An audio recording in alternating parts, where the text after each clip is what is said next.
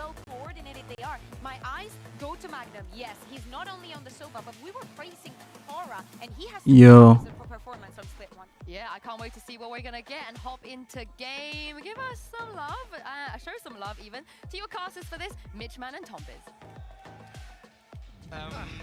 I'm not sure how to move on from that one. I guess Diva Karja, welcome. We've got one hell of a game lined up for you. BBL, we've got to see what they can do, but I'm excited for KC here today, Tom. That agent select, a little funky today. But that's the thing, Eng has now had some time with the team. And this team, you go back to sort of kickoff and the way they were playing, this was an unbelievable squad. They came off the back of a Masters.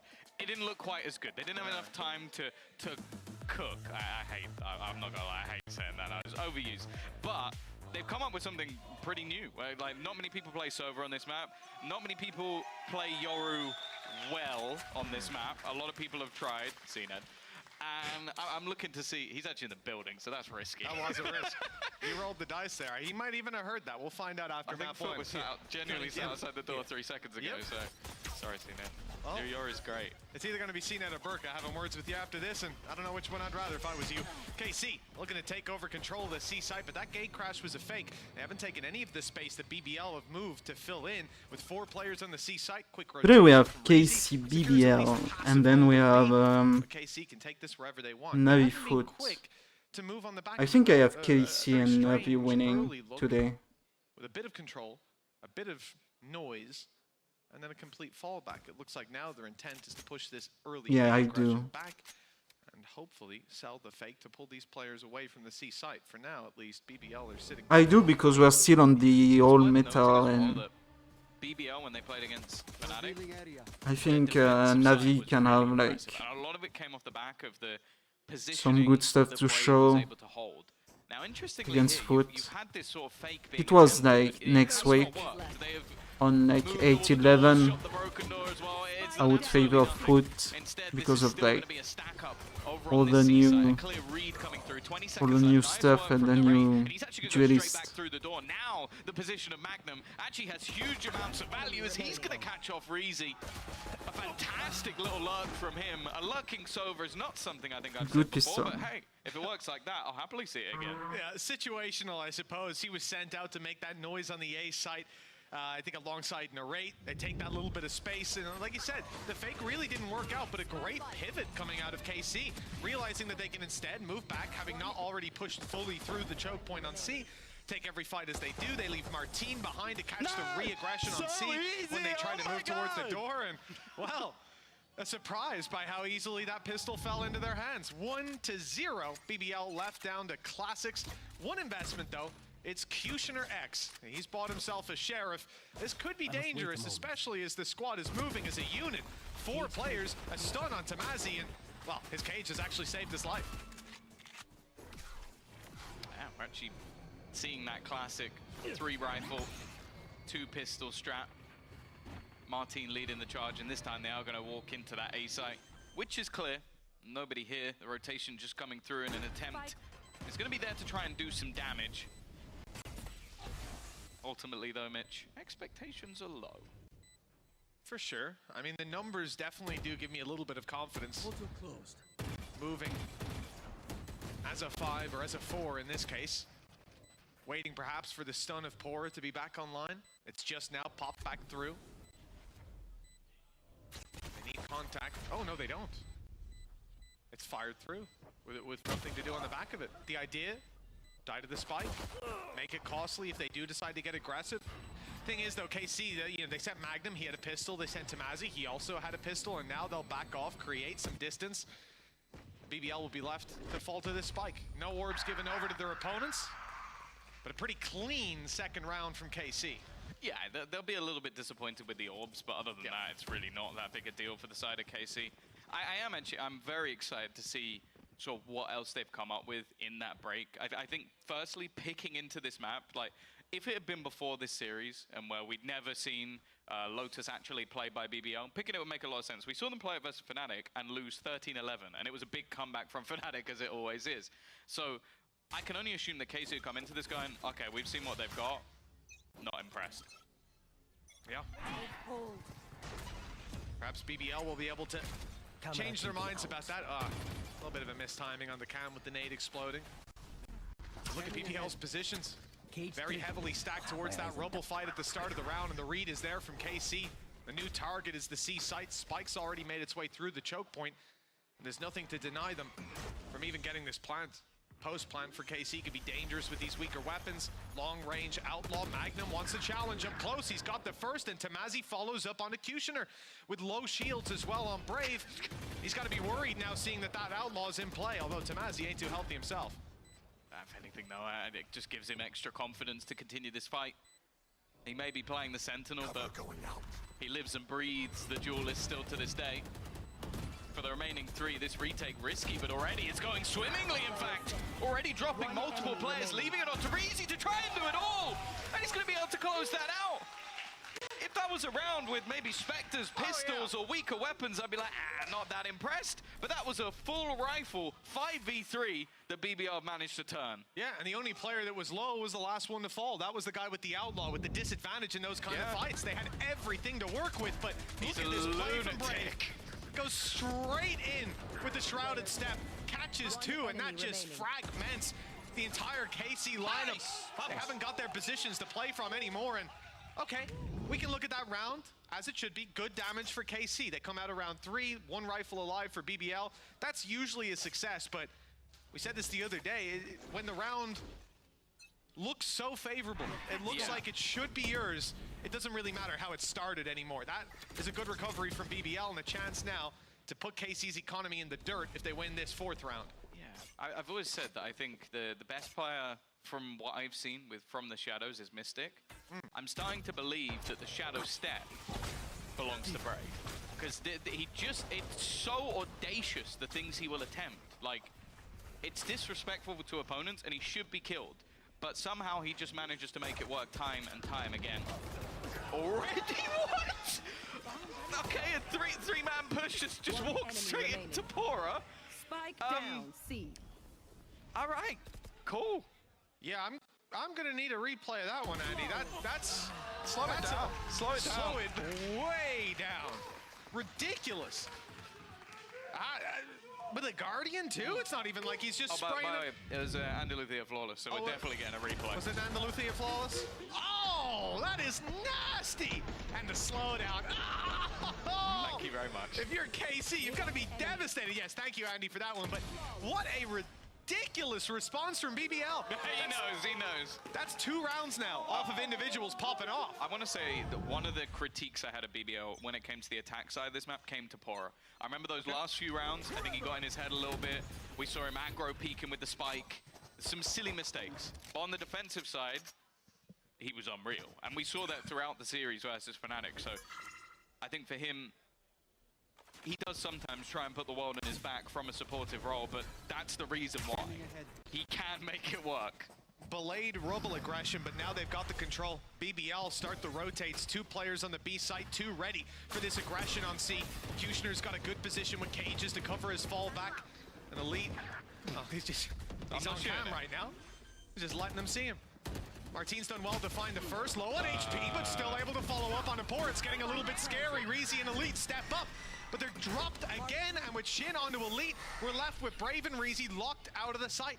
They've got to wait, run this clock down a little bit further. The one, I guess, saving grace is the fact that they haven't retrieved those rifles that were dropped moments ago, but they might not need them. The shots on the Sheriffs have been precise, and now the last one will land. KC with a pay safe card, thrifty, find round number 5. I don't think they got a single kill with the rifle. It wasn't like one of those rounds where you get a kill with the Sheriff and someone just cleans it up. That was all Sheriff shots.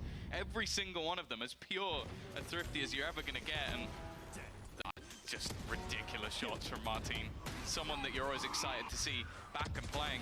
I also want to give credit as well to the C's that was thrown by Narrate, because the entire team gets hit by the Nightfall. They're low, they've got no sound, they can't do anything really. He seizes both remaining players. So all of that is ended up wasted. They're almost back to full HP by the time the round begins.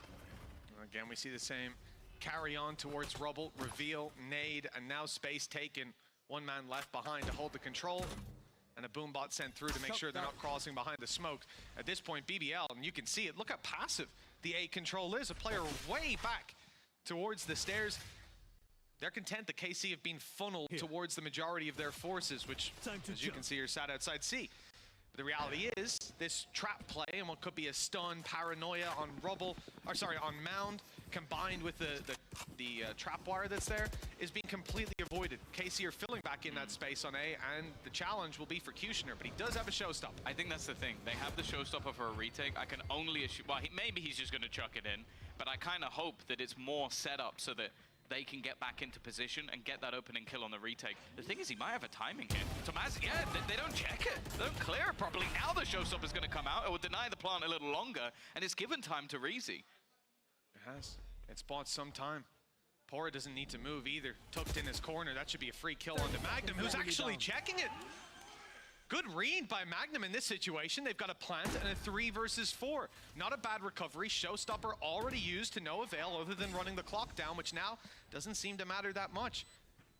The retake attempt does still have the numbers in favor for BBL. The question is if they can deal with some of the closer positions. Narrate down below, able to isolate one, now looking for his second, and he knows exactly where Elite is, but the numbers are kept even. Oh, Narrate's good for the triple! Catching Kushner on the swing, and Magnum is instantaneously there to support. 4-2.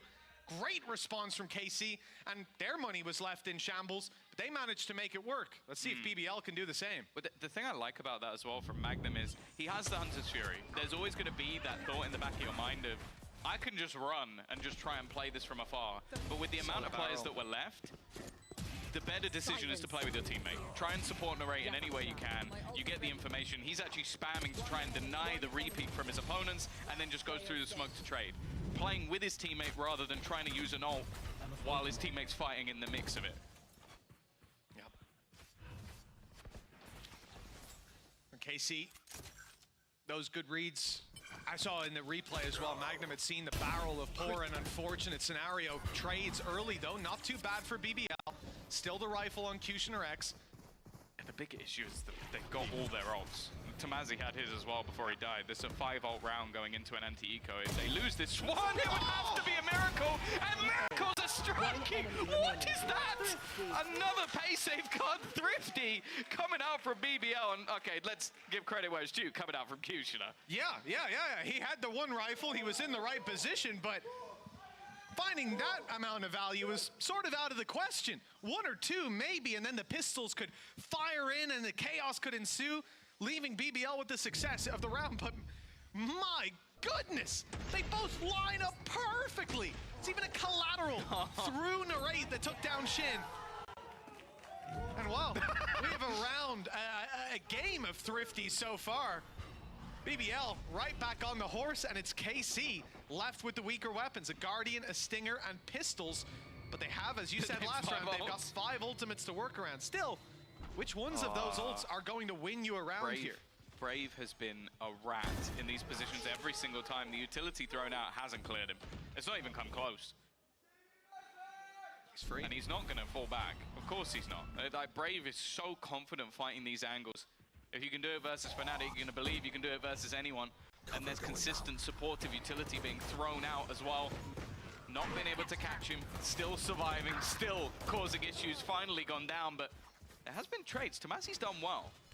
That one rifle is making things a bit more costly. And bear in mind, they didn't invest into this round, so any damage they can do will be hugely valuable. Pora's position certainly known. He's wise to just fall back, concede it. KC, Narrate still has ulti to use if they can get the spike down. Maybe that could help them to deny that diffuse, and it looks like they will have the room to do so. 30 seconds left. Reveal for the backside. Plan to come in. BBL have to assess what they still have to work with. A stun, a nade, and the man advantage in their back pocket. Plant has to come in fairly soon, and I do see BBL starting to creep closer, but I think they're a little bit too far away to deny. They might catch Tomazzi repositioning, but again, they're being slow just in case there's a player tucked behind. Yeah. They're playing this one safe. They'll get the information. I'm looking at that Nightfall though, that's going to connect onto all 3 players. Second time we've seen that, but it's left onto Narrate in a clutch. He's pulled off 1v5s before, but not going to be the 1v3. Pora will drop him. He's off to a great start in this game. And while BBL are now going to equalize things on their defense. 4-2 down. going into an eco, and they've made it work. Stabilization on that defensive side, putting round after round on the board, and this robo control, a big factor in how they're able to react so quickly, either off the information of the space being clear, where we've seen those stacks towards the C site, and towards mound crunches as well by pushing up on B. But this time it gets so much more value with Brave being a factor that KC have to start figuring out. There's got to be utility committed there, especially when you've got Narrate and Magnum. The fade alongside the Sova, so much reveal, so much to push players back, but Brave hasn't seen the broad side of that for us yet. Wait a moment. No, and that's the thing. I don't think we've seen a mass amount of value from that Sova so far. It's an agent that is not really played so much on this map. A lot of the time you're going to revolve more so around having that double controller, just to almost shield a lot of the angles that can be played, but I guess with continuous nerfs, it does seem like quite a lot of teams are starting to move away, not having that extra snake bite, which we've seen so valuable at clearing Who's next? towards rubble. Martin knows. It's triggered. It's going to make that entry. Now, there is no one here. It's just the utility. So he may finally get some information, but no, in fact, he'll have the only information is lack of it. Poor is on his way over to help out, but he's being caught.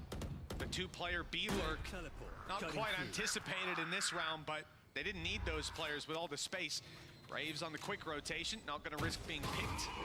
Now that he's joined his squad, it's time to start that retake. But Marcus Fury, it's huge! Magnum with one, with damage onto two more. And KC running that clock down further now with a 5 versus 3 with all the utility that's left, because remember, they just walked into C. They haven't had to burn up a lot. BBL, in their minds, they know this isn't a round that they can fight back through. They'll bail to the A site and look to save these weapons.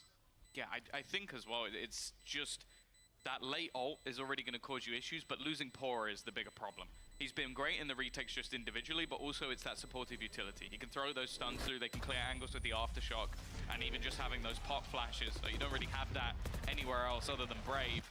And well, if you're trying to retake a site with a single paranoia, well, you're probably playing Ascent.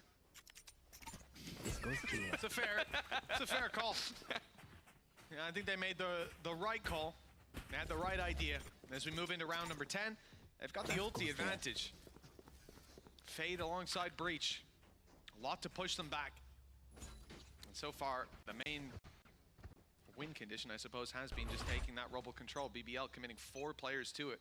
Conscious that KC might try to challenge in this round. They were ready for it in the last as well, but KC are showing a lot more favor towards these B and C picks, especially after last round. But that's the thing. You know that Brave is difficult to clear. You know they're putting a lot of pressure there. Well, force them to do something else. Force them to try and rotate in other directions with just early aggression. And that is the thing, yeah. They can now just go back after knowing that, okay, if they're taking that control quickly and them rotating, we'll probably only have one man to deal with. I will say, though, it was not easy to deal with this one man. And actually, Kushner wasn't happy just sitting back, but that showstopper has not done what he was hoping for. Oh, Brave. Yeah, the paranoia comes his way. He just gets aggressive, fires one back, takes down Magnum, drops Spike. Reezy gets both walking through B. They're not falling for that trick a second time. And KC now left in a 2v5. It has crumbled in a matter of seconds. And with the Spike down where it is, well, they have a chance. Shin can ult it, take the Spike and look to try to plant, but even then, they will need some picks to make this viable.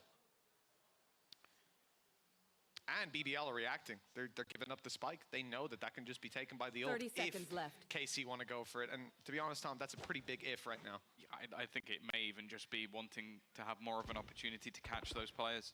Make sure that those guns don't get kept up, but not wanting to do it in too aggressive a way. The spread net of BBL working out. And that is the thing. I don't think I've seen a team in a while, especially on the defensive side of this map, have so much success with just the same early setup. It's the same sort of stun, paranoia, and then or sometimes not even the paranoia, and then having the C's a little bit further behind. So we saw Durka's only way to get round it in their last match was to literally blast back through all the utility and go for a really risky fight. Now, you could do a similar thing with Martin if you had a TP setup, or Shin could just try and cross with the Shadow Step. But that's a gamble, and that's a gamble that right now it doesn't seem like KC are willing to take. Reezy's absolutely popping off. We saw it in the replay, how clean those 2 kills were, both onto the headshots. You swing to try and trade, but against this man, that's just not good enough. And yeah, you know, even in the last round, I love the idea from KC. They've seen the breach flashes, they've seen the fade util alongside Brave, so they drag the rotations, then it's only him to deal with, but even that is too much. The space he's taking early, the information alongside the one-way smokes, makes it impossible to fight through those angles, as they've now realized. KC fully focused on the C site with a gate crash off flash. Shrouded step used, and the decoy is perfect. Elite blinded and dropped, and these players have a tough position to play from. I'm surprised Pora swings out so wide to take that fight. Breach util removed from a potential retake, and I like the spot up top. Reposition from Shin could be good with him tucked in. Kushner evidently suspects it though. He dodged the ult, right? He hasn't taken any HP. Yeah, I think that's what he was doing. He was making sure he doesn't get hit by Perfect. the knife. So it just means that he keeps his health, keeps his sound, and he was able to defend his teammates if needed. Similarly to what you can do with the breach shot. Kushner only going to be good for one, and the trades come in thick and fast. Narrate will put that 6th round, guarantee the half in the favor of KC, and it's worth mentioning again. The last time that BBL were close on this map, literally earlier this week, it was because of a solid defensive side. 8 rounds on defense. Their attack fell apart. Now, again, I do think that that may have come down to here and there, a little bit of tilt, a little bit of inting. I think there were some interesting decisions towards the end. So I don't want to like write them off completely. And I also think that, again, like looking at a composition that revolves around a Yoru double initiator, I kind of expect it to be better on attack. Yeah, for sure. We'll see how the info works out on the defensive side. I'm sure KC have a lot of ideas, but they'll struggle to have that same impact. I think a lot of the disruption coming out of Pora's utility is making it difficult for them moving towards that A site. And this time, it might make it difficult on C. Pora's made the early rotation. He's here alongside Elite. Their job is not to stop the plant on C. Instead, it's to make it costly, to do some damage as these players walk through, but the smoke blocks them out, and there will be no damage to be done. The only thing they can do is make sure they don't push further forward. Yeah, this is risky. Look at where Narrate is sitting. He's ready with the Nightfall, waiting for contact to be made. The second they get to move, it's going to connect onto the majority of the team. He even caught the player at the back of the side. Okay, Shin. He wanted to try and work off the fact that they had lack of sound, but I believe Elite was ready for that. Magnum catching another. The aftershock up top is going to make things a little bit more awkward. And actually, Elite's managed to give them an advantage. At continues with Tomazi looking for a little bit more. They even went for the knife.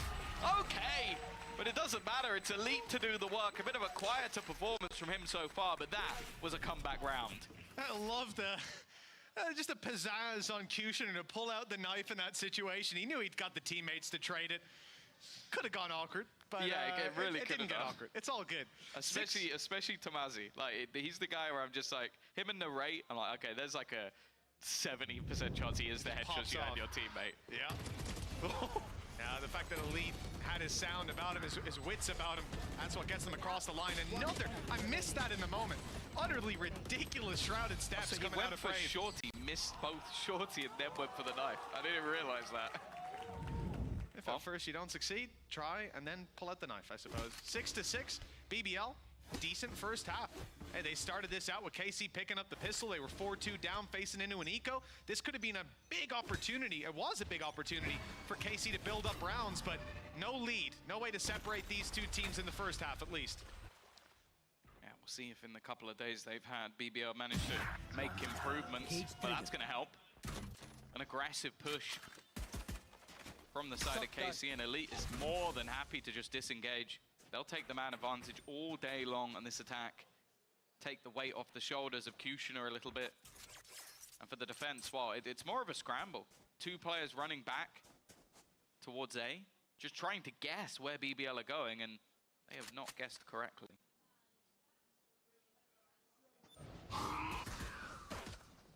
Okay, so you have some info to work with now. Why would the Prowler be put out on B? Lots of spams, at least 2 more players hurt here. It's all a ruse. BBL trying to make noise, deny any of those aggressive positions from KC. They'll leave behind one in the form of Elite to lurk out on B, while the rest of the squad sets their sights on C. Shin, the lone defender, has a smoke back online. Magnum's rotated. I mean, B is wide open. Could be a big flank opportunity for Elite. Let's see if he's got any teammates to back up, though. Great nade. That's done a ton of damage. Shin's on 13 health as they make this push through. Shock Dart did a little chip damage, but Not anything that will likely change the round. Magnum might just do it himself though. Within a second he's taken 3 heads off and now Elite looks to turn the tide. 4 kills, but he needed a 5th. Needed an ace to win in the round. It's a nice try, but it's Tomazi to close and give the advantage back to KC. Ooh, well, that is more or less how this first half has gone, back and forth. And, well, Magnum getting so much damage done on low HP after being tagged up. I thought he was down and out of the round, but look at the way he isolates these fights. I still didn't see the third Pretty one. healthy. Elite does so well to bring this back into a doable position, but Tomazi's reactions, he's in the right place at the right time. Now 1v1 to come out of it. I think Elite has gone from bottom of the board to second in 2 rounds. We need to be very careful on the side of KC. BBL, second round, they lose the pistol, but they come in with a rifle on Kushner X. Now that has been the difference maker in the first half in a very similar round. But now they're on the attack. It actually gets worse because you're not just gonna be able to isolate Kushner. He's got a lot of teammates with him, and a lot of teammates will be looking to pick up that gun even if you do drop this man. It does seem like KC might be aware of the potential though. 4 rifles and a stinger. No one playing with a pistol in this round. Narrate, the master of the stinger. We'll see how this one goes. He's gonna win it. And actually that's a free rifle. It got sectioned off by the door. They've just delivered to him first class post stamp on it. They can't get it back. Yeah, that's a disappointing one. If your rifle's committing to that angle, you've got to be going with him. At least 2 or 3 alongside. Spams are landing a few shots, but nothing too major as they make their way. Well, now there's pretty major damage. Breezy's down and out. And they walk right into Martine, who is awaiting them with open arms. Just a classic left, and it will do nothing. And Andalucia flawless for KC. And that's a disappointing one for BBL. They start with a rifle, and they barely get to use it. But the rough thing as well is you delivered it to the one player who had an SMG. So they've gone from having a stinger in the next round to him now getting a rifle and a couple of orbs based off some great players always from Narrate, but I don't think that's the player you wanted to upgrade their gun. Free vendor! Signed, sealed, and delivered. 8-6. 2-round gap. BBL's chance now to close that. Rifles come out, but this bonus round from KC is anything but. So much credits left over. Big rifles brought through to this round. No ultis online early, at least, for the KC side. And the neural theft might as well not be there. Oh, rude. They might be able to get a rotation off it. They got to get a kill first. And it's a passive hold from the majority. A bit of a 1-2 punch set up outside of A. It seems like instead, BBL are going to go for some orb hunting.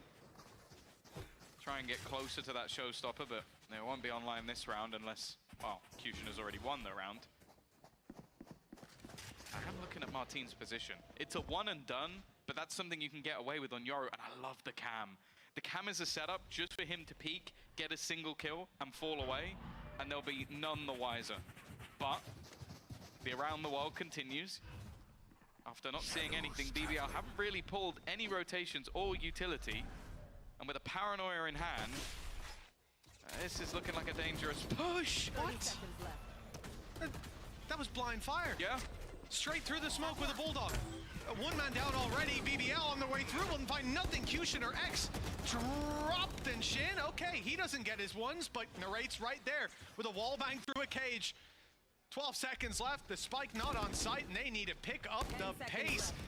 Even then, there's so many players on the other side. There's the spike gone. And with it, the round. Unless Reezy's about to spray all 3 down, and Narrate makes sure that's not possible. 9-6, and that round could be a nail in the coffin. It's been close so far, but this is where KC could run away with it.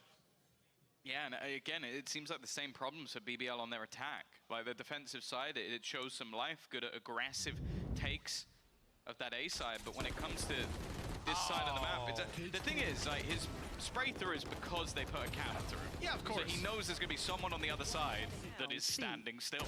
So it's a good prediction from Magnum. You're from America, sir! You're from America! Yes, sir! What a perfect impression. What accent was that? I don't know. Yes, sir. I think it sounded more like someone trying to do a bad impression of a British person. That's what I was thinking, yeah. Than it did sound the American impression, which he was clearly trying to do. But I'd love to get Narrate's opinion on that. Out of 10, what do you rate I it? think it's going to be very It's a low. low number. But yeah, I think, again, you see the problems of BBL just almost trying these dry hits. Because if there's no aggression, they are basically, for the first minute 20 of the round, just walking around the map. Yeah. Like, they didn't take any map control. They were just watching to see if anybody pushed on the other side, which they didn't. There was a cool setup from KC, but it never even got pressured.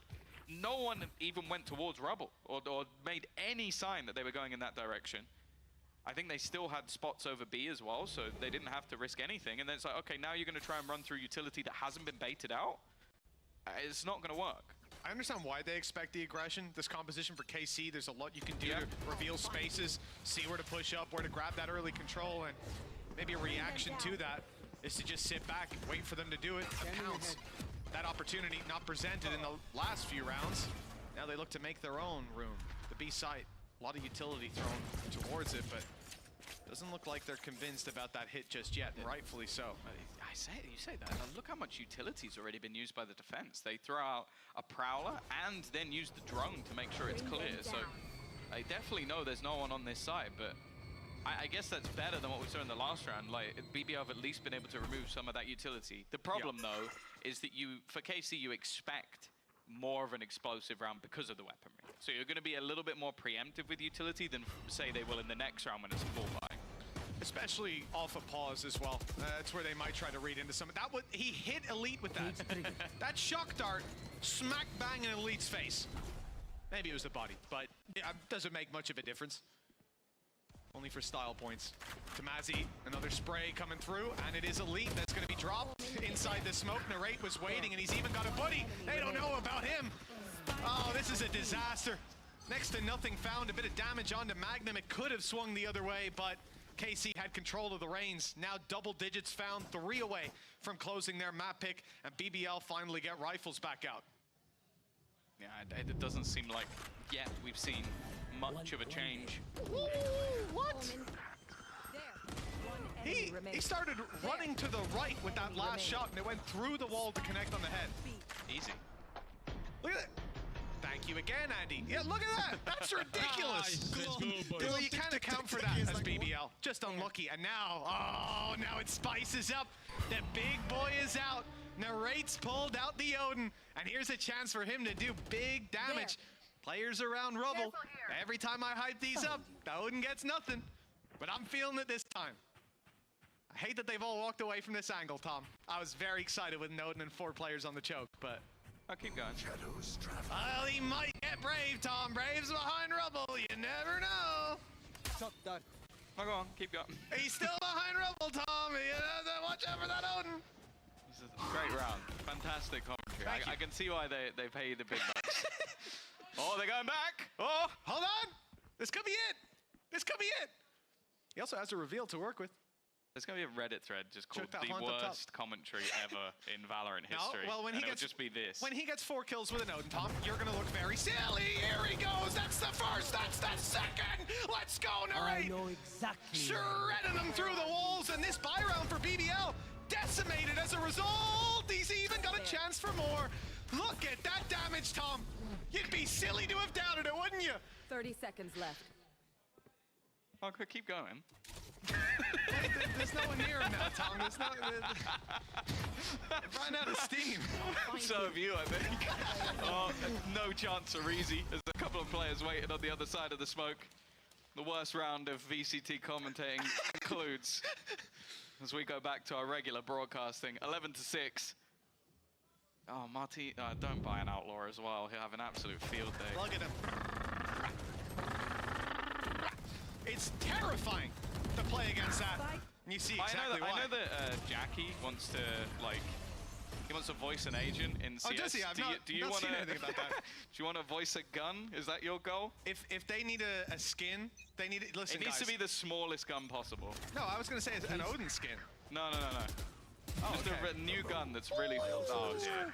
This is going from bad to worse. Kushner of all people, I think he either had the showstopper from the dead last round. Are they gonna? Are they about to use both ults? They've already used Rolling Thunder. Nightfall is there. Okay, Core has managed to find one, and actually Brave's found another. They're so low. That's the problem. Two players within inches of death, and well, they was so close to at least catching one of them, and he'll get him in the end. Brave gone. Gonna juggle the weaponry around. Another ult being expended. Elite has found himself a rifle, but now Nightfall being used as well. Everything in the kitchen sink thrown at this round, but it doesn't matter when they're so far in the lead. Pora, the leader, trying to clutch this one out, and well, he's still blind even after death. It's a 12th. It was a chance, it was an opportunity, but KC decided, you know what, let's just throw everything into this round and make sure we hit 12. Two crazy things KC did in that round. One was Narrate's rotation to outside B to spam through the door. That left those players so low because of the Odin spam that they were able to be dropped by the Hunter's Fury. Add to that, I hope we get a replay of it, was the jump out from Martine, the decoy, and he uses some, look at this! Oh, the movement there is unbelievable! Ding, ding. Bro, this is what I need. I need these, bro. Absolutely shredding them through the walls these last two rounds. Narrate's Odin is terrifying. Who would have thought? 12 to 6. 6 chances to close this out. BBL do come in with 3 ultimates. 2 very big ones to work with. But getting value has been tough so far on this attack side. KC seem to have all the answers. Yeah, they are running into the same problems. 0 rounds so far in the attack for BBL. He doesn't miss those twice. I'm going to say, yeah, almost lucky to get away with that. Drone being used to scope out, but nothing spotted on B. It seems like so much information is there at all times. For KC, Shin has also done fantastically well to delay, and if it wasn't going bad already, that's a good start. Tamazi will drop his counterpart of Elite. The shock darts being thrown through. Nightfall being used by the attack. They're going to try and pressure towards the spawn, but Shin has just left. Happy to play this one as more of a retake, but goes for the peak, and Reezy has the kill. Reezy, I mean, especially in that first half, he was on fire. If you can find that form again, they could be in with a chance, but KC are finding all the kills. 2 big players left to deal with. Spike planted in a good position for them as well. No nade for Kushner X, spammed and taken down on the peak. It's Reezy left, and there's suppressive fire keeping him out of this swing. No denying that defuse, and 13 to 6 is your final score. A close nail-biter of a first half, but a dominant scoreline, and well, it all seemed to go downhill once Narrate took the Odin out top. Yeah, and then, well, up next, we're going to have the pick of BBL, a map that has been very strong in the past for KC, so we'll see if they have that turnaround again when it comes to Sunset.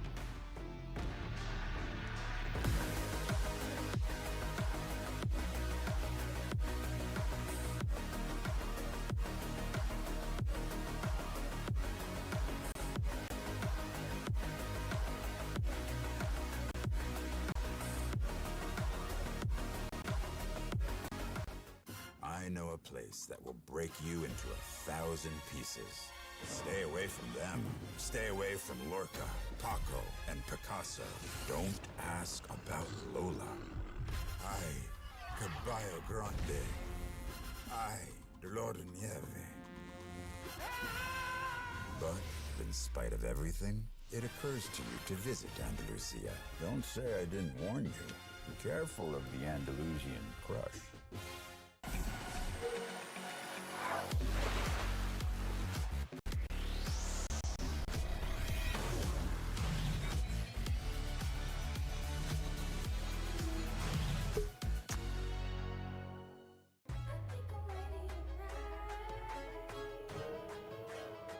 Hey guys, it's Jimmy Lin. In this series, I'm going to walk you through Attack on Pearl. Watch out for the stairs, clear this angle, you're going to be able to fight this.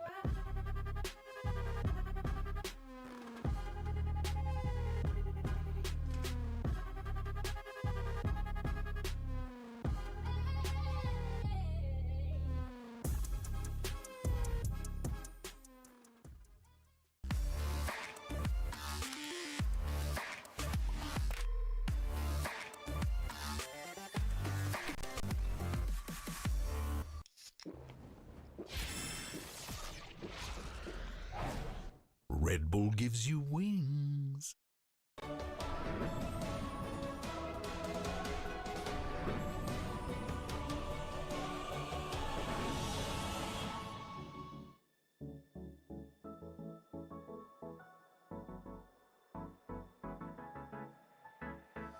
Let's do something crazy, get a bit wild today, cause we don't do this every day and we deserve it. Life is so amazing, nothing is in our way.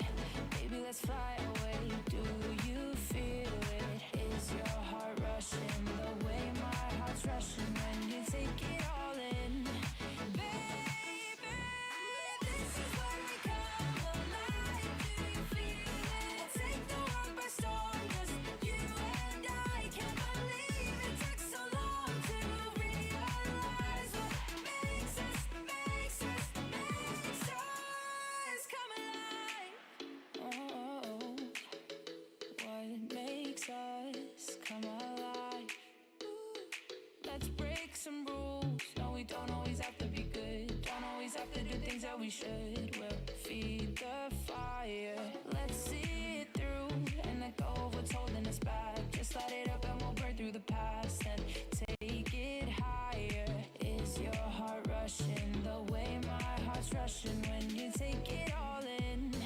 Baby, this is where we come alive. Do you feel it? Take the world by storm, just you and I. You and I.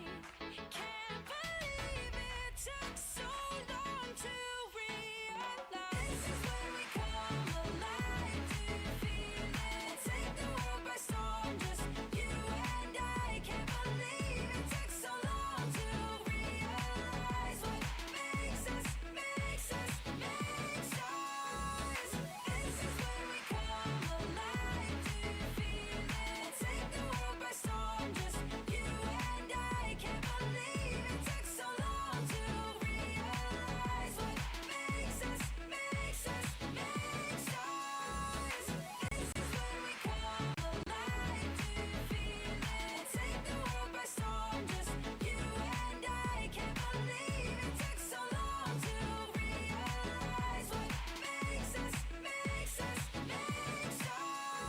This is where we come alive. Do you feel it? Take the world by storm, just you and I. Can't believe it took so long to realize what makes us. This is where we come alive.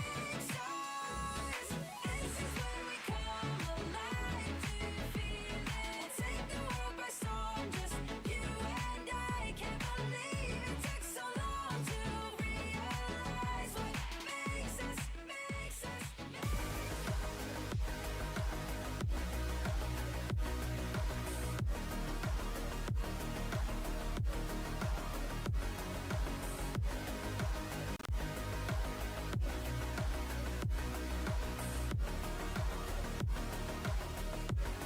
We were so excited to finally see KC. We wanted to know what new things that they brought to the table. And my goodness, now I understand why they say we save the best till last. Because with that SovaCon, we don't see very often, Kukuko. They made it look so easy. Yeah, exactly. But to me, again, it wasn't about the composition, but the essence that they were bringing in with this KC, especially when we move on to that second half. And everything about the defense just tells us, oh, this is the same KC that we saw at the beginning of the year. They know exactly what and how they want to do their plans.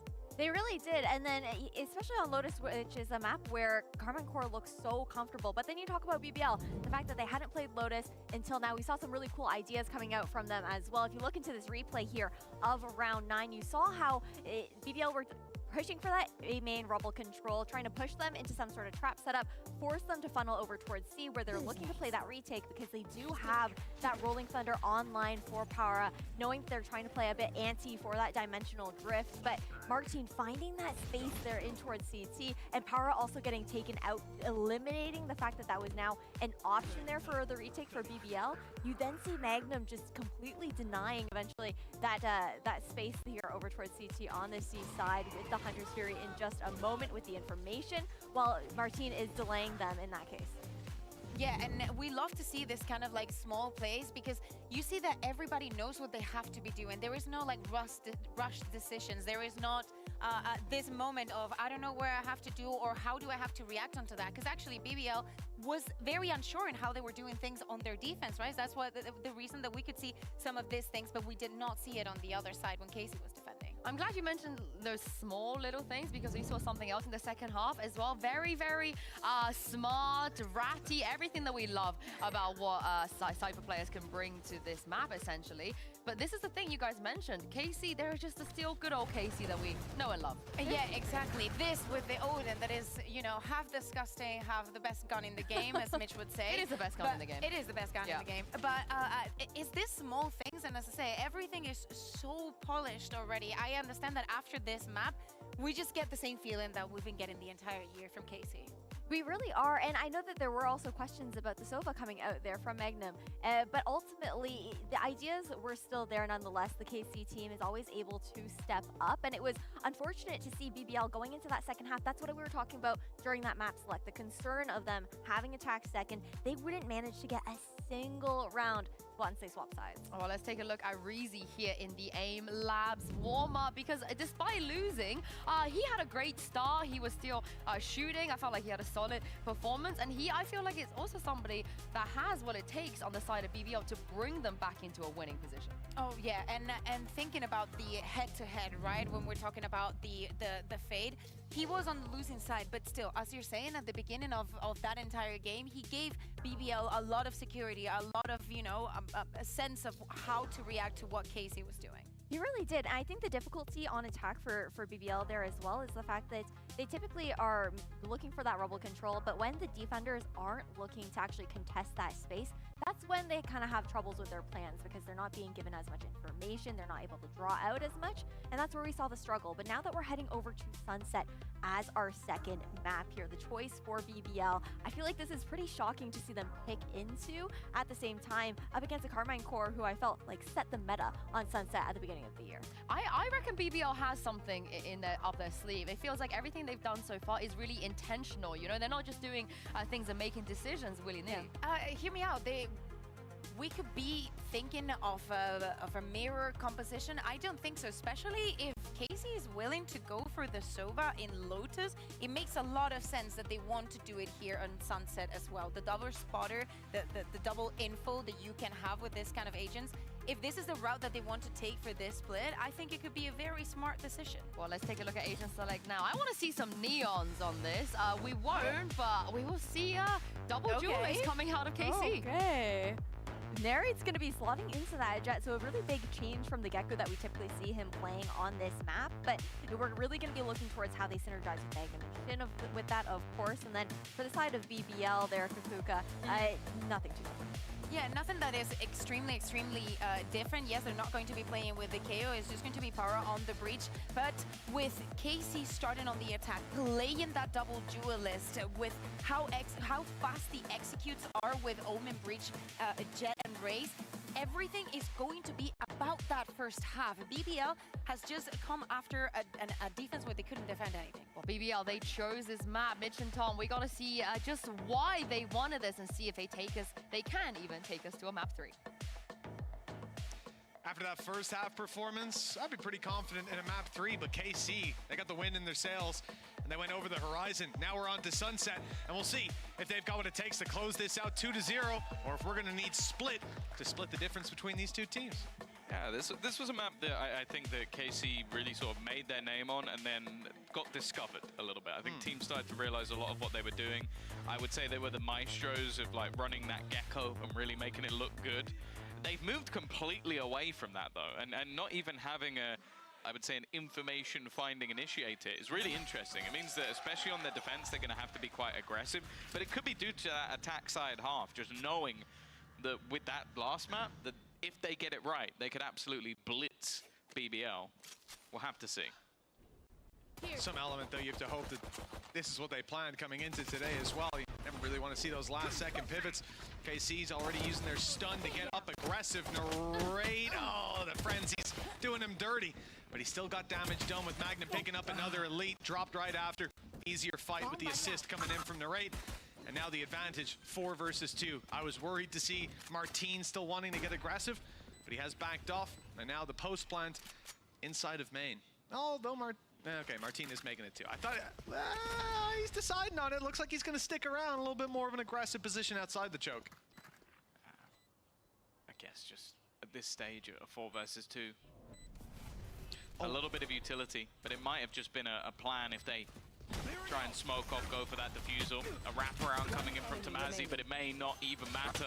And eventually, well, there you go. He's going to be there for the late round. It will be the round going the way of KC. A good start to this map. And as said, like, it's not necessarily, I don't mean like they made that choice on the fly. It might just be like they have more than one potential composition. Sure. And especially with the players they have, I think that's really viable. Like, Narrate has proven that he can play any duelist, any initiator, pretty much to the highest level. I don't know if we've seen as much of his breach, per se, but I would say everything else. It's quite stressful, right? Spectating 4v2.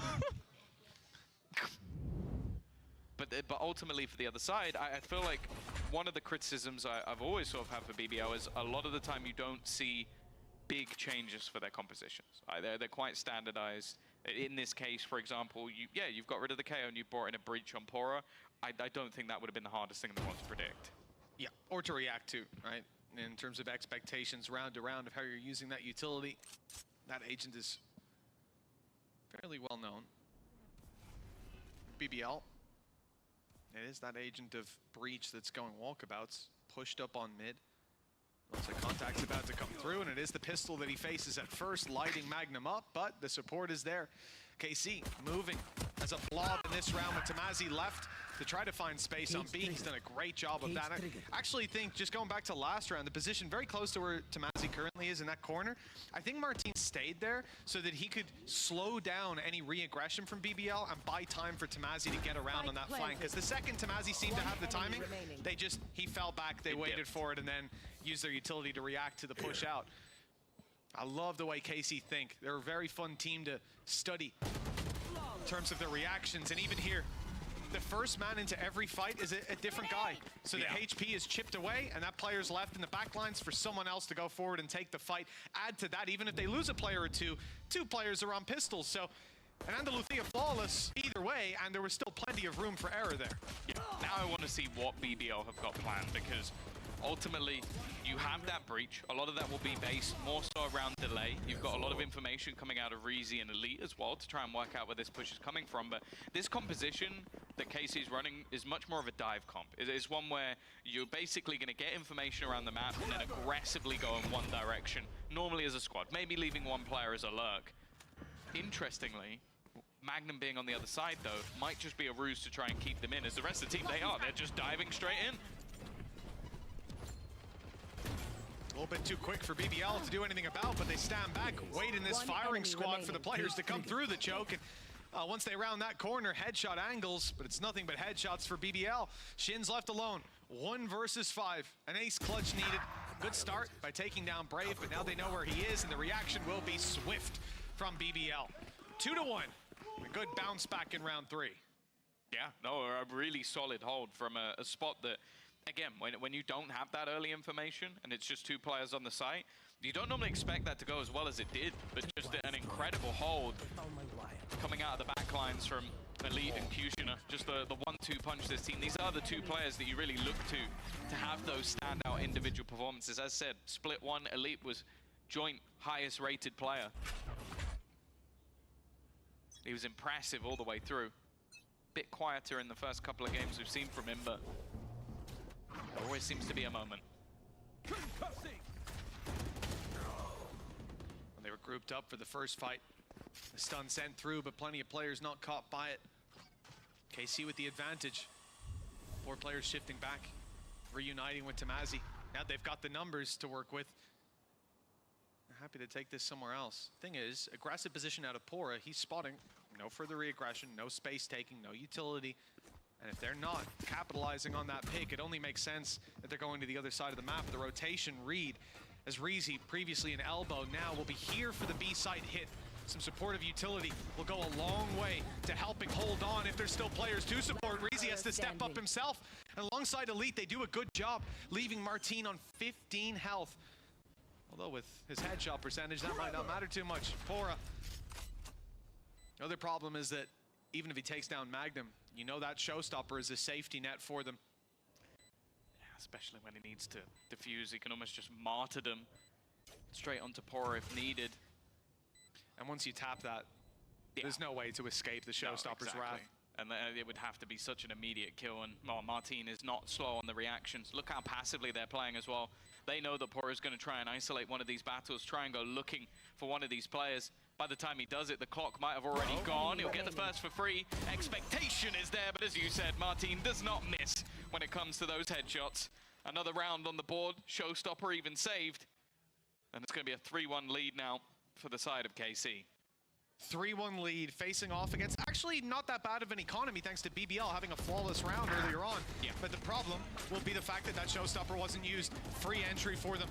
And any bonuses that are bought up. Like that's it. With this comp, a showstopper is so valuable because you are going direct. So getting into the afterplant, that's exactly what you need. You have that post-plant utility. That's where Magnum can be even more effective. So the showstopper is exactly what you need for this sort of composition. Glass Cannon Outlaw pulled in, and this could be huge. Reezy has a big opportunity against Magnum, Tamazi, and Shin. All three players have light shields. The first around the corner will not be the one with the light shields. It's Martin and Narrate leading the charge, and as we expected, the showstopper is used to break through this choke point. They haven't cleared out a lot of the site, though, where these players still remain. A shot fired, not landed. Good Dizzy that blinded him up. Kushner spotted in the corner, tries to use the blast pack to pull them forward, and it works. He's now out, so not safe. Martin just about had an angle from up top, and the denial of the rotation out of Brave means that spike may well be planted. They've tapped it. Tom, they've tapped it, stunned, and went aggressive, but BBL were a little bit too far back to be caught by it, luckily. Patient play, Martin. He got caught by the stun. Oh, it doesn't matter. There's re-swings coming out. A little bit of confusion for Martin, and now Pora's found the trade. It's left all onto Magnum. Low HP. There's no way he wins this battle. A brawl towards the spawn that ends up going in BBL's favor, and wow. There are times where you wonder if playing that post plant would have worked out, but it's never been KC's way. They've always been a step ahead, attempting different abrasive setups, but this one definitely didn't work out for them. And also, a lot of this round comes down to a 50-50 of where Martin decided to go with the showstopper. He ran up this laneway, and the players could easily fall back. He couldn't know that, especially with the comp in it. It's not like they have a ton of information to play around. But if you went to site, two easy victims. And either one, especially Kushner in that corner, could have been rooted out by it. The showstopper falls on deaf ears in KC. Now just one in the lead. Coming into a low-buy round. I like it. Cam into stun, into peek, denying the aggression, denying the space, but it's taken elsewhere! Whoa, Martin! Lightning fast around market. They got the rifle. They've managed to recover it, but the player with it is quite low, 60 HP. Nice headshot by Shin. Cancels out the health disadvantage, and now Elite is the one carrying. A shot by Tamazi, and a 3 versus 2. Post plant, Shin with the rifle. It's a shame he's the one with it on just 20 health. They go back towards the back of the site to recover another rifle. Tamazi loses his life for it, and it's become so much more doable for BBL. Even putting out the Thrash. It will be destroyed, though. Not able to quite get close enough, and the recovered rifle on Magnum, he's able to take down Brave. Reezy's left alone. No Dizzy even to work with. Can't flash them and swing on the back. Instead, has to try to root these players out. Going slow to catch the first. And Shin, 20 HP since very early on in this round. Now the last man standing for KC. The tap was already heard, but he doesn't believe it's being stuck. And now he's seen that it isn't. Hiding behind the market, the time is already too low, and that is it done. Perhaps if the little guy was still in play, this would be a different round, but 20 health is enough for KC to take it across the line. Yeah, a pay safe card thrifty that I think KC are going to be very happy about. The initial setup was great. Like, you have this aggression coming out of Martin. I think he's someone that's so good with this stinger. Him and like Narrate are just unbelievable with this gun. It's actually frustrating.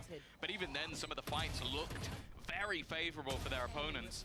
The main thing that wins that round, though, is patience. That's all that Shin really had there was, okay, my one advantage is they don't know where I am. I'm just going to stay here and see if eventually that pays off, and it did. It did, yeah. He didn't need to do anything but stand there to win the round. And the raid stunned up right at the start. Didn't see Brave, but the trade is still there. Weaker weapons across the board for BBL. Showstopper still a concern, but on the other side of the map, I know exactly. KC can manage to deal with these players on time. Oh, Rolling Thunder on the back of the Neural Theft. They know exactly where to put it down. A little bit of information on the back of the ultimate, which in this comp is a bit of a godsend. Shin's up top. Spike's on its way to site, and Pistols, well, they are looking to take these duels. The thing is, Poor is first around the corner. No utility. Dizzy goes up, though. Hello. That forces a fight around the side that they win. Showstopper on the back of it, and KC have gone running. The Rolling Thunder didn't catch any of them. They're already too deep, but the info is there. Just looking to wrap back around. Seems like they've got the read, but still, the weaponry not favored. Trade's not effective, and Elite gets a couple. It doesn't matter, though. Magnum with all three. These clutches going the way of KC in the late round. It's got to be infuriating for BBL. I'll be honest, they could be in the lead. I'm already seeing and hearing the furious typing as Kim spams out the Magnum copy pasta in the Twitch chat. Unbelievable set of rounds from him. Does he know it off by heart? He has to type it. He doesn't go and copy and paste it's it. Quicker. So it's not a copy pasta, because he's writing it every time. He puts it there for everyone else to copy pasta, you know? He's the origin. Exactly. Ground zero. You can see the relief. These last 2 rounds really have been lights out from Magnum. Recovering the rifle 2 rounds ago led to him taking down Brave, led to him being able to delay a little bit more time that bought Shin the opportunity to not even take a fight on low HP to win that round. And then right here, look, BBL, right here, right there, whichever you want. BBL have found themselves in a position where they are stacked in terms of the advantages. The first couple fights go their way, and somehow, again, Magnum pulls it out of the bag. It's also just the small adjustments that KC make. Like, they're getting sandwiched by a Showstopper Rolling Thunder, and they pick the one gap where they get hit by neither. Like, that's like a 1 in a million, just like the exact spacing to not be caught by either of those ults, not any of them. Like, that's just an absurdity that you don't really expect to see. And it allows them to sort of group up, and even, as you said, the fights still go their way. But Magnum does enough. 5 rounds to the good already. It was a dominant second half of the last map, and KC are looking to continue that in the first half of this one. Strong form. But you do have to remember that last round, although Magnum pulled it out of the bag, he shouldn't have needed to. That was a round that looked favored for them. Still, they got a Rolling Thunder and a Showstopper out of the hands of BBL. Big ults to remove, limiting the reactions in this round as KC quickly flood the B site. Caught behind a smoke is Cushioner X, but he's soon to emerge from it. He's waiting by the trip. He knows that if anybody pushes this, he should have himself a free kill. Instead, tries to take a little bit of the gap. And while Magnum walks into the trip just seconds later, Elite needs to go absolutely massive, and he gets nothing. The singular kill won't change the round. Maybe Reezy and Brave can do something. The problem is just look at the immediate response. KC are right back into a post plant. Yeah, there might be no utility for KC at this point, you know, unless Shins. Let's be fair, after what we saw from Brave, maybe the Shrouded Step is a big piece of utility. And the stun just came back on for Magnum, but that's all they had to work with. The advantages, though, are clear, even without that util online. And BBL, no, it's not a round they're likely to win. Again, carrying these weapons through to the next round, but a 6-2 scoreline is a dominant start to this map. And considering how we ended out on Lotus, it's got to be getting worrying for BBL. Even coming into the next, if they had the Showstopper and so on, it could have been a little bit better. They at least get another kill though, Tom. They dropped another rifle. Yeah. I feel like that's going to be in the replay, isn't it? The Magnum has 2 of the best rounds of his life. Earns this lead for them. And oh yeah, and we still put him in the replay dying to the spike. Andy, you're a cruel man. You're a cruel, cruel man.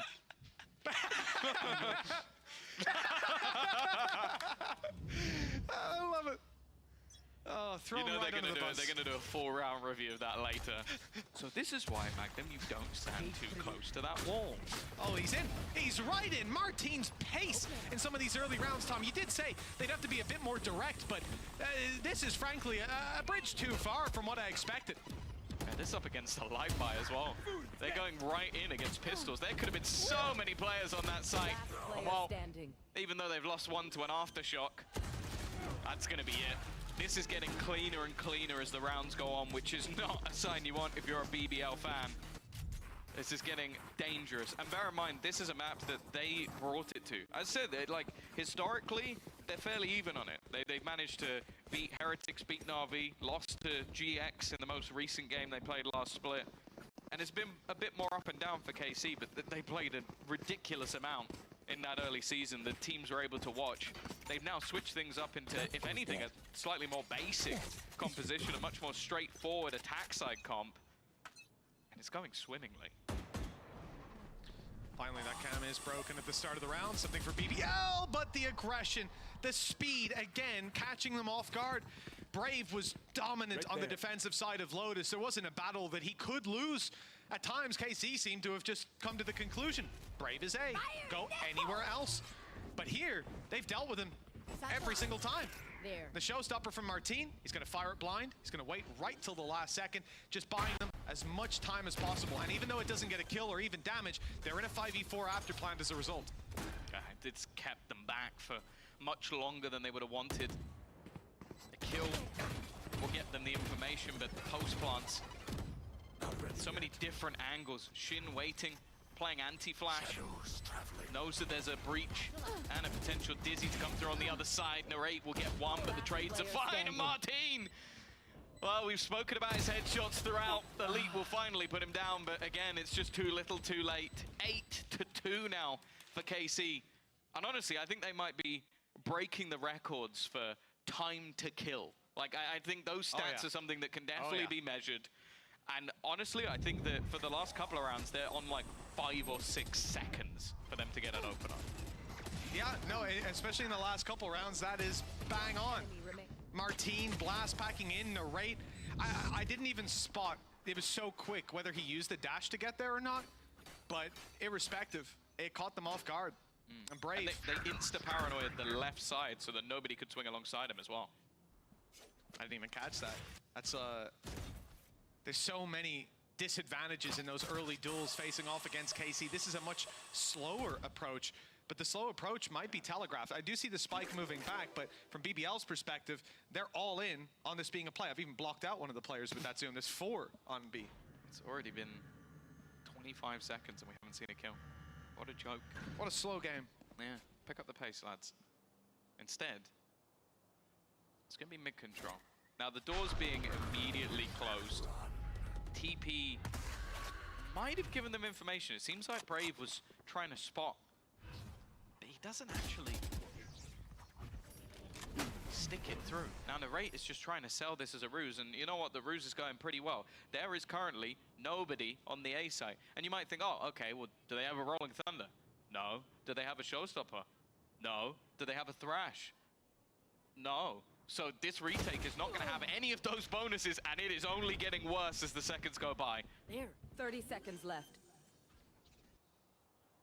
And look at the push out of Pora. It's a lurking Jet. Oh, he's looking the wrong way. This is my rank game. And Narrate's caught him. That timing was pixel perfect from Narrate. The information is given to Tamazi. His gun is trained on the angle, waiting for that player to peek, and Narrate is the one to catch him back turn. Losing your breach utility. Blasting into A will be tough, and indeed impossible. Even gets the last one as a drop shot. And for KC, this is half 2 of Lotus form. This ain't half 1. They are separated by a 7-round gap with double digits possible going into half 2. Yeah, and another Andaluthia flawless, in case you went away. Just bear in mind, that was Narrate playing a lurking Jet. Please don't do this in your rank games. I know most Jet players do that anyway. But, and Reyna's. The fact that he's able to just get away with that and doesn't die. Like, they don't manage to, like, sort of find him at any point in the round. 6 rounds in a row. Get out of my way. Getting cleaner as they go, and the weaponry in this round already has its weaknesses. Narrate's playing an outlaw Bladestorm. He's up close. Chance, but Kushner finding his form, gets the first. That's it. A shutdown by Shin. 70 health, no shields. Decent bit of damage by Kushner early on. Has to be followed up on. And this aggression in A main, there's a trap waiting for it. If the player that died was Cypher, this could be a very different round, but instead, BBL break the trap. and move back. They won't be committing to this flank, but they won't be committing to a B hold either. The paranoia is thrown through from KC, but it will not fall on anybody. BBL are forced into a retake, and so far, Tom, those retakes, they haven't gone their way. The one thing I will say is that most of the utility from KC is gone moving into this. Well, they still have a little bit to play with. And also, again, those ults aren't ready. Reezy could get his online, but Magnum's already been able to take out one. TP away to go into a more passive position, and they're so wary that that lurk is going to come back through mid. It's still being watched for. They're still waiting for somebody to make their move, and Tomazi gets the timing spot on once again. Brave versus 4 to try and find absolutely everything, and all he'll find is one. A 10-2 attack side clinic from KC. And well, unfortunately, BBL are the ones needing a doctor. Okay, let's talk about positives for BBL moving into this next round. I'll let you take this one away. Okay, all right. So this is their map pick, Tom. Yep. Which means KC, yeah, that was ridiculous. KC get to start on the side that they favor. So maybe their defense is gonna suck. There's a positive. The downsides are double duelists who've been on fire so far. Narrate, maybe a little bit sorry. Yeah, I was about to say, can you name a player on their side that isn't on fire? No. 13-7, 10-4, 10-5, 10-4, 8-10, and the 8-10 was the guy who was lurking as a jet and still found multiple kills. Yep. So, continue. Okay, so no initiator utility on the defensive side. So when they go for fights early, it will be blind. Got info utility. Yeah, no utility. I mean, they got 5 players. Of course, they got utility, but I'm saying, yeah. No, I mean, they got the Magnum. So they do have an initiator, just not like... Yeah, not one that can see who's there. So when they go for those fights, they won't be able to clear the corners in the same way. They won't be able to spot out where BBL are. This timeout from KC gives BBL an opportunity to talk about how they can exploit that. Now, I have one question just before you carry on. Hit me with it. So the initiation they needed, would you say that would also have been a problem on the attack for those duelists when they were pushing angles? I mean, I guess I would, yeah. I mean, I guess Did it look like they had a problem with it? I mean, no, it didn't. Your overall really. point, I agree, but they don't care. Like, they have had kills within like 7 seconds in like half the rounds with just Narrate or Martine just going for a sheer aggro peek off, maybe a stun or a paranoia. And my worry is, okay, will that work every round on defense? No. Probably not. Will it work for 3? Probably. With a round from Martine, with Magnum, I mean, again, we've seen every single one of these KC players put into a position where they're at a disadvantage and they come out of it smelling the roses every single time. This time, B-site retake in the pistol round. BBL have already secured a lot of space. Not going to be able... Oh, actually, yes, they are able to deny the plan. Buying more time. Stun goes through. Push. Kushner in the corner, though, is able to pick up the double. And although the nade drops 4, they need so much more to find a way back into this round. It's left to Magnum, the man who bought up as Sheriff. Oh, he's got shields. He must have found it. Oh, yeah, he picked it up. He picked it up. You're correct. Or a raid boss, which if they did that, they're mental. They're insane. Well, let's see if Magnum can make it work with the Sheriff in hand. Going for the blind fire to start. It will not work out, and now BBL are hiding away. Not giving him those opportunities, firing back at the Tracers. That is a much-needed pistol round for BBL and perhaps a confidence builder for Kushner. Yeah, you kind of have to hope so. Because, again, we've seen a round or 2 from Elite, but it's been a very quiet performance from a team that, again, on an individual basis has always been very good. Even in the last map, okay, sure, the second half didn't go their way, but there was signs of life. Whereas in this game thus far, maybe a few eco rounds that could have gone their way, but not anything that really would have changed the half.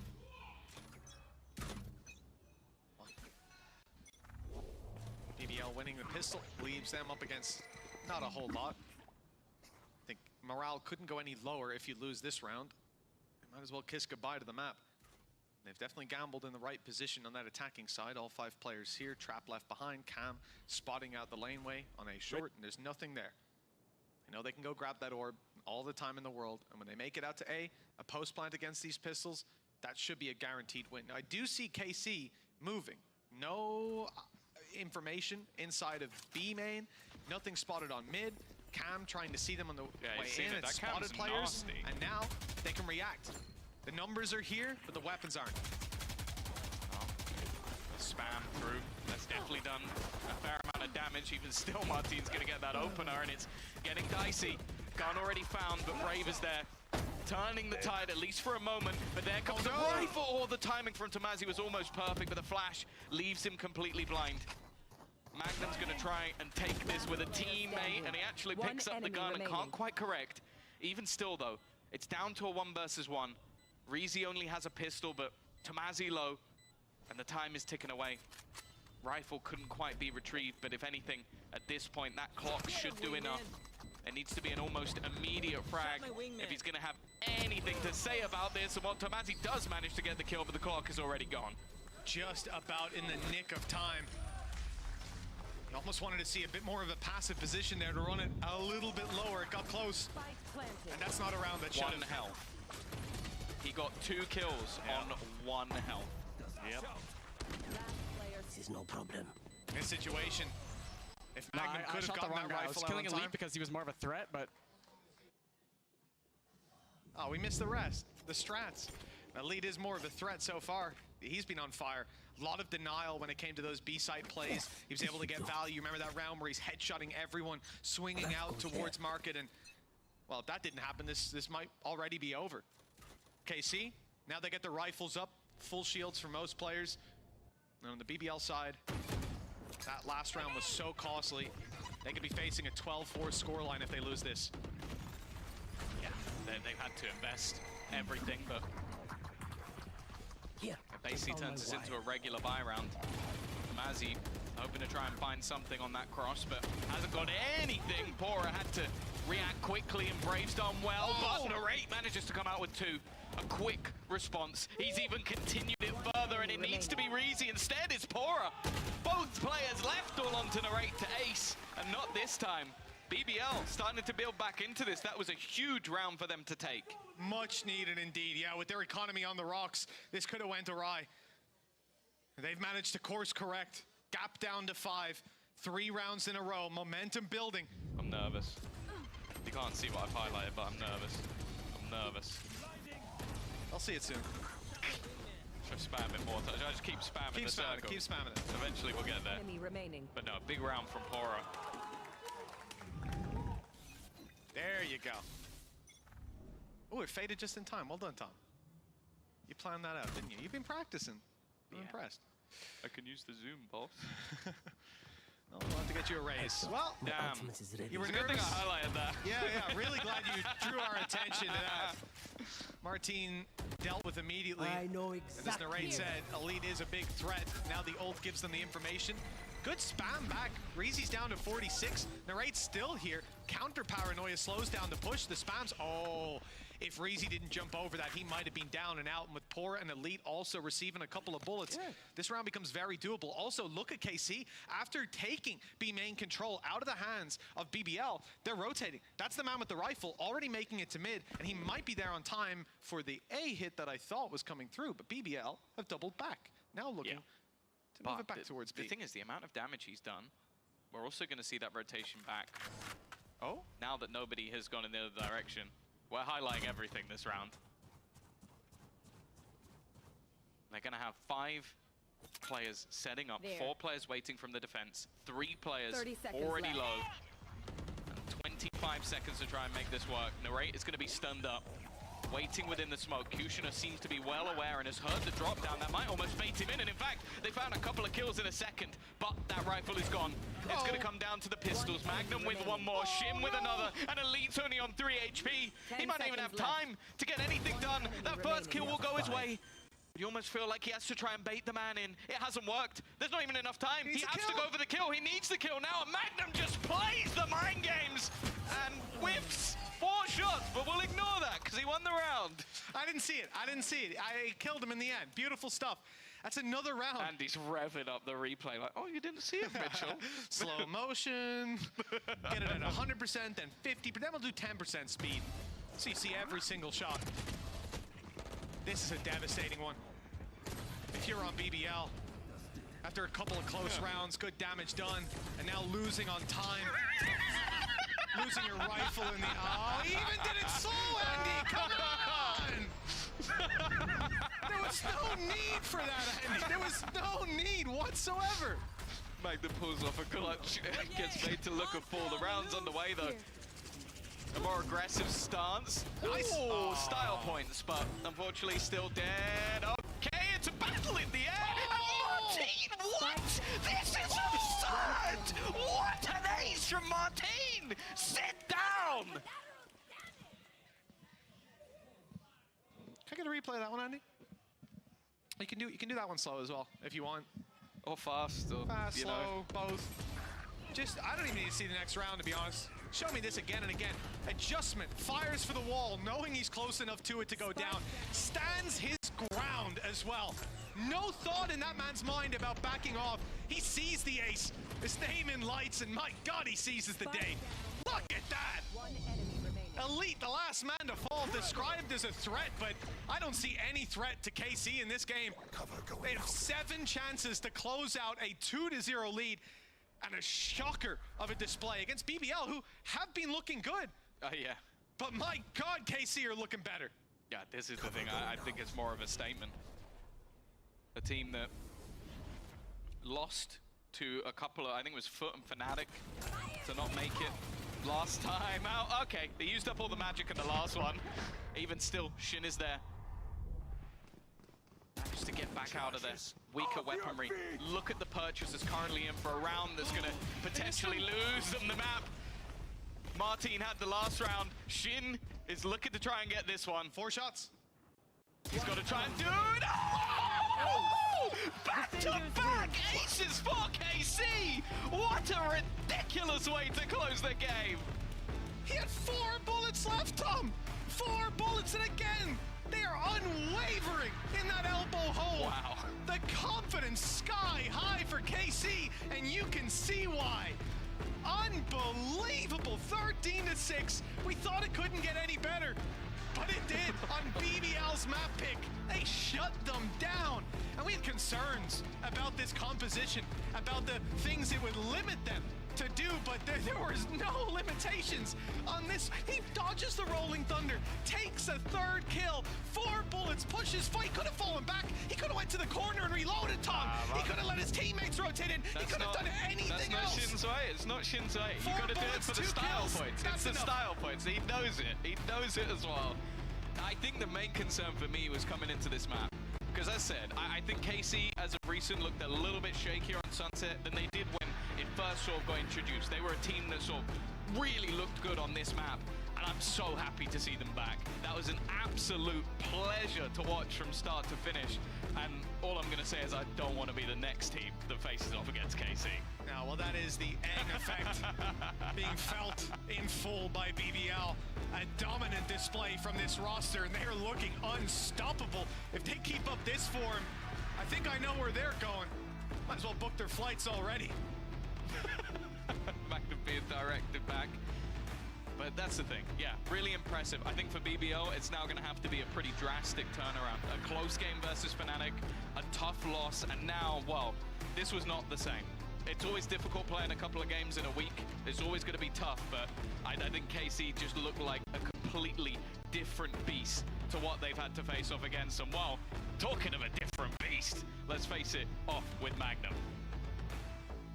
He is an absolute beast indeed, as Mitchman would say. I'm now joined by Magnum from KC. In true KC fashion, when we give you guys a little bit of time, you come back out with something we have never seen before. So many new ideas, so many new comps. So I wanted to pick your brains on some of those. So let's start with the Lotus composition.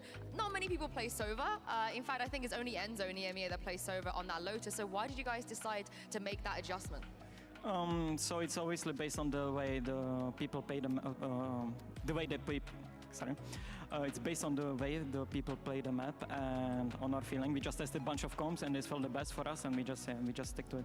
I'm very surprised that you tested comps and you stuck with that one, because Enzo's the only person that's ever won with Sova in the world on Lotus. Now you become the second person to do that. Did you guys consider maybe the win rate of it, or why do you think it works for you guys?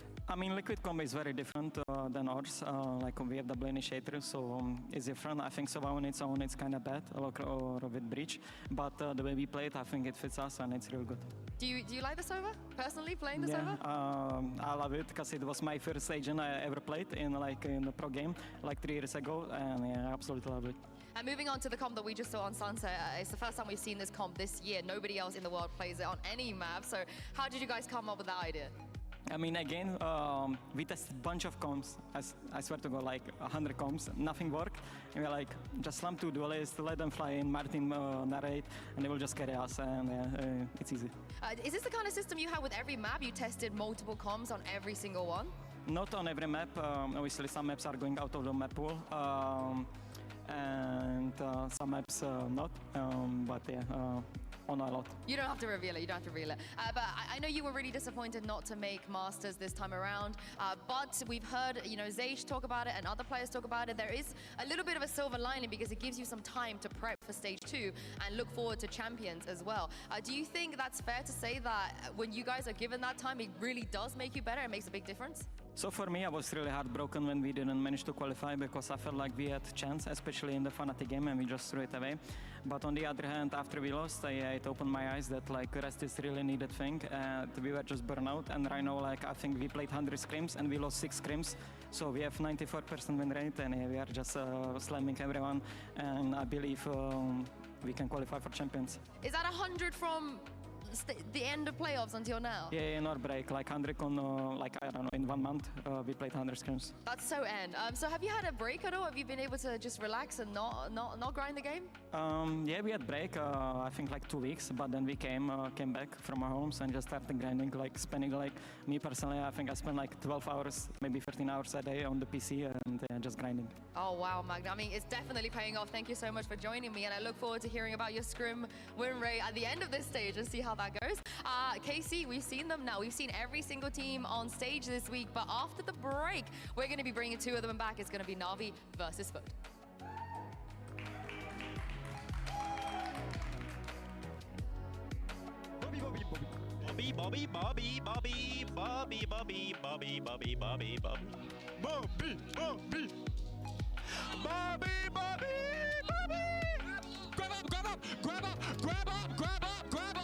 Grab up!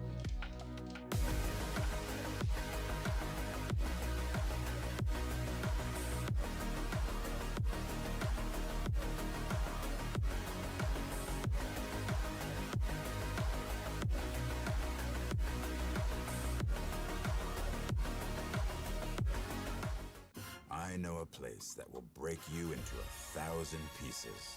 Stay away from them. Stay away from Lorca, Paco, and Picasso. Don't ask about Lola. Ay, Caballo Grande. Ay, Dolor de Nieve.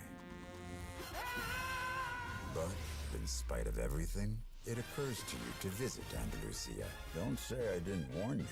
Be careful of the Andalusian crush.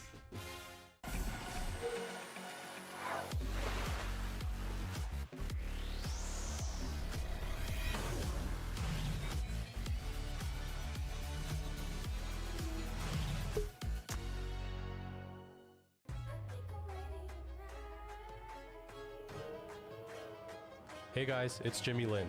In this series, I'm going to walk you through attack on Pearl. Watch out for the stairs, clear this angle. You're going to be able to fight this.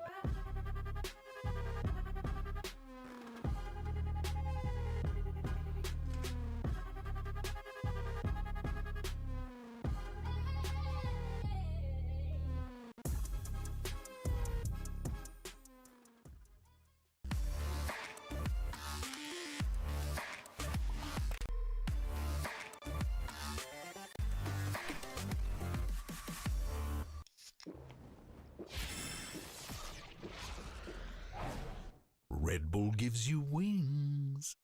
I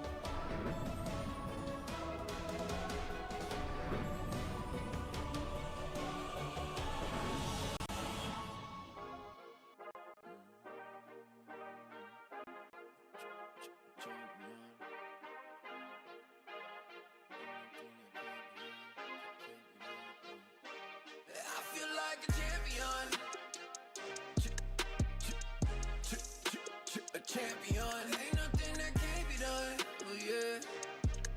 I put it all on the line. Definition of divine. Yeah, I feel like a champion. Ain't nothing that can't be done. They told me I wouldn't be nothing. Came on now, I'm second to none. I need me a trophy, I need me a ring. I'm not with the bull, but keep it a beam. Know what it is, you know what I mean? Shit, all I do is win, win, win, win. Ha, haters wanna hate, they ain't made top 10. Ha, double, triple team, what they need to defend.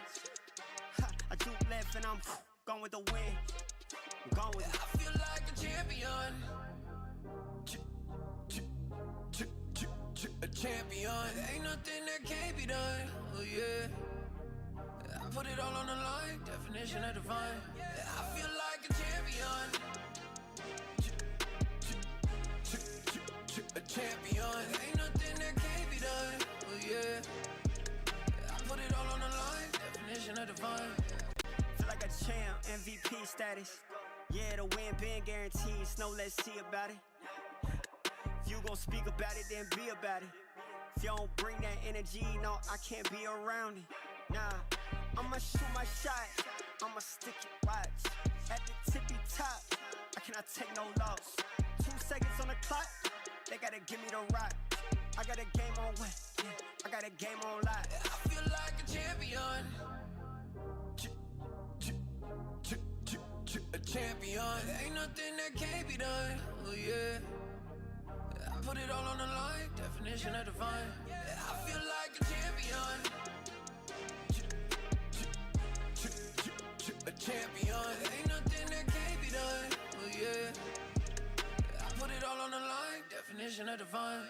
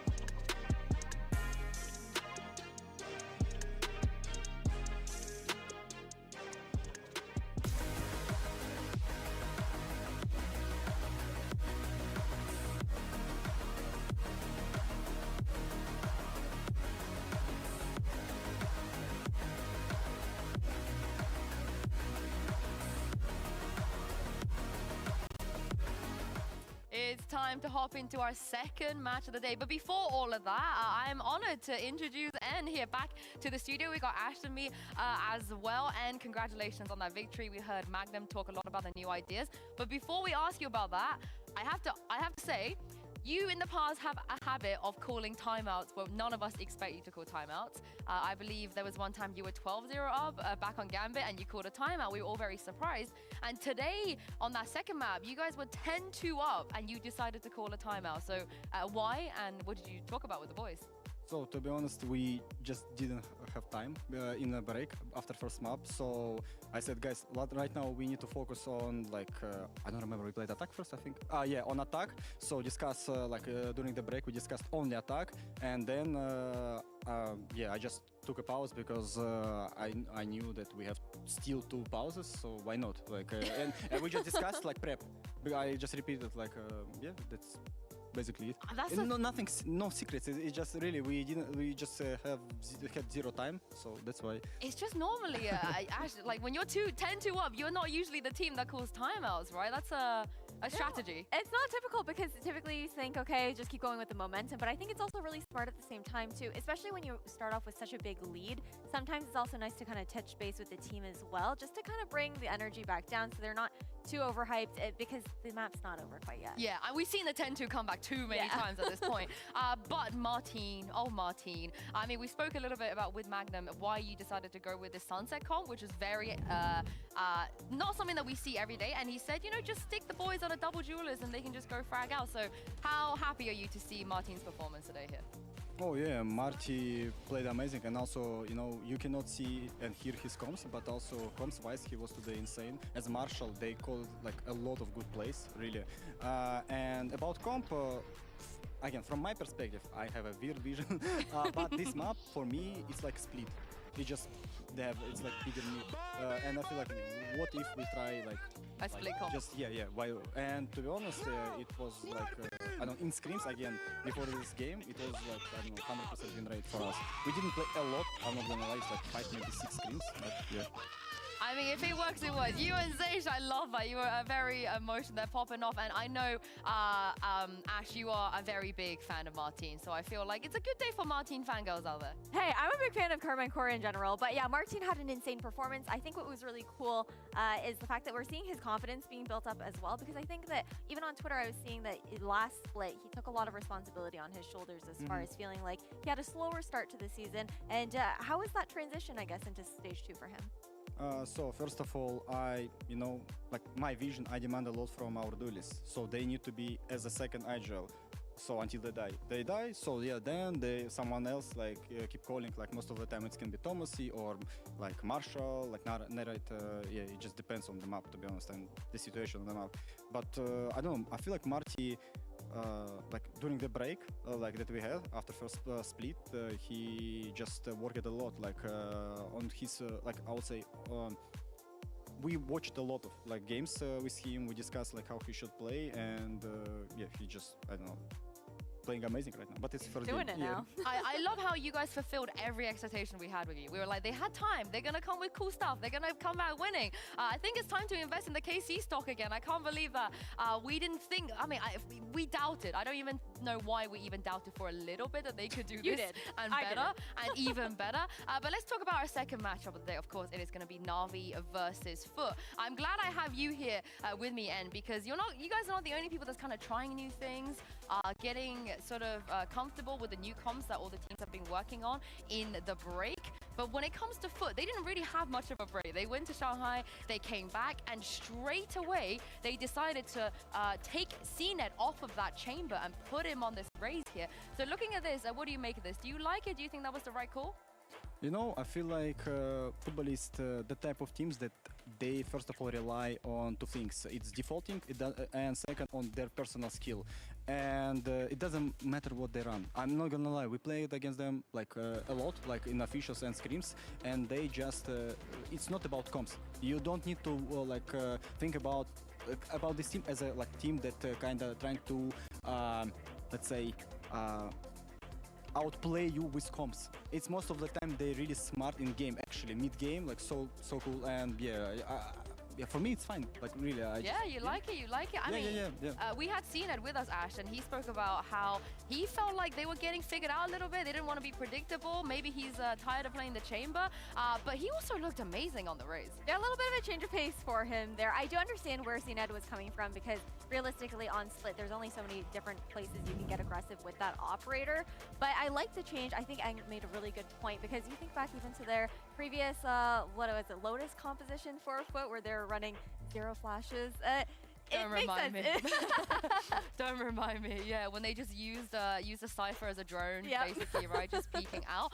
But FUT, of course, after we saw them already this week, they are still #1 in the standing. They're still the team that's going to go through to playoffs if it stays like this as the #1 seed. Do you see that remaining this way for the rest of the playoff regular season? Even do you think FUT is the team to beat?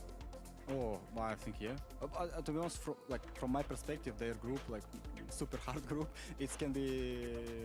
Yeah, right now, of course, I bet more on Heretics and the FUT, but yeah, FUT already it's 5-1. Yeah, they're 5-1 right now. So yeah, I feel like today they might be like, I don't know, if they win, I think they secure first spot. I think. Oh, okay. But they have to beat NAVI, and NAVI, of course, are traditionally not exactly an easy team to defeat. We speak about CNET moving on to that raise. Ash, on the other side, Ardis, not Zipan this time around. Ardis, of all people, was playing the raise. Did you like this change? I think it's a bit hard to say whether I like the change or not. It was a big surprise to see Artis slotting into the Raze role for Na'Vi, but they also were facing up against a Heretics who wanted to continue their success up against Na'Vi. So I think that there's still a lot to be seen coming out from Artis. And how do you feel about the fact that it's not Zipan that we maybe will be expecting in the Raze in the future? I can analyze just based on my feelings. I think Artis just more communicative, let's say, in game, and that's why. So right now, most of the time, Angel playing on initiators, right? So he cannot do his like old stuff when he's peeking and facing, getting info, like blah blah blah. When he's dying, he can call something. And right now, I feel like they changed their structure, so it's more Artis right now, the guy who's like peeking, gathering info around the map, and that's why because Zipan, for me, he looks like the guy more like calm guy. It feels like he is not speaking too much in game. I don't know, it feels like, again, like for me, and that's why they just make changes. It's not about that one guy playing better on like race, because I feel like still Zipan one of the best maybe race in the world. Like really, he's so good. But I feel like the value that Artis brings as a like duelist, it's more like he's just communication. Communication. Yeah. I mean, you're the godfather of double duelers. I feel like triple duelers as well. You guys can do that if you want for the longest time. Do you think maybe Na'Vi is the team, especially looking ahead to the agent changes, the map changes and so on? Do you feel like it might be wiser for them to maybe just run a double duelist, get Zipan and Artis both on it? Yes. Yeah? My answer yes. I mean, no, they can. They should? I don't know. I'm not their coach, so I don't wanna give advices because they never ask it for it. So, I'm asking it. I'm asking. I feel like they are. It's like for me, Navi one of the best team in EMEA in terms of mid rounding and on both sides. So again, it doesn't matter what they run. It's just they're so smart and so experienced. So yeah, they can play whatever. But I believe that they gonna be one of these teams that can find the best possible comps after fight. It's always Na'Vi, right? Yeah. They're going to bring something new as well. But looking at the rest of their schedule, with the patch coming in, with the changes and so on, Ash, I mean, on paper, getting Heretics and FUT out of the way is inherently a good thing in this league. You don't want to save those two teams last. It definitely is, but FUT is also a really hard opponent to be going up against, so that could... There's an opportunity for Na'Vi to tie things up with FUT in the standings right now today.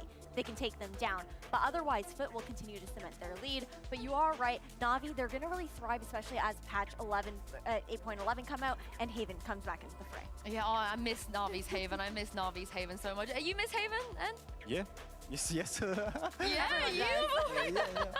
I mean, we're not on Gamba anymore. I feel like back then you guys would play anything but Haven. You just dodged it all the time. Yeah, because again, I changed my opinion about this map because of before I thought on this on Heaven, it's not about strats.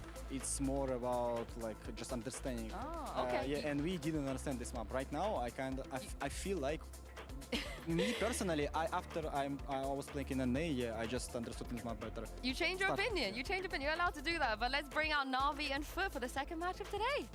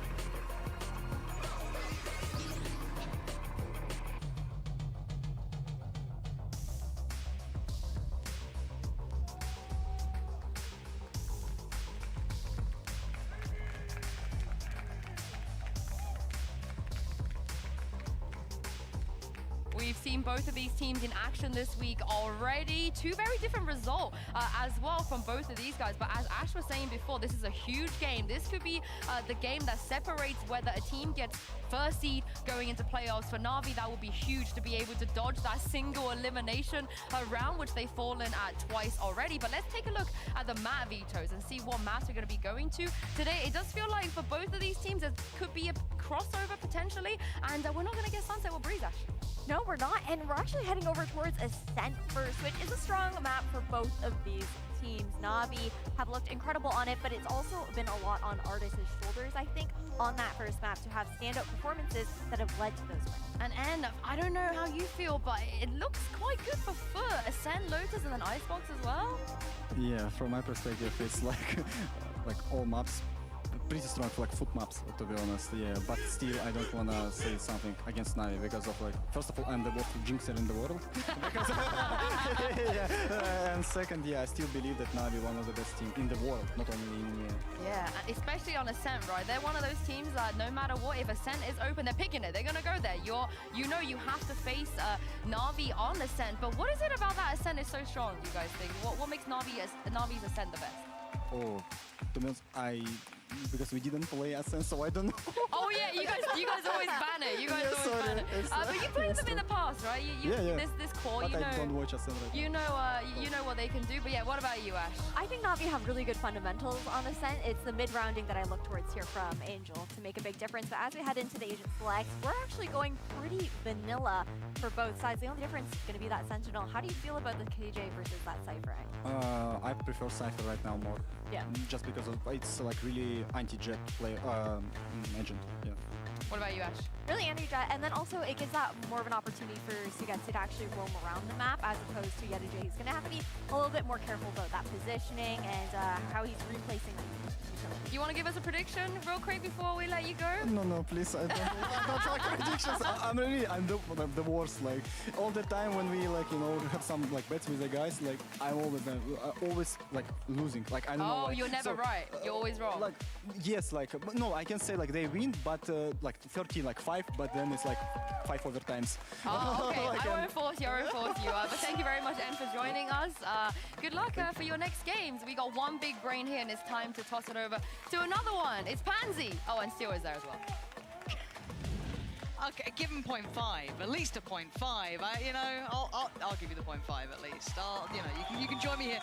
But let's kind of talk business, because let's kind of be truthful about this. Recency bias is hard to ignore when Na'Vi didn't look very good in their last game. I think that's a fair assessment. Maybe not for the Na'Vi fans or the players or anyone else. They may not like it, but it is what it is. It's an assessment. It's a fact. It's not like a personal slight or anything like that, right? They wouldn't have been happy with what they did. This has to look better.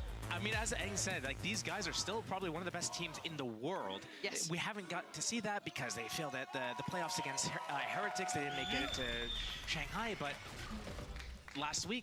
earlier this week also didn't look that great. But they are in a position where they can turn these things around. Well, let's see if all that hope can go somewhere, because FUT and no slouches again made it to Shanghai, looked solid. And already into this one, Na'Vi on the attack, and Artis very isolated. Fortunately, the rest of Na'Vi appear through the smoke and they overwhelm. Very well done by Na'Vi to finally kind of back him up in that situation, moving Cracks away towards Heaven, leaving Just Seen It alive in a 1v3. HP is low, and he's been given... Okay, I was a little worried how much freedom he had been given then, but he gets handled in the end. But Na'Vi there, doing quite well. I was a bit worried that Artis was almost too isolated and they left it too long, but they did trade in eventually. Yeah, the trades came out, and obviously as we're going to watch FUT this entire series, they're going to go and take all of these duels and flood out one by one. Just like when you think, hey, no, surely he's not going to peek out, he's going to wait for his team. No, that's when they're going to peek. But I think we're going to see that from both teams all game. We're going to see all these isolated duels, just people just taking these fights constantly. And one thing I'm worried about here is Na'Vi did not look good on the round 2's last match that they played earlier this week. Wasn't I saying Boo with just a Sheriff? It's out of capture with just a classic, but it doesn't go that badly. So, not the end of the world so far. Yes, they lost out on Shao, but they have gone 2, so I'm kind of hoping it stays to about this, that we don't see any more threats appear. But Cena does have the Marshals. There's still room for it. Double stack towards middle as well. Get a J. And cracks down towards it. With that turret watching B, these guys should not have to leave this angle. They just keep that double angle, let CNED deal with A alone. That Marshall in his hands is also very scary. Yeah. I wouldn't be surprised if he does find at least some value with it. If the knife catches him and he can't dash away after the first shot, that's the only thing that I could really see. And the knife is back up now, so what does CNED do with this? Can actually sit towards Hell this time. Knife going to come in. Does get caught. So they know he's here. Should be process of elimination quite quickly, but that's a sharp shot. And oh, he's got another CNED. No, not again. Oh dear. Okay, it's fine. It's fine. It's 2v2. This is still not great, but I keep saying, surely now they'll be okay. Knife back in hand as well for Cracks too. Does have his nade as well, but they're just going to try and swing this together. I think Ardis is on for this one.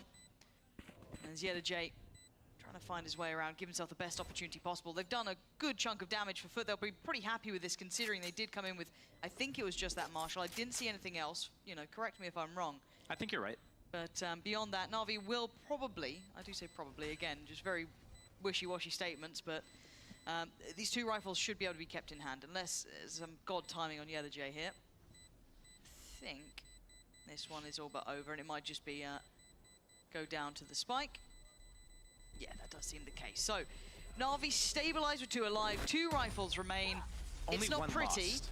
Only one rifle lost. That's the beauty of the buy that they do. They have 2 ghosts kept into the second round, which means that if they lose, they have to lose at least 3 players for it to be like an economical issue for them.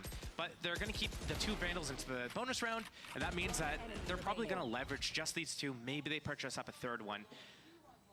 And it's possible that they go for like 4 or 5, but yeah, right here we just see 4. I like seeing CNED on the Outlaw. Just had a round on the Marshall. Seeing that coming out, knowing that that light armor will be present. 3 of them going to have to sit down towards that to try and complement the previous purchase. Could have, I think, upgraded a little more potentially in some, but it is what it is. Bonus looking quite tasty. And Navi actually could afford the heavy shields if they wanted to. They chose to do the light shields to play out. This round is a bonus for them. They realize that the next round is the thing that matters the most, and they're budgeting for that next round and for all the future rounds in this half. There's 10 more rounds, including this, and that's what they're budgeting for. So this Outlaw could be huge, massive. Yeah, a little bit of future-proofing, and CNED's in the right place at the moment. I think the Aldrone should catch. It does. Makes it around the corner, spots 3, they know what's coming in. Paranoia's perfect. Lovely. Gonna force them to pull away from the angle, and it's game on. Now, this is the value, gotta see it. Ardis is sitting on the full armor though, so again, oh, that's not ideal, but at a captain, gonna bail them out with 2. Cleared in the end is CNED, but the rest are here. The cavalry's arrived, and FUT have players on the side. Zipan goes down, 2 stand for FUT, and they mark themselves on the board for the first round here. There's well-played rotation from FUT there. As soon as that Owl drone scouts out, hey, we see them coming up short, it's going to be an A split, let's get this rotation going. And if FUT was any slower on that rotation, things could have been really bad, especially with CNED missing those shots. So good rotation, but Navi's got to be a little bit happy with that as well. They only invested 4 rifles into that, light shields, here comes the gun round, and FUT, CNED doesn't have an op yet. That's true, I guess it's kind of delayed it and then kind of tilted it more favorably towards Navi. Long run. Zipan as well with his ult could be huge. We do have 1 away from the Blade Storm too, so that's sitting pretty nearby. CNED with a quick challenge. Gonna have to respect that. Force away, utility invested to ensure it as well. And they're gonna take this space incredibly quickly. Look at the pace on the back of Navi, and it's not just Ardis alone. A late pop of the ult, try and get as much validity as possible. They are falling away a touch here. They baited the rotation away from A. Going A would be perfect here, but it looks like they're hesitating in their approach. And now it's starting to come across, and you can see that consideration starting to tick through towards FUT. They've already got CNED getting a little bit closer, and it's really on out of captain to try and buy some time. Ideally, get a body or 2, but it's going to be difficult. Going to smoke up his left to allow him to focus on the right. He's got CNED there as well, who's going to get 1. A fair fight on the second, but outdone by Xiao. Sight's now there. Navi fighting up a little, you know, uphill, but sure, they've got the sight now. Should be able to get a plant. Wait and see that cross through in the hands of Zipan. And that's going to be going down. So 4v3. HP very low on Xiao, however. It's a very different look from Navi this round. Choosing to go super fast there. It's all down to this. If FUT decide to go for this, it can be very consequentive. Once suppressed. Yeah, Jay just about making it over towards Tree. slow and steady progress. It's going to be down to the wire if they do go. Yeah, Flash is fantastic. Fully eats it, Chow. But the trade, again, the numbers looking really good. Yenache breaking in, however, is going to put them on red alert. Angel forced to fight and forced to die, now leaving just one alive. So Getsu outdone. FUT left it to those last couple of seconds, but they played it back so well, Josh. Yeah, I'm actually so surprised. Like, first of all, I made up a word, so that's how surprised I was. I That wasn't going to call you out on it. I was going to commit, man. Surely they're not going to go for this right now, but then they actually chose to go for it. And I think that the reason why it worked so well was because the post-plant positions from Navi looked like they weren't, like, you see how they're split off, like inside A main, inside Hell, one's close on site. They're not in positions to trade. So these are the issues that Navi has in terms of their teamwork. And I was about to give them so much like credit for how they played fast in the early round, discovered that they got rotated on, canceled, went back to A. Everything was looking so well for them up until that post play.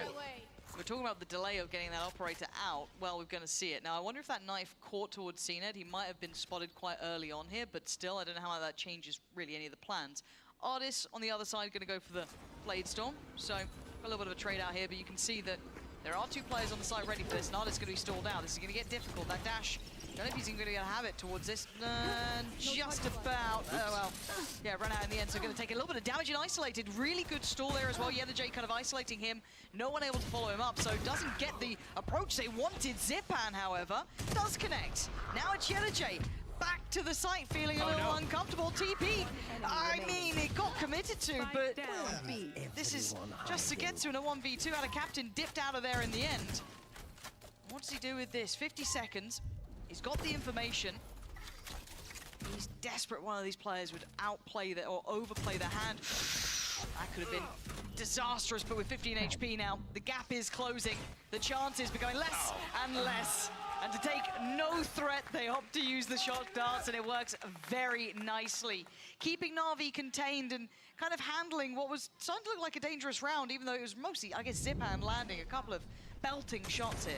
Yeah, those opening Sheriff shots from Zipan were massive, and I do wonder if that Omen, if they let the Omen commit with that TP, instead of canceling it right here at the last millisecond, I wonder if that's a 1 versus 1. That's winnable for Na'Vi. Nice! Nice, Olaf! The nice is back. Yes, the nice is back. Hear it all the way from Shanghai. Now, Alt's starting to really hit online for FUT as well. Na'Vi investing the Blade Storm just a moment ago. CNED this time searches deeper. We saw him last time try over towards Tree. They didn't really give him the time of day. They were more focused towards that B site. This time they take a glance and, well, they lose their head. Zipan gone, who is such a big propeller forward for them. Oh, that's maybe not expecting Na'Vi so close up, but still caught off guard and an opportunity gained for Na'Vi. Site already starting to be tested too. You're going to have a player on site, and well, Sugetsu gets taken away pretty swiftly. Just falling aware that maybe someone slipped the net. Ardis has got himself a chance here. But they seem very conscious of the fact that they have not had eyes on the site. Plant now coming in. Na'Vi. What are you going to do with this? They need a plan to disrupt this Killjoy ultimate. It's going to be in Heaven, which means it doesn't get all the way into A main. But Artis might choose to sit and tank it at the very last second. This is tough. Have to fall off. And he actually gets caught by it too. Okay, that's not the door's great. Closed. And yeah, one of the other players just got cut off as well from short. That's Xiao removed from this. What can stop the diffuser? Spam through the smoke is the best they can hope for. Xiao finally comes in. Artis as well. And well, the diffuse the whole time through. I mean, that's got to be gutting for Na'Vi there.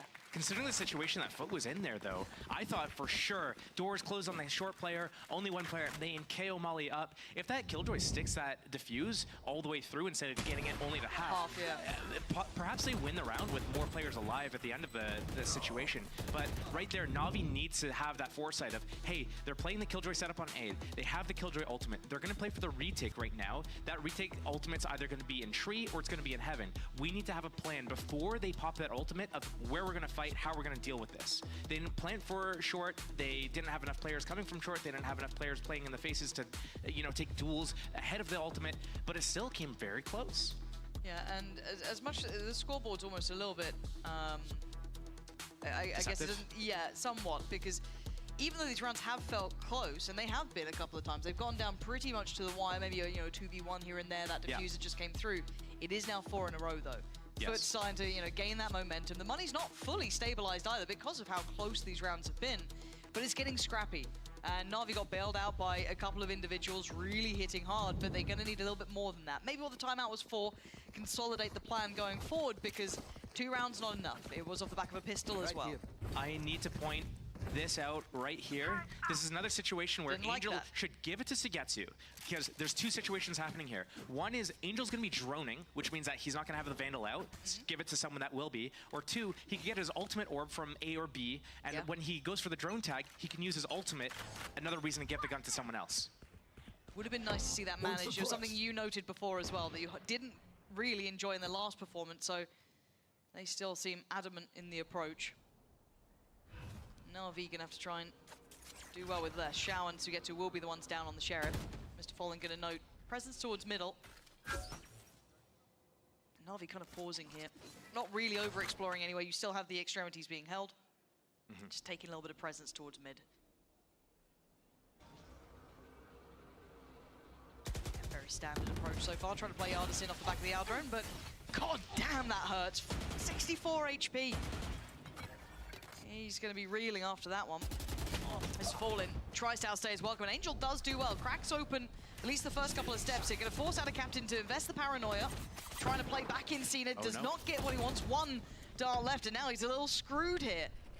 What the hell are you meant to do with this? Oh, okay, Zipan. Nice little pop flash. And a captain on the site is nasty, though. Don't forget about this man. Even takes a second glance back. Na'Vi getting a lot of success here, though, but still not 30 really seconds committing. left.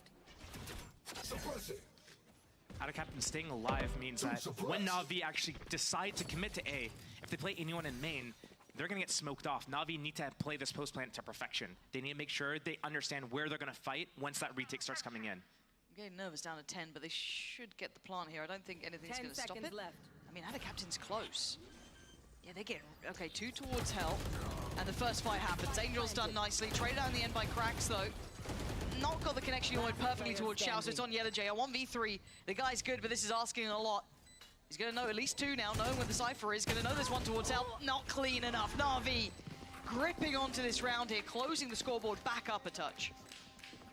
I think the only saving grace for that round for FUT was the fact that they didn't invest in a weapon for CNED. He used his Blade Storm. He's going to have money for potentially an op this round, because man, he's just not hitting some shots right now.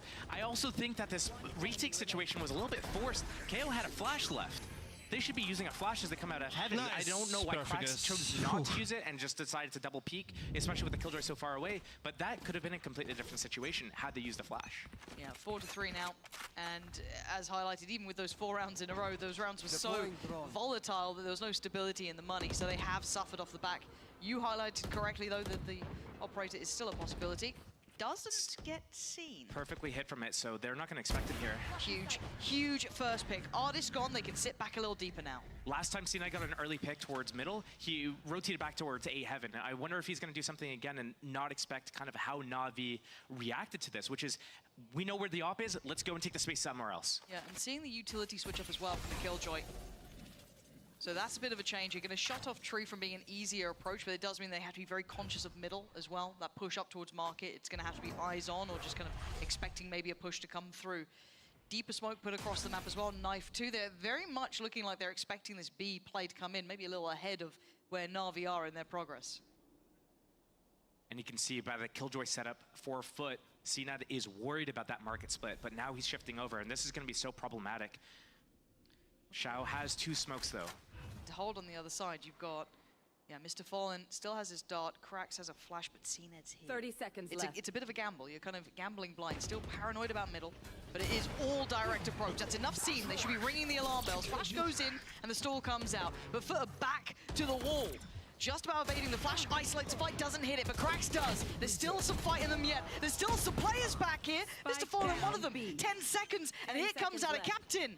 8 seconds now. Plant's got to come in, and it does. Na'Vi getting a little bit of safety here. Just a classic without a captain. Maybe a res could be toyed with. No, not going to get it. Okay, 2v2. Yellow J does have a Guardian, so a little bit more firepower to lean into. A little bit of his kit back as well. Might be able to use some of that, but as it stands, the paranoia give me the go signal. Baits out the player, but Angel, safe pair of hands. Zat safe in the corner. No issue there, NAVI navigating it well. I'm actually surprised that Krax chose to use his ultimate there. On the back of B site, yes, you have two teammates next to you, but you're on eco. CNET's got an op, and already all the utility has come out from Navi to get into the site. They've used their smokes, they've used the flash, the knife, the everything, the paranoia even. Like, nice, Angel. Actually, they didn't use the paranoia there. But still, surprising that they invested it there. CNET needs to start hitting shots. And I know that FUT is a team that relies on their momentum. Once they start winning some good rounds, once they start hitting some good shots, that's when they're going to start snowballing. But right now, we haven't seen that. They had that string of 4 rounds. You think, oh, they're going to run away with this now. Nope. Navi ties it back up 4-4. And again, this kind of comes back to why some of us were, I don't want to say disappointed, that sounds almost too judgmental, but we were waiting to see more from that previous Heretics game. And there's no disputing the Heretics are an exceptionally good side. I think everyone's learned that as of late, but this is a much better look from Navi. Some you know, those key factors we were looking for starting to look a touch better. Again, it's playing a little bit more to their strength here on Ascent. At least this is Navi's map choice, so no surprises in that regard. But a couple of nice ults to bank onto. Zipan has his, Angel's got his, Shao as well. 2 off from Ardis and only 1 away from Sugetsu. I think this is going to be the big point here. That means that there's no smokes going to come down to main. If that's the case... Oh, they're going to get at least 1 invested. Paranoia gone in. Ardis going to step further forward. Looking for that second man in here. Ada Captain going to deal with the first man. Good follow from Angel. And that's the second layer to Navi, exceeding expectation. Ada Captain does eventually get removed. Angel doing well to sweep site here. Krax and Yenajay, good quick rotations. Damn good shot, but now a 2v2 as Zipan still on the knees. Pop flash quick. Oh, again, but only for a second. And Yenajay lines them both up. Well controlled by FUT. Got very dicey on the site, but it works out. That was crazy. He just shot 2 bullets into the smoke, killed, you know, Zipan getting like picked back up. But I think one thing that we didn't see there, and it allowed Ada Captain to get another kill, was right here. There was another flash. I think Krax, as he's rotating up heaven, throws it just over the roof somewhere, lands anywhere, and it allows Ada Captain to get another kill there, which allowed them to just keep flooding, and win that round. Deep breath. Okay, so Zipan did use the ult. That's been burnt up on the other side. We do still see that Outlaw coming out to play, but there's not too many suffering. 2 players on the other side. Going to be down the light armor. Ardis 1, Zipan the other. Cena's going to have to be on point here. Did have an opportunity. That was one of the players with that lighter armor. We know now this high priority area. Navi are looking to try and take this market space. Alarmbot's back in position this time, though. So going to give away the game. They've made it at least up towards market. Late investment of the utility from Sugetsu as well, just to try and keep this area as safe as possible. So what does Cena do now? Oh, actually, looking on the other side of the map, you highlighted it. Already seen the exploration. Oh, Cena, that's a bold play, but it works out. Takes away Angel. And again, it's all indicators still looking like it's going to be this B piece, and especially with the amount of space taken. What did you do? How did he forget that that was open? He was in the middle of no man's land. He's given them a chance back into this round now. I know exactly where you are. They're going to go towards the site here. So many players on the defense on the site, though. This is going to be hard. It's like 4 knocks. Yeah, here we go. So the dash comes in. Artist going to try and break that line of sight. Perfectly coupled with the flash. Navi systematically sweeping the site so well. And a Captain's got the flank here, but Artist succeeds as well. Takes out Mr. Fallen, leaving it in a 1v3. Need this clean. He's not going to get it clean either. They're not going to give him that fair fight. You've got a firing squad waiting down there. So many potential threats. Even a flash still with Zipan. Going out. Try and smoke off some of these approaches, give himself the best chance possible. You can see it from his perspective. No one's giving him anything, expecting maybe a high-low setup there or something. Double face was enough. We're tied all even now. CNET needs to wake up right now. Yeah. I don't know what's going on in his head, but you know, you see this round 2 with the Marshall, 2 headshots. You're thinking, oh, he's warming up. He's gonna start slamming it. He has 2 opening kills with the op, but that's basically all he has. Every other time that he's had an outlaw or an op, he's missed his shots, multiple shots. And then not only has he missed his shots, he's been caught out of position. Yep. Just like not expecting the enemy to be where they are, just standing out in the open, like, oh wait, oops, I forgot. No, not good enough here from CNET. Gonna hope to see a little more wake up during this series, because that start was perfect. You thought, tick in the box, you couldn't ask for a better beginning. And it all falls to pieces. Now Navi get to really bring that money up to bear as well. They'll be happy going forward. But with a stack. Oh, he got the silent jump off. They won't expect him up here. Oh, this is nice from Sugetsu. Oh, he's seen so much. Does he expect the third? Nope. Hello? No, he doesn't. Absolutely not. Very unawares. Don't really blame him. Did spot at least 2 there. Did as well as he could in this, but still, you got to look at the numbers. And it's all Navi's side. Straight in again. They found a weakness and they're exploiting it. They want to just keep pouring in through market. And it's just classic. Yes, there's that one recovered Vandal, but beyond that, that's all they got to write home about. And it's a short message. Zeta Captain's pretty far away. And another plant for Na'Vi, and they found what they wanted to. They found that avenue of approach.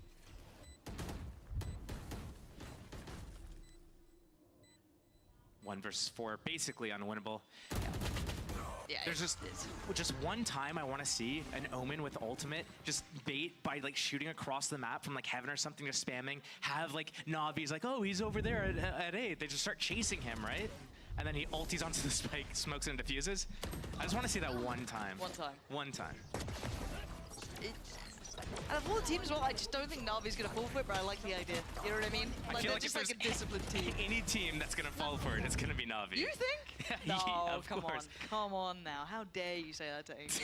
Can't believe you're so toxic. Angel's going to be the first one chasing. He's A. Come on, guys. He doesn't lead by example, all right? He just, you know, do as I say and not as I do. But already, Ada Captain's had enough of how this has been going. The paranoia's in, he's taking the TP. You can see the pressure from both sides. Na'Vi now know what's going on. They've got a fight on their hands, and FUT want to just bring it to him. This is a dangerous game because Na'Vi are hitting the shots already 2 back-to-back, and it looks like it's falling to pieces here. FUT looking a little lost for answers, but if I'm maybe mistaken, I haven't seen a timeout for them, and Artist just being fed kills. They'll be happy with this. God, I thought that was on the money. It wasn't. Krax was, though. Now, Krax and CNED, well, we asked him to hit some shots. I believe this would be the time to do so. If Angel ends the half and he still hasn't used this since around like 4, I'm gonna actually say some words. I'd love to see you try and say anything to Angel. He will break you. CNED, come on. This is the time, right? This is the time. You've got knife for Krax as well, but they're right around that corner. Last player standing. Well, that's a problem. Oh!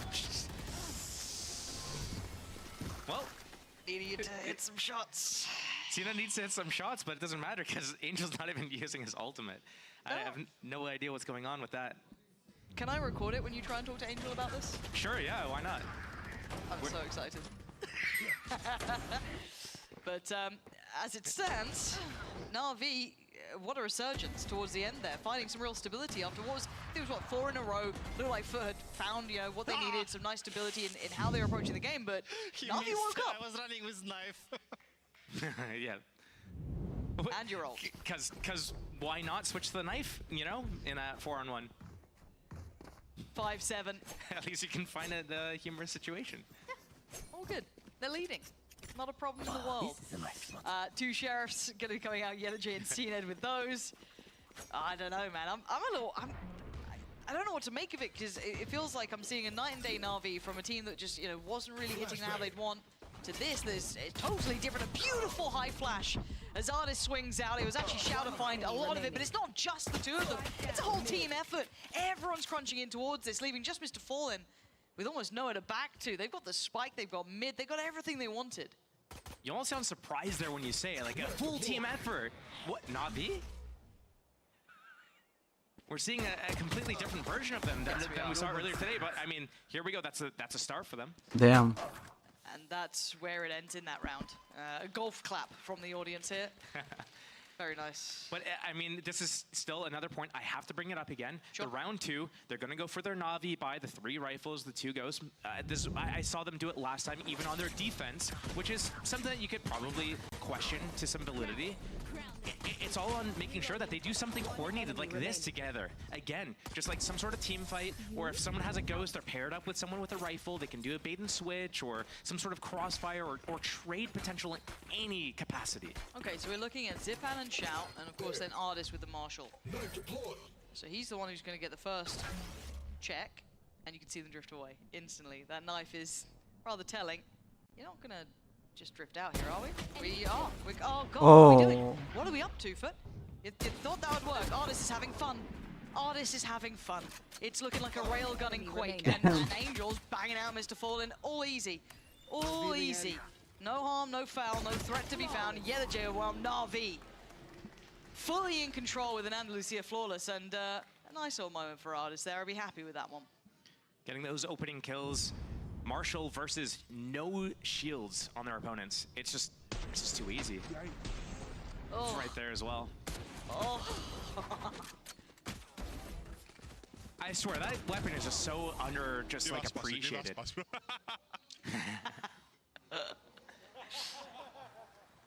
I mean, if I could aim like Artis, I'm sure it'd seem much better. But yeah, not everyone's got a little bit of that. To be fair, they just slow peeked into him with classics. Yes, they certainly did, which probably wasn't the ideal way to go. But apparently NAVI are doubling down on this.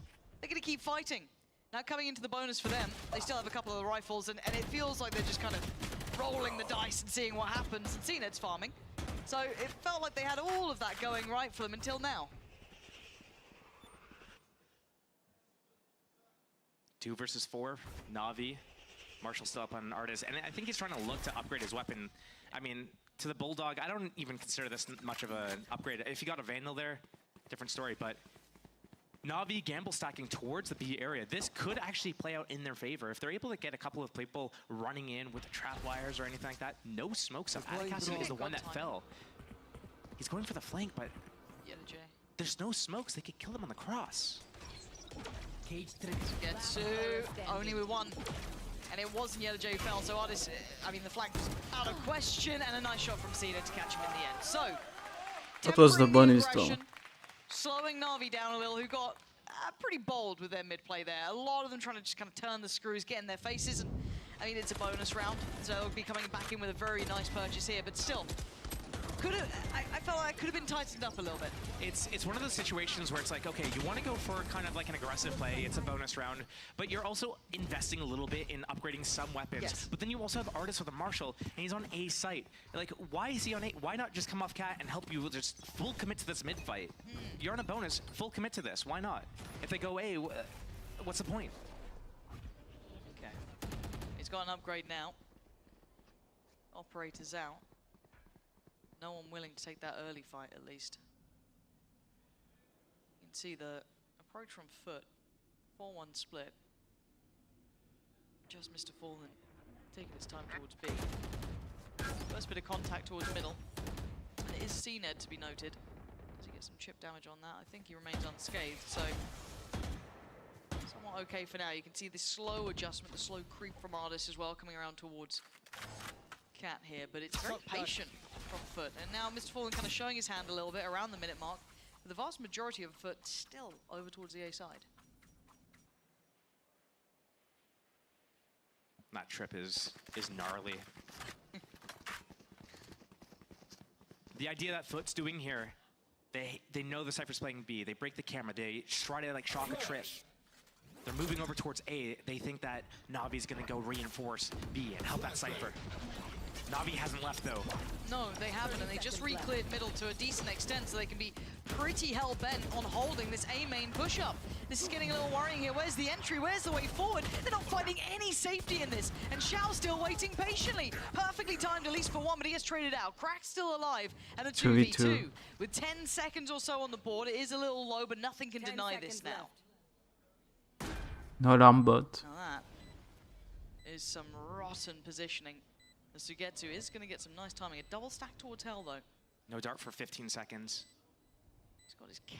Maybe he wants to give it a crack to see if he can spot someone out here. But again, how's he playing with Angel on this?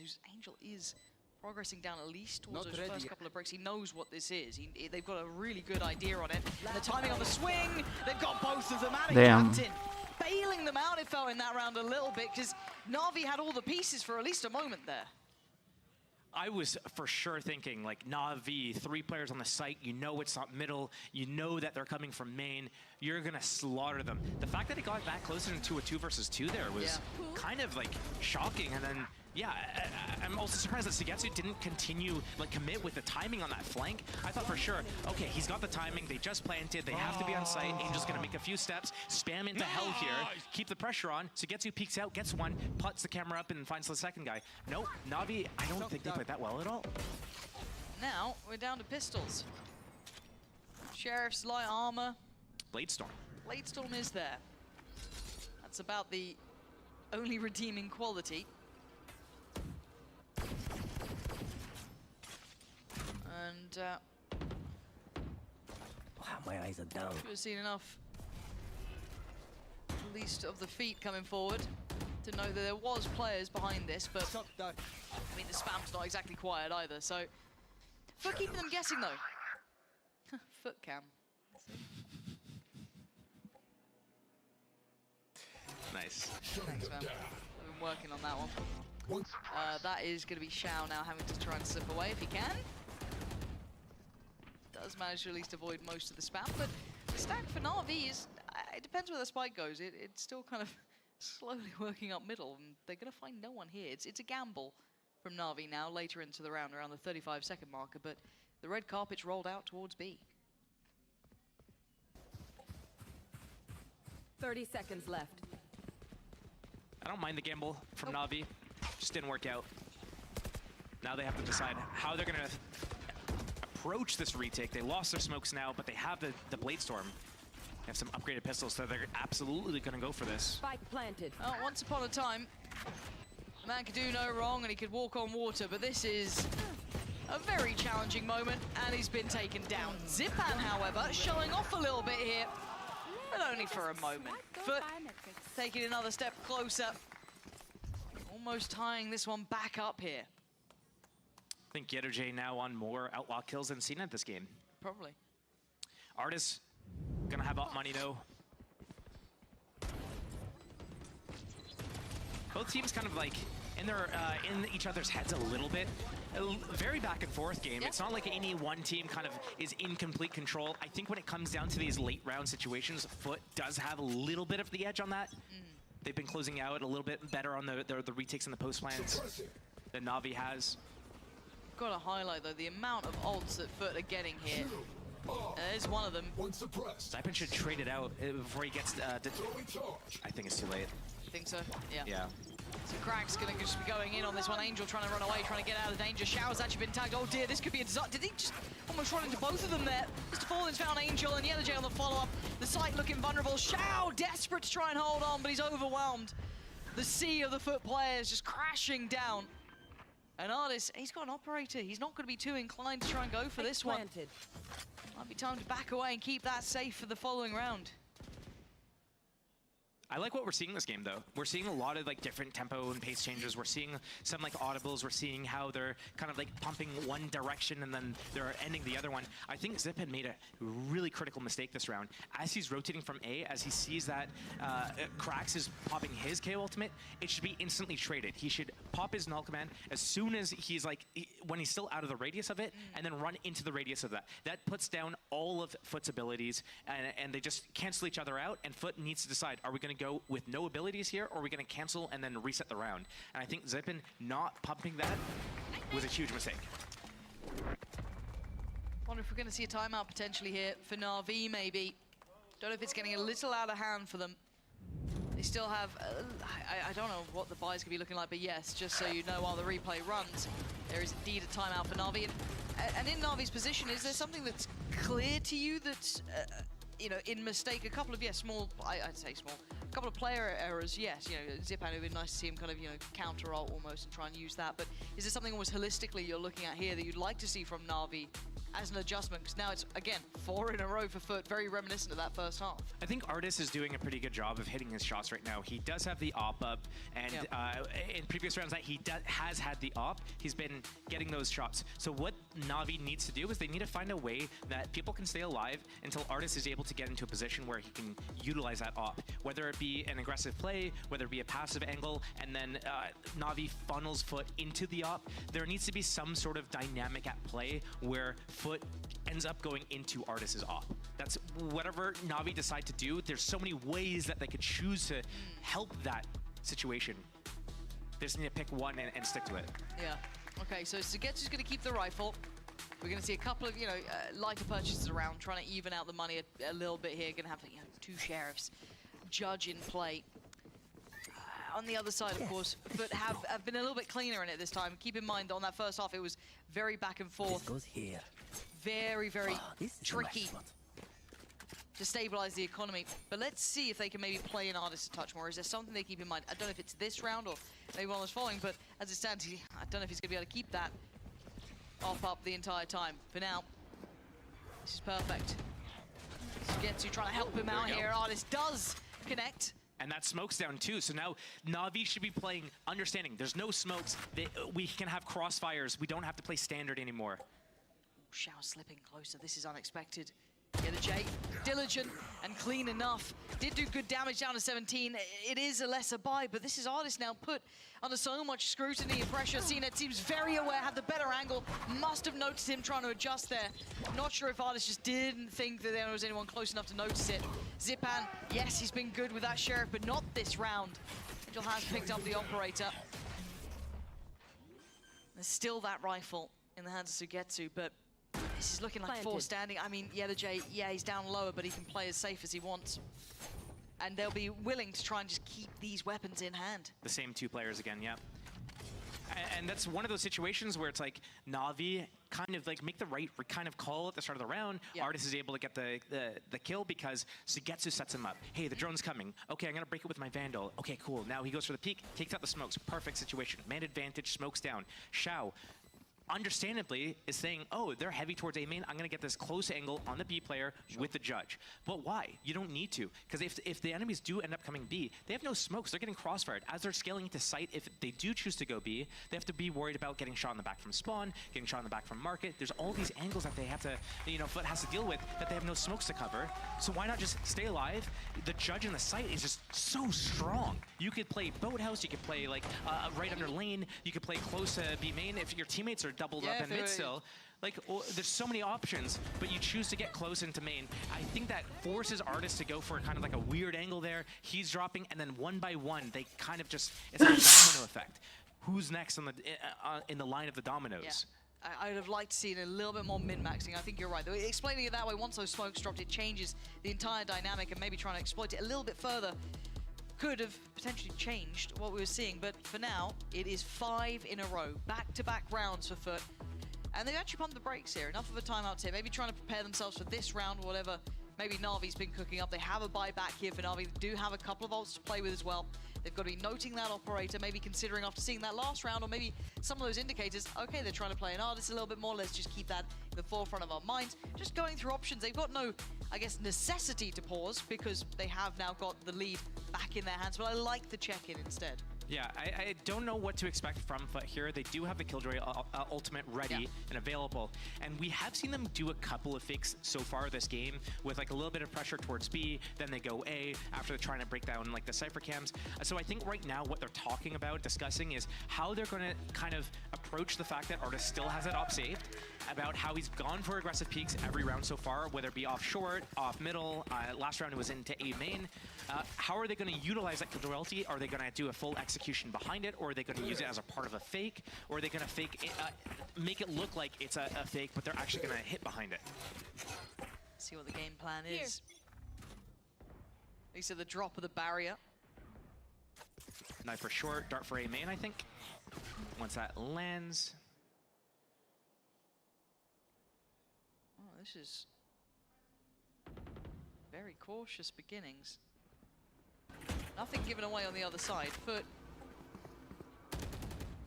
kind of showing their hand early here. They have seen Artist. Now, anything to handle that lockdown. Looks like at least Zipan's going to give it a damn go. It should do it. It does. So now he's popped his ult as well. So this is really stalling. Now, was this a direct thing they wanted to try out here? But they're already looking for a new route here, FUT. FUT trying to maybe carve a new path. But this does play an Artist a little bit more. But now pressure split through. 3 through middle, 2 through main, and a 1v1. And CNED wins it this time. Starting to maybe warm into the match, but the information's been found. Na'Vi slipped back to site. They're being surrounded. They have to somewhat respect it. Let's see what the setup looks like. The Sugetsu get some value out of this. Difficult for sure for CNED, but he's managed to make it perfectly fine so far. And Zipan does get teed up. Yeah, the J goes down. Underhand flash gives him at least a second chance at life here. An audacious cross, and they find a fair fight. They've spotted some more here. How are they still alive? How have they not been cleared? Individually, they try and fight, and they've fallen. It's just Shao now. They've made this possible. But the time... Is it going to take the 1v1 on site? He's going to be... Oh, I thought he might try and slip down lane there. No, he's going to shut the door. Try and find the 1v1, but look at T-Ned's timing on this. I quite like it. But you might read it. Does Shao even consider it? He absolutely does. He at least finds the shot. And now the 1v1, Mr. Fall finds him. That's close. Break for NAVI after a very possible round, but FUT making it out of danger there. I'm actually surprised that Zippen chose to pop his ultimate there in that situation. I think he didn't trust the fact that his Molotov was going to break that Killjoy lockdown. But here, yeah, this fight was crazy at the back of the site with like all the, you know, in and out, like whack-a-mole, the flash and everything. A little bit of an overextension, I think, by CNET as well. He thought he had that timing. He's going kind of with his teammate, but did not expect Shao to be there, kind of waiting for him. Yeah. And again, close as these may get, it's another for FUT. They keep marching further forward. Shao. Does get to stick around. Okay, CNET. Yeah, fair enough, he's gone down. That's from Zipan too, so maybe wondering where Ardis is here. Deep smoke goes up, isolating Ardis, but they don't have any clue at all. Yeah, completely none the wiser. Drifting in a freebie for Ardis then. Now you have to convert this. So Shao, how are you going to play this? Artist gets out, plays his life. I think Angel's considering that too. They can't let anyone have a, you know, an easy path forward or an isolated fight. So Angel trying to complement a touch hit. Oh. Cover going out. What you're wanting. Shao's in Now trouble now. Shao. It's not, it's at best, you maybe catch one and pray for a TP, but now they've made it back to a decent scenario. Luckily, Ardis has bailed them out from a 3v3. Now a 2v3 with Zipan, Ardis, and Sugetsu. Information's there. TP's taking the tour. Has a quick look behind, spots nothing. Maybe going to consider Sugetsu's rotation now. Over towards Tree. One flash. Zipan's got a lot of util as well on the other side here. Paranoia still without a captain, so a little bit of a spread on either side. What do they go for? Gonna flash him in. Ardis gonna take a little bit of damage, but he finds the fight. Catching out a captain when he went for the Paranoia, and Ardis. Marvelous work in that round. Making up for some real mistakes, Josh. Oh, some massive mistakes. I think without Ardis on this team right now, Navi would be having a really difficult time. Like, kind of like... the difficult time they had against Heretics. It is Navi playing themselves. They have those two-man advantage. They had middle just a few seconds ago, but they just gave it up. They have 3 players towards B. So how do the A players play? Walking around, trying to reposition that late into the round, that long after they got the opening kills. Angel gets caught out in the open, and now it's Shao versus 3, and they already gave up middle. So he's open to short. These rounds are getting really close, and Navi getting bailed out by Ardis there isn't painting the picture of how poorly some of these rounds are actually getting played out.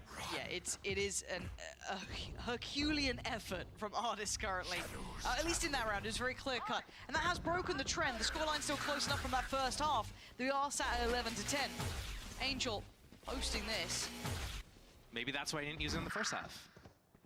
Perhaps. Hello. RV, just taking a walk. FUT gonna be happy enough to greet that. They picked up the pace of Zipan, stunning shots. Still, if Ardis is alive, there's still a chance. And Ardis has great timing as well on this flank. I don't know if they're going to expect him. If Zipan goes back to heaven now and makes a little bit of pressure there, it might beat it for him. Oh, the chance. Oh, he couldn't quite get it that time. Cracks bests him. Zipan's position was noted earlier on, so they've got to have an idea of where he's around, and they seem very aware of this. Yeah, that's going to seal it. Yeah. Wow. 1 versus 3, like in a situation like this, you're like, yeah, we kind of need this. They're going to have 12 rounds. Yep. But I think at that situation, 1 versus 3, once Ardis loses that opportunity, just save that weapon. Because, yeah, you have to play for the OT. It's better to play for the OT when you have your ultimate still, and then, you know, you could drop like a not great weapon to... I think he would have just had enough money. If he saved 1,000, I think he had 19. He could have dropped the Vandal, kept his armor, if he had. Yeah. Hindsight is a marvelous thing. I can imagine the moment maybe just a little too lost in the sauce, but... Yeah. Again, that was a drop of rain in a drought. That previous round, when Ardis became the savior. You're gonna need another one of those to even keep play on. And they extend play now. Sheriff for Angel, Stinger for Ardis does have the Blade Storm. Take flight. And a late out very nicely timed here. Can at least catch 2 players. Not sure about the third. You have the Sheriff, Angel. Your teammates have Vandals, 3 of them. Plus Blade Storm. Thank you. He's finally listening. Still, Zipan this time. Zippin, you just saw them close middle. Oh god, the timing is egregious, and he's gone. He got caught trying to pop the ult, now out of Captain chomping at the bit. They're just around that corner. Maybe a quick res could come in here. Yeah, indeed it has, but Xiao gonna isolate out of Captain, slowed them down on the way towards side, but Crack still stands. Does not expect Sugetsu playing from up in heaven. And now a scramble on the site, but it's working out. NAVI holding on to the threads of this round. Leaving Yedajay. Now on V4, quick little upgrade found as well for Angel. Artist, everyone now sitting in a much better situation. Zipan is on the case. This is his angle to watch, and Yedajay has to give it a damn good go. That's the first good step. Gets to stay alive, spots out another player. Doesn't take too much damage, but the time was dwindling. He had to make a move, and NAVI showing some diligence here towards the end of this, well, half at least. And I want to highlight what Xiao did there, because I think he only ended up with 1 kill in that situation, but this defensive smoke on site, followed up with the paranoia, he was able to get a kill there, but what that smoke on the site and the paranoia does is it allows his teammates to flood out, 2 more people coming out of heaven, fighting with Xiao on the site, and then that sets up Angel for the flank from short as well, and then they're just converging all together. That is the type of quality teamwork that we need to see on a more consistent basis from Navi. We can see that they're capable of it. We've clearly seen it in multiple instances of this game, but we also see how they kind of falter and go below like their skill floor. The skill floor is just, it just feels like there's no bottom to it. It's like an abyss, and it's like they could go all the way down. You don't know how, you take like one of those things where you like crack it open, oh, you just like throw it down, the light sticks or something, you just throw it down and it just keeps on going. You're like, where's the end of this? That's Navi's floor. But you know that their ceiling is so high, they just need to be able to raise that floor closer to where the ceiling is, and we'll have that team that we know can be a top team in the world be more consistent, beat teams that they probably should be beating on a more consistent basis, and then start making more international events. I think overall you're absolutely on the money, and kind of rolling back to what we were talking about at the start of the day, or at least what I was talking about, is we want to see marked improvement. We have seen that. Now, is it a little off the back of Artist having a better game here? I'd say so as well. There's been a couple of rounds that he individually has done enough in. But also, everyone else is showing more consistent glimmers of the higher end than the lower end. But it's not, as you said, the overall effect is not completely, you know, everything's fixed, everything's great. It's just we're seeing a little bit more of that coming through now. Is that the fact that we get a Ascent here? Is it just, you know, working out a little better? We'll wait and see, because there is the rest of, obviously, the map pool to play out. But as it stands, NAVI give themselves a chance here to take this to OT. Still a buy in hand and some early damage on CNED. But a cautious beginning after the back of the timeout from FUT. That Molly actually got the entrance trip there over on B. It's not going to do much because of the setup that Sugetsu's doing.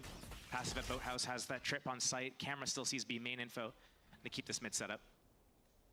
And Artist is actually going to perfectly bait this for Xiao, or he should be able to. Usually it's the Jet that's in those like precarious positions. Once Artist takes his shot, gets away, they're not going to expect Xiao to be in this position as well. But with Artist, this is tense stuff, isn't it? Right? Camera sees nothing at B main. They see nothing at mid. Is it going to be an A hit? I think that's maybe a pixel out of place or just a shot fired. That's about it. This ultimate from Cracks on this A split. Angel. Oh my god, he's gonna be flashed by Zipan. The timing here. Angel, you gotta make this work, and he doesn't. He doesn't. He hesitated. 30 seconds left. I don't know what really caused him to turn his eyes away there from that. Just pause for thought. Xiao, does he get to save them again? Last time he was the hero. This time he falls. FUT just get across the line at 13-11, and NAVI left in the dust a little there. A frustrating end after a very hard 4-4 game. But Josh, that was hot and cold the whole way through. That was hot and cold, and it got to be a crushing ending for Navi there, because they had the right idea, a little bit of hesitation, kind of like led to that disaster. But I mean, FUT, it's one of their best maps. I'm concerned about Navi next map. Yeah, I think we'll keep our eyes on the next map. Don't go anywhere.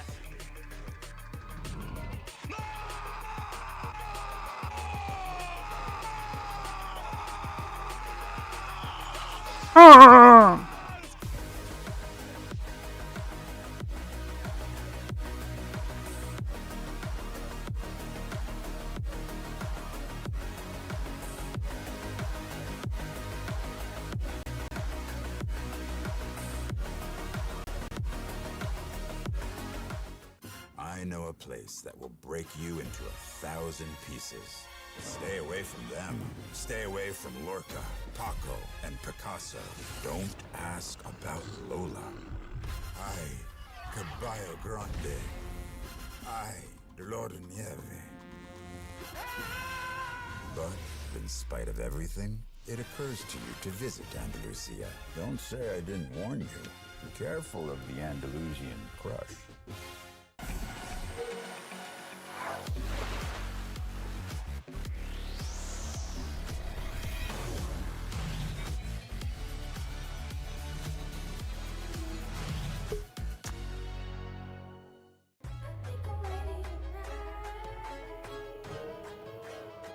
Hey guys, it's Jimmy Lin. In this series, I'm going to walk you through attack on Pearl. Watch out for the stairs, clear this angle. You're going to be able to fight this.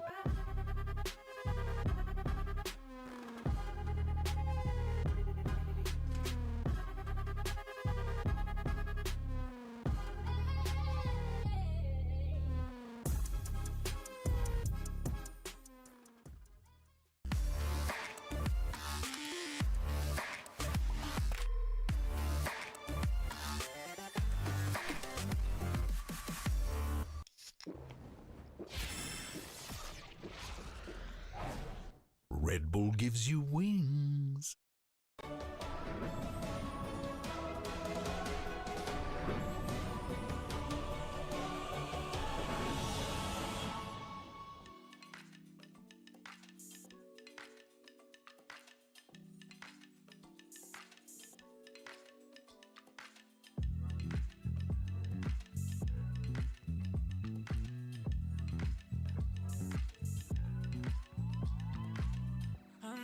Stressing right, you need some meditation. Don't let them ruin your vibe. No time for rumination. Let's leave it all behind. Think of flight aviation. Want you, girl, by my side. Let me show my appreciation. I want you here with me. I miss your body, baby. No, I cannot believe that you're still single, lady. Wishing I could retreat. I want you here with me. Be my lover, be my trophy, be my woman, be my lover, be my trophy, the only one I want. Be my preliminary. Let me caress the way I think it's necessary. Monday, Tuesday, Wednesday, babe. 7 days, are you ready? I don't need to say you know it, girl, you're extraordinary. I want you here with me. I miss your body, baby. No, I cannot believe that you're still single, lady. Wishing I could retreat. I want you here with me. Be my lover, be my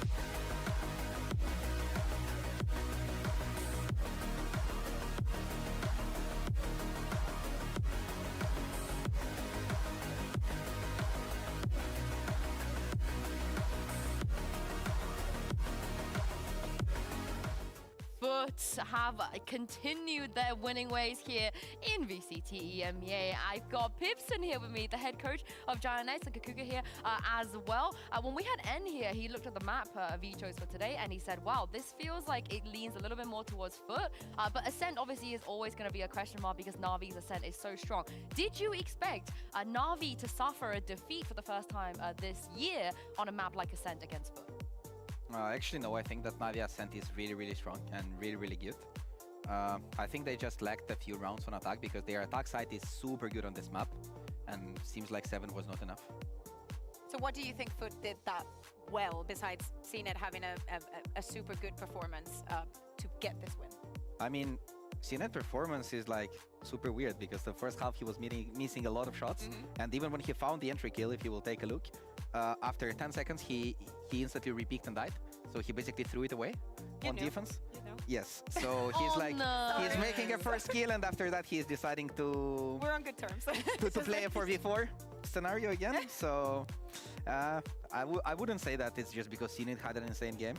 It's just in general that Footballists actually played really, really well, especially on the retakes on 8, which they had in the beginning of the half. And then their B defense was pretty good with the utility. So that managed them to take a lot of rounds from Navi on defense. This is the thing, as you said, in the first half, Navi, they just looked so good. They had the right ideas. Even here, perfectly Kakuga prepared for what FUT were throwing at them. Oh, yeah, exactly. We have seen this kind of aggression so many times. We're going to see the paranoia and everybody ready to take the shots. Also, Artist getting the operator in this final round to expect FUT to do something different. So it is not like we saw a Navi that was completely out of the game. Actually, it took him some rounds to get things going, and some mistakes that were not really characteristic of them. This is the thing, like we said, Navi, this is the first time we've seen them even lose on Ascent this whole year. They're so good on it. Historically, they rarely lose as well. But you guys mentioned him already, Charles Leddington, good old CNET. First half, kind of not extremely impactful, but then when the side switch, he just turned it on, and Navi just won Netty. Here's the thing, as Pipson was saying, yes, he was able to get that first kill on the defense time and time again. It's something that, you know, CNET just does, but it's actually the way that he stepped, well, him and the rest of the team on the attack, just generating that pressure, cutting Navi off guard time and time again, as if they were not ready for some of the things that we were seeing, or some of the picks. How big of an issue do you think this is for Navi, though? Because Ascend, their best map, they lose on it, Pipson, as we head to Lotus, and eventually we will see Icebox, I think is the third one, right? As well. How big of a problem is that they weren't able to win Ascend? I think it's a big problem. Like, in general, just because last Lotus of FUT didn't look good as well.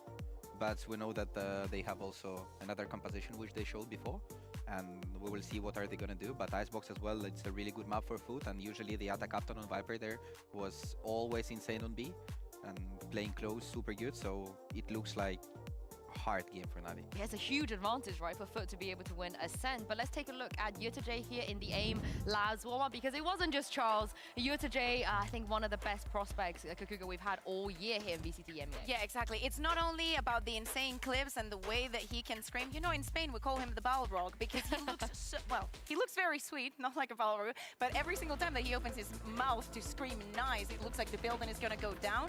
Doesn't matter where he is. I think that, of course, it helps a lot with the mentality, but also he himself, he's a brilliant player in many of those attack rounds. He does such good follow-up on everything that FUT is putting on the table. And also, we speak about how the teams that didn't go to Shanghai have had a little bit longer than the teams that did make it. But realistically, Pipson, how much time do you think Navi have had to fix things on Lotus that didn't previously look good?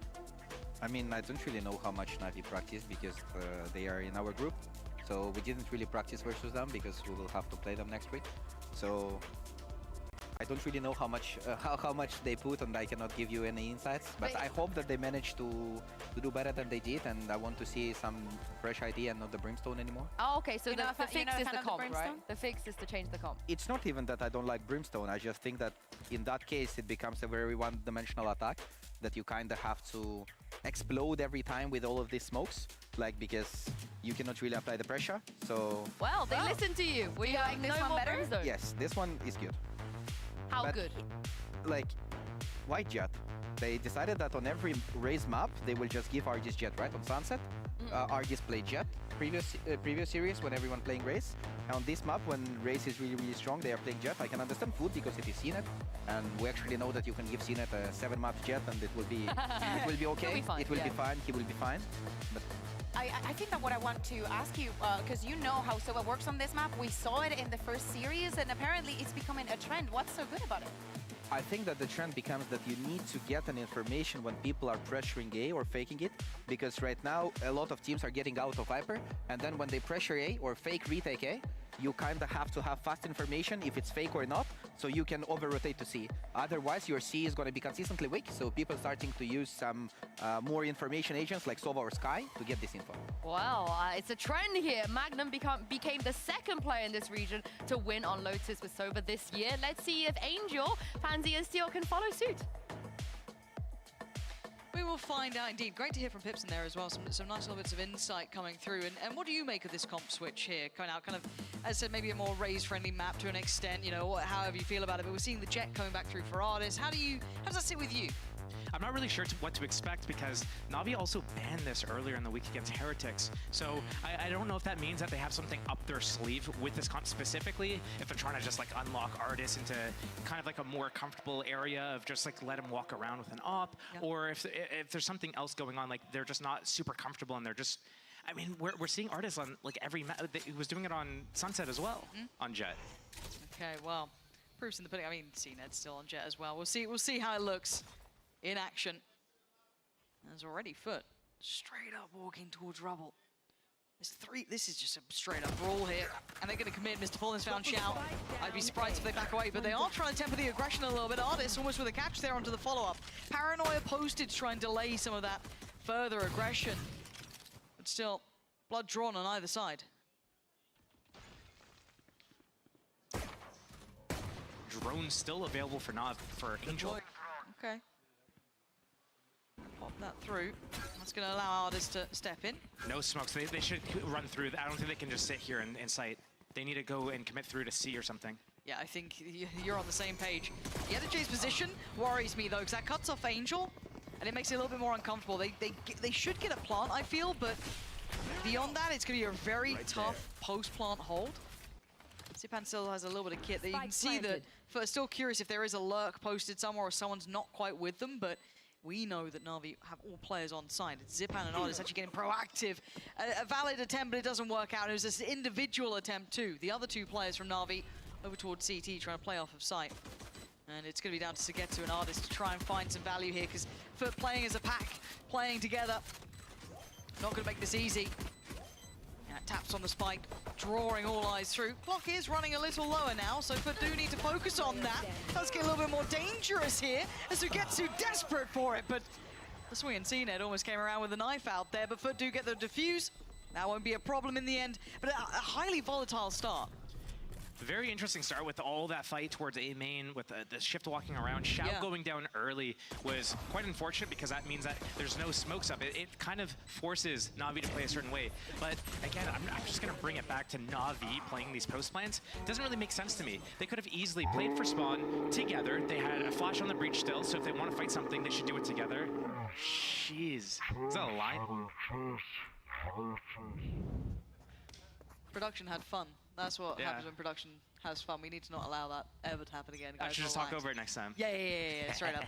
No, but yeah, I guess this does talk a little bit into that bigger picture, into that post plant. I don't mind that they went aggressive as, you know, two of them towards CT to try and take some sort of space back. But yeah, I guess it was a little bit of an individual effort as well on the other front. Yeah, it's like you have that flash, you can fight together, you can put the camera on the spike, wait for them, they're going to smoke either the spike or you, pop the camera when they're defusing it, spam them, flash them, peek them together, do something together, anything together. Yeah. For now, we do see, is that an outlaw coming out? It is. Okay, so Sugetsu's gone for that, and a sheriff angel. There's an angle there that you were hoping wasn't watched. But Angel's lost himself, and now they get to, okay. A little bit more of that. How much light armor is there? Not much more. Cracks. He's down to 25. Well, on 25 armor, so that is going to be one factor to this. So he's got to be a little bit careful. Trick shots. Yeah, Jay gonna find Artist though. Shao the danger man. Bulldog in play. Plant gonna be coming in as well. They've made this look a little bit more doable, to say the least. Oh, Sugetsu showing off now. Give us another. Just look at the weapons. You'd think Na'Vi was the team on Eco here. You're absolutely right. 2 Bulldogs now in hand. Zipan's got one for himself as well. Mr. Fallen was on the Sheriff. You've only got Spectre with Yedajay. The time going to start ticking a little bit quicker now. Forced to fight and actually falls. Yedajay gets a fair fight on it. And how has this turned on its head? It shouldn't be this way. Na'Vi had everything there, Josh. Not again. What's with these second rounds, man? They have the winning situation, but again, what happens? First guy peeks, it's Sugetsu. He misses his outlaw shots from the tree room. And then it's next. It's another isolated 1 versus 1. Then it comes down to 1 versus 2. He's getting peeked from 2 different angles, running out of ammo. And then again, like these rounds slip away so easily if you don't play with the discipline. That's what Na'Vi is missing. It's the discipline. Which, for some reason, my brain just doesn't like hearing Na'Vi and not disciplined. You know what I mean? Even historically. As it stands, you're not wrong. But look at the state of these buys. What is this? We've got Operator CNED, Outlaw still out for Yedajay. That I imagine got collected probably from that last round. But still, on the other side, rifles galore for Na'Vi.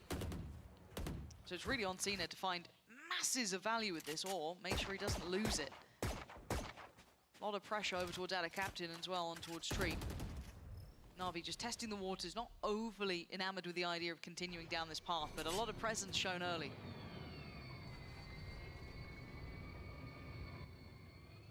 Heavy shields for 4 players of Na'Vi. That Outlaw not going to do much, but the op could be devastating. Yeah, pretty much cuts off C, doesn't it? Makes it incredibly hard to hit towards. Do still have Zipan with all, you know, all the kit and caboodle, but still. See, timing on this. Yedajay, lucky boy, gets to be alive for a moment longer. To get to slowly creeping in. It felt like it was going to be that B hit, but actually does CNED land his shots this time. Drone, dart, flash, stun, anything. Oof. Okay, they get away with their life. They could have invested a little earlier into that, but now the drone's going to go up. Should be forced off the angle further. Stuns there, he's been caught. Yeah, he's in trouble now. Trying to stick around as long as he can. Does eventually relinquish that pressure. Has a little bit of a glance, but with 23 seconds, they need to make sure they get this plant down and nothing denies it. I'm looking towards Cracks. Does he have anything to maybe dissuade it? No, not really at this point. Plant is coming in and it's safe. Zipan gets the spike down here. A little bit of chip damage, but Na'Vi can now slip away and sit into a post plant and hopefully hold it, considering the weapons they have. CNED probably not wanting to over-invest on his pathing here. Need the rest of FUT to really set this in motion if they want to go for this fully. That Bulldog was to fall in, that Stinger in play. It's Zipan on the site. FUT are close by now. This is going to be buying precious seconds here. Shao, the first one to truly draw blood. Looking for a follow-up as well. It's going to be Artis. Nicely done here. Na'Vi holding well, and CNED wants out of there. Time to run, time to back away. Na'Vi, first mark on the board for them now. A little scared on that first just jump spot out back by Mound, but they managed to make it past. I was nervous because it was such a wide jump spot, but I like the follow-up. You get the drone spots on the radar. It doesn't even have to get the tag. Reach falls up with a stun. Guess what? You can't scope it in with the op. And then they just go and take that space right away. And they played this post play relatively well. They played together, side by side. They had a good counter stun on the initial retake there. And then they were able to hold everything, basically. CNED getting away with the op. It's going to be a danger. Yeah, now we get the buy. Now, where does CNED play with it this time? That's a kind of curious part, because he's shown that maybe C was where he was initially starting. Is there going to be an adjustment? It looks like it. I went over towards door, it looks like. We did see the Na'Vi prioritizing this control early on here. Artis going to post a couple of blind shots through. Obviously going to have heard that door being broken. They're testing.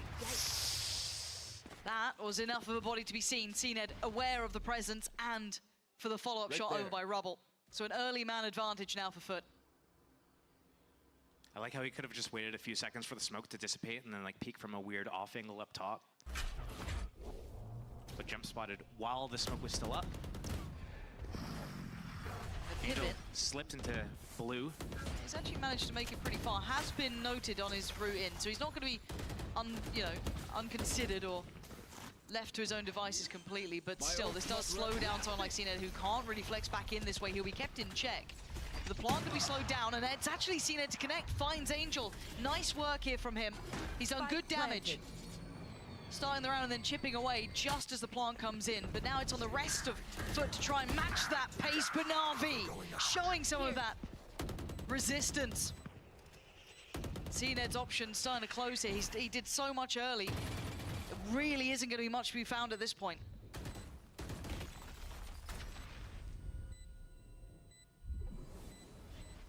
Cracks realizing that this is a lost cause. Yeah. You know, sometimes watching Navi, I sometimes forget like how good some of these players individually are until a round like this comes out and you get to see Sugetsu and Zipan fighting together, and even Xiao. And in some instances, he's been quiet the last, I guess, this entire week, but at one point in time, like, he was a menace. Yeah, the scary factor is that the potential of NAVI is always exceptionally high. It's whether or not it feels like maybe the meta suits them. Are they playing in form? Are they playing together? Do they have that synergy? You know, if they get all the green flags, they're one of the scariest teams to face. And I think everyone internationally remembers that. And you kind of think, God, if they hit that form, if only. And it is glimmers of it, though. It's not consistent at the moment. They have not had that consistency for some time. But you see it in moments like that, as you said. After we've had CNED find 2 first picks. Very well done from him, and yet the tides can still turn when NAVI remember a little bit of who they are. Back to business, however, and it's similar scenes. They've managed to navigate this way further from CNED's view. This puts it down to a captain. Very difficult to find a stronger hold from this position, especially with the Stinger. Yeah, he can be a nuisance, but he's already fallen. So the site is open. The flank's there, yes. What more are you meant to do? Yeah, Sugetsu. Where is everyone hiding? You shouldn't be doing that when there's still a whole lot of players alive, because it gets a little bit uncomfortable if you mess it up. Sugetsu, you better land your shots, and he does go down on a 1-for-1 trade out in the end. And now into a 2v2. Cracks and Mr. Fallen. 3 kills for Cracks in this round. TP. Right Mr. there. Fallen, at least a weapon to play with. Not ideal, but it's a weapon nonetheless. Maybe look at, yeah, there it is. Sugetsu's Vandal. Last player standing. Oh, no. And a banging shot. Cover going Xiao. Not going to be happy about this one, are you? But they've got the clock against them as well. Xiao needs to play this perfectly, though. Difficult, tricky against 2. A tap on the spike, and they found him. Devastating after what was shooting a body mid-round. If you're going to give it, you better be ready to deliver on it too, and FUT just laugh at them. This is so reminiscent of last map as well. It's just those situations, you know where both of the players are. Artists, why are you peeking there in that 2 versus 2? Boy, pen. How many chances? Yeah. Well done. Sliggy's sending out his agents now. He's actually sending them in person. We've got Lexi coming out and everything. There's no escaping them. Like, this peek was completely unnecessary from Artists. We're seeing CNED again, just like, he's trying to break it down low enough that he could break it with a classic easily. But again, it's reminiscent of that Ascent, where he's just caught out in the open, again, with his op. I think I've seen more rounds with the op saved. Whoa. Hold on. This is all getting a little bit mad here. CNED gets away unscathed. He's kind of forced to commit to this for a little bit longer, though.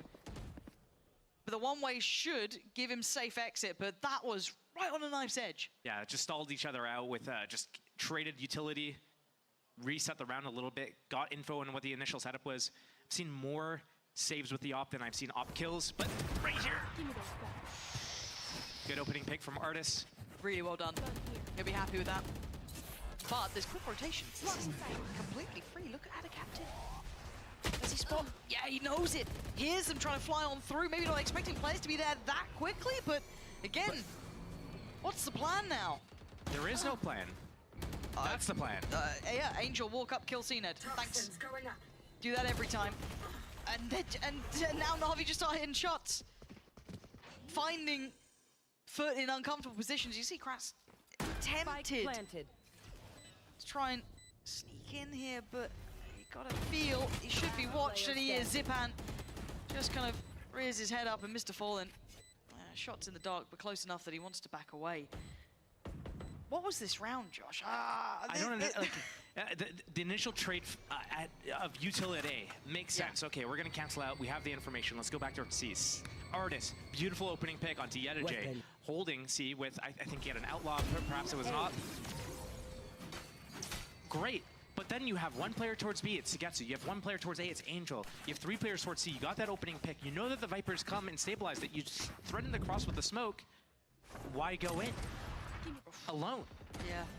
Maybe it sets up this kill from Angel, and maybe then Sugetsu is able to get another kill at front B. Maybe that death made this round happen. Let's just say that. Let's just be happy with that. I feel like you're having a meltdown. You're right. I'm having fun.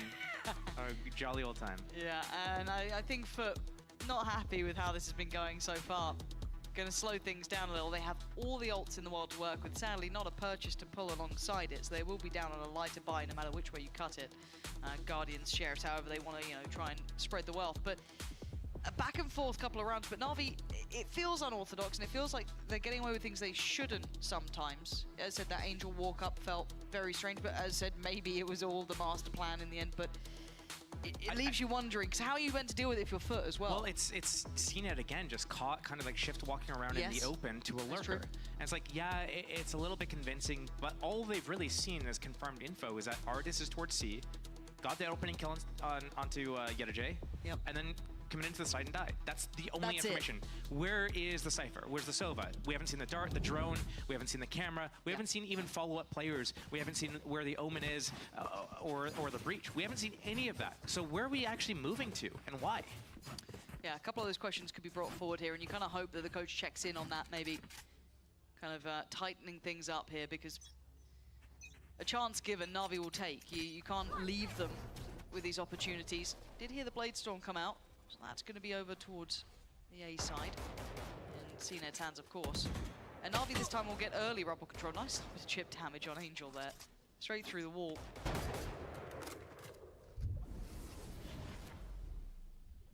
What do you do off the back of this, though? Because, again, you can't openly read into anything. And Artis, again, gives them that entry. Do we see a drift up from CNED? Is he considering walking back in? This time it's confirmed attendance, at least that Navi are here. They have shot a couple of times. Spike's still yet to move. It's actually Yedajay. I don't know how the hell he got that one. I have to see that one back. Maybe just. Oh, they opened the door did he actually open it? Took the duel. Yeah, it had to have been. It wasn't a wall shot. Yeah. And CNED has shifted forward. It's actually Mr. Fallen who gets the shot too, so they may not know about CNED on this. Angel should have probably shouldered that, so he's got at least the information, but they've lost out on that man advantage now at a 4v3. Zipan still has that ult to play here, though. They do feel like they have a chance, and you can see that FUT so far aren't really playing close by 30 to this. seconds left. I think the rotation is going to come from Yedajay opening the door and throwing the hat onto Artis' dead body, just to get the information of where these guys are going to go once they set up in this post plant when they have C site, because they have the breach ultimate. As soon as the Cypher scan happens, they're going to open the door, they're going to use the breach ulti. Oh wow, wait, What CNED? is... Where was that? Was that? It was again, a waterfall. Either he was over the top of waterfall or he just caught someone maybe walking up towards site. I'm not certain, but CNED again, just 2 HP. He's trying, but time. What is happening? I don't know what just happened that round. That was a really bizarre round. It's not just me, right? That was like a Navi 2015 CS round. Navi-esque timing. Start moving at 30 seconds. And then run out of time for no reason. Okay, so that was the that was one we thought. Right, okay. Cool. This is what I was waiting on. Where did he get this kill? Someone's walk pushing in. Oh, Well, Angel pushed up on that? you sound surprised. Yeah, no, you're right. Yep. It's like you haven't been listening to anything I said the entire last map. Because sometimes I hope for better, Josh. Okay. You know, I'm The praying optimist, for the better pessimist, days. yeah. That's it. Like, you know. Here we are, 4-3. Can they find consistency in this, though? I'm trying to bring it back, man. Even I'm losing my mind. But the trip's been dealt with. CNED, you're brave to re-peek that. Maybe a little unnecessary to go back in, as Navi were really staking their claim towards this early control on Rubble. And Yedajay goes for it as well. Stop feeding the beast. They're going to happily greet this with a smile. Not sure what the plan was. They had the pit down towards C. They had safety in that. Maybe a little unnecessary, and now it all falls onto the shoulders of Mr. Fallen and cracks. You know, I think your optimism's rubbing off on me a little bit. I'm finally starting to see it from both teams because CNED's doing this so often this game, and Navi's been doing it as well. They're consistent. They are consistent. They're consistently inconsistent. I'm sorry, I've driven you absolutely mental. Angel has cleared cracks, so things going from bad to worse here. This then kind of pendulum swings into the hands more about a captain, but you got 5 against you, and they're about to get a plant down. Oh, it's going to shift up a little closer. Does give them a step, but you can already see the damage coming in. Unconfirmed, yes, but it's just not going to work out. Angel taking a walk around. Yeah, he's going to hear at least some of this as well, and that's going to be a player move. Not sure if he noted Mr. Fallen, but he seems very heads up about it. Mr. Fallen may not even be able to keep this rifle. Cover going out. What are your thoughts?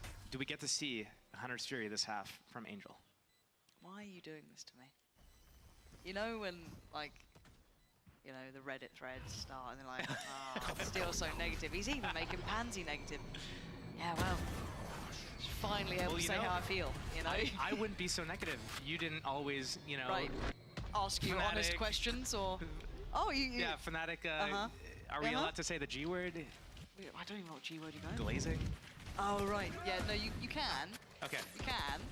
You can. It's been done. Yeah. Fortunately, I don't think I've had to cast Fnatic for a minute because they've stopped doing deep runs at tournaments. Ooh, that's always that's always... It's almost like Fnatic just win a lot, or at least used to. And I used to cast a lot of the finals games. It's weird. DLR in absolute shambles. Can't understand it. I put them there. It's crazy. Just so much bias. I used to hate watching Fnatic too. I'm kidding. And now you love to watch them because they're losing, or what? Yeah, I love an underdog. I can't help myself. Anyway, CNED, let's see what you've got this time. That was a tag, I think, on Yedajay. Oh, no, it was Cracks, excuse me. So he's going to have to walk away. A little worse for wear. Here. Still an early scramble of a fight. Well, you use the Hunter's Fury. Yep. Does that make you feel better now? A little bit. Cool. Yeah.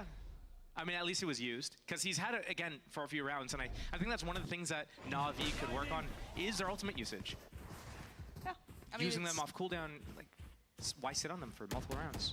It does feel as though we kind of see certain teams really do well at it and kind of excel in that instance. And you can see the validity in the idea and others kind of maybe wait for the perfect moment that may not always present itself. Yeah. I think Heretics and KC are perfect examples of that. I'm in complete agreement. It was Heretics that always comes to mind when you know you kind of talk about it. But KC, yeah, absolutely in the same category. But now it's going to be a side take coming in.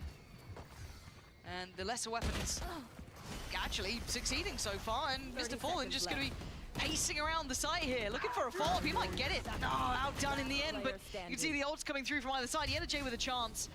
The information, though, going to make it trickier to find any sort of freebie. Sugetsu and Zipan, you imagine they'll play this together. Oh my god, okay. A 1v1? Oh my god. Oh my god, it's fine. Sugetsu's there. 5 for Na'Vi. I don't even know if that deserved the golf clap crowd. You guys are kinder than we are, but that was a dangerous moment, really. I don't know how it got down to being that dangerous, even in that 2v1. Just watching you kind of like watch that round, like you're kind of like sniffing spoiled milk or something, your body like fully recoiling. Like, what is going on there? But again, yeah, I mean, it is this, the discipline issue. It comes down to these really fine margins where players are slowly repositioning. They're not together. They don't know where to expect these players to come from, and it gets really close. Trying to make an early play towards middle, but no real opportunity to swing off the back of it. So again, we kind of go back to what we know here, which is Na'Vi taking this rubble space. Don't overextend. But we love to do that. We did that every single time. And actually, do they re-peek it? They actually got the shot on Xiao that time. Still. Do you remember they gave Xiao 2 kills from that doorway? Shadows traveling. Maybe not opting for it here. It is going to be Yedajay sitting deeper this time. Maybe just wait and see if anyone's daring to push through it. That still has his util, so he could force them off these angles. Yeah, going to make him fall away. This is going to take the space that he's given him. CNED wants to come back in towards the side here. Yedajay on the fight as well. Nice face together there. Playing in unison and actually giving Na'Vi very few options. This is difficult for Na'Vi. Positions all very much seen, no real threats towards A. This is very, very tough. Even spotting out where Xiao's currently residing, maybe that door's going to apply a little bit more pressure towards him. CNED's caught Zipan trying to lean a little further forward, and now the captain should be aware of the chance. He is. FUT much better in that round. That was an Andalusia flawless from these guys as well. It was just FUT just one step ahead, but I have to just like point it out again. I don't mean to do this. I don't want to do this. Like, please give me any excuse not to do this. But the pressure early on towards B, right? FUT realizes, hey, like we've pushed this off. We know it's just this one player, it's Sugetsu. We broke the trip. We're gonna rotate towards where the next noise is, which is A. And guess who's walking into our screen? Yeah, your favorite. My favorite. Crazy you hate Angel. I thought you two would be best friends after, you know, the CS dynasty and everything. No.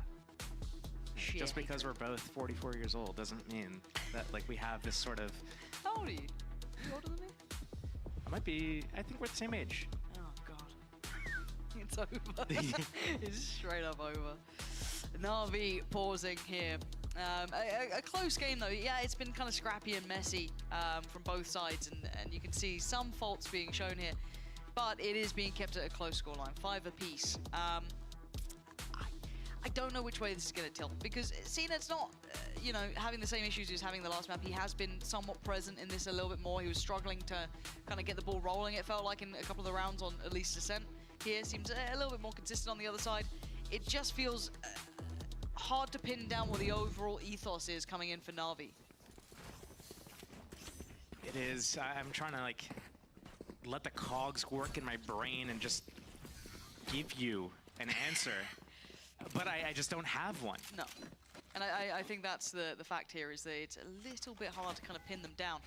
And it comes back to a touch of the Heretics game as well, that it was very hard to see what they were trying to achieve. Obviously, it was a much starker contrast to this scoreline, but still, let's see what they've got here. Right back towards Rubble. And it looks quite all in, really. It doesn't seem like there's much subtlety to this. They might be fully aware now that they do have pretty much just one on the side, which is Mr. Fallen here. Pressure, yes, from CT side of things, and Mr. Fallen does need to show his hand. And Artis? I don't know if there was maybe a miscomm on that, or just simply tunnel visioned in, but he gets found. That could have been what felt like a 5v4, but actually still success. Zipan lands a shot. Cracks, though, going to take towards the site. Does go down in the end, but the counter swing comes out from Ada Captain. A little out of kilter, but it works nonetheless. And now a 2v2. Ada Captain creeping closer. A tap on the spike. Ada Captain! He's got another as well. Beautifully played by him in the end. Damn. Jay fell in the meantime. But FUT get the lead up to 6. See if they can keep that in towards the half. The only thing that makes sense to me there in that round with Artis being in that position is that he thought his teammates came through tree when they opened the door, but that Viper wall up maybe made them pause and not come through. There's some sort of communication issue. That's the only thing that really makes sense to me. Because Ada Captain, he's in that tree room like every round, basically. Yeah. There's someone in there for a FUT every single round. Operator back out now. Up against a broken buy, no real ults. I mean, they could maybe strive to get Zipans or Artises, but it's not going to be an easy one. Maybe Zipans is a little bit easier than anything, but still. CNED needs to break the drone. If Angel uses the drone here, needs to break it to set the other J up. That smoke coming in is going to allow him. Oh, he's in the stage. See when this comes in, you can see the Aldrome being waited on. Not ready too. Here comes the smokes. Very choreographed hit. Yeah, Yellow J's been very much caught in this one. Artis trying to find his man. Hello. It's fine, it's fine, it's fine! As long as he gets the kill in the end, it's fine. It may not be fine. Acena's on the site. Now suddenly it's all going topsy-turvy. Held at the door. Oh no. Denied entry. Doesn't need to overdo things here. The plant certainly not going down anytime soon. NAVI need other options, and maybe Sugetsu can give them that. But with only a sheriff, it's not going to be easy. With this pause, it might allow that consideration to come into place for FUT as well, that they could pivot elsewhere. I think they should just use like a dart on A, let Sugetsu tell them where the rotations are happening. Left. Where are they going for? They're... Are they worried someone's still on A, maybe? Plant the spike. Yeah, they're playing at the corner of the site, which is going to allow them to peek it from a lobby. Now we've got to see what that lurk does here, right? Sugetsu, how much does he get to hear?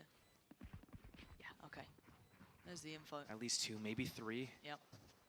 He's going to try and match that timing, or, you know, try and slip behind them potentially. Catch him on the way. Yeah. They're way too aware of Heaven, though. Yeah, they're also very aware of this lurk now, spotting it out, but they got to get a move on. Still able to deal with the players on the side, and Zipan does have that Guardian. That's the big factor here.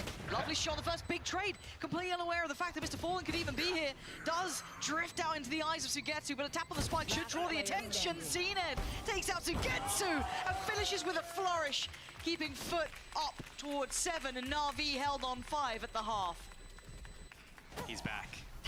That's all it took.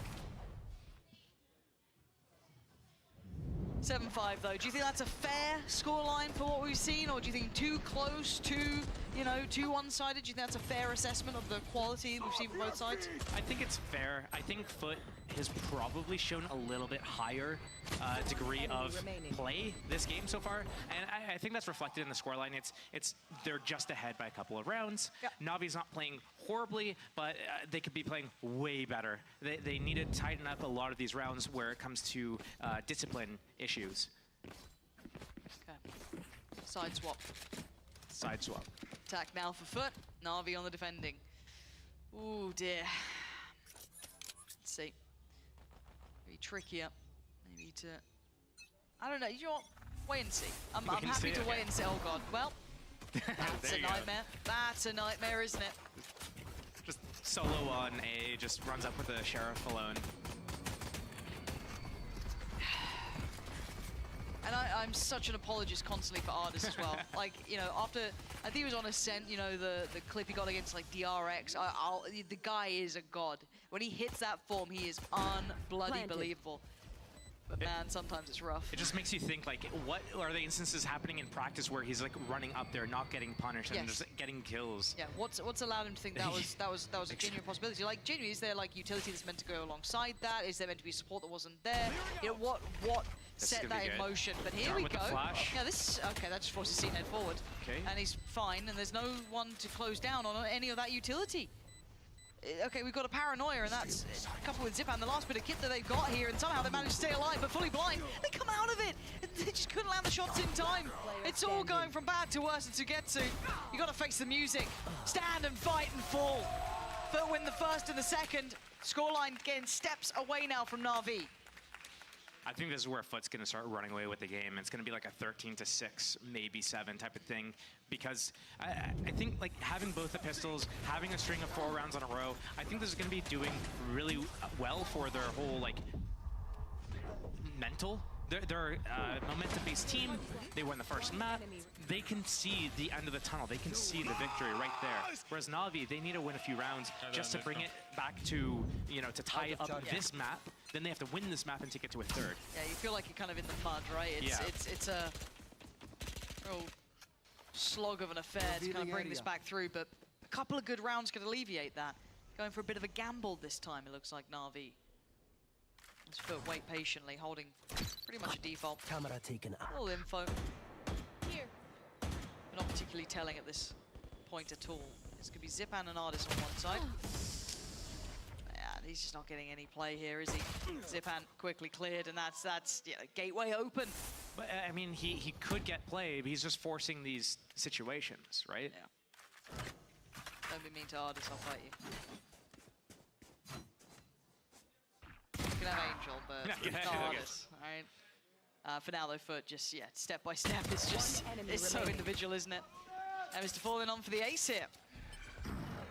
Might as well give it a go if he fancies. Sugetsu. Nowhere to run, nowhere to hide. They're trying to play it in, they're trying to let him have it. Oh, he gets to slip away even further. Mr. Fallen trying to chase him down. 30 seconds left. Sugetsu. Oh, he even denied it in the end. He actually took 2 with him, which is wild, but still.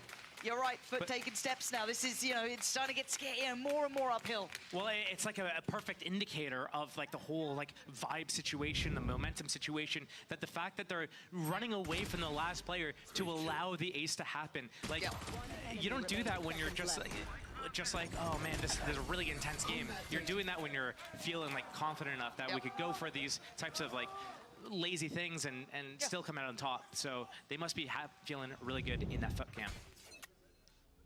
You a member of the FUT camp?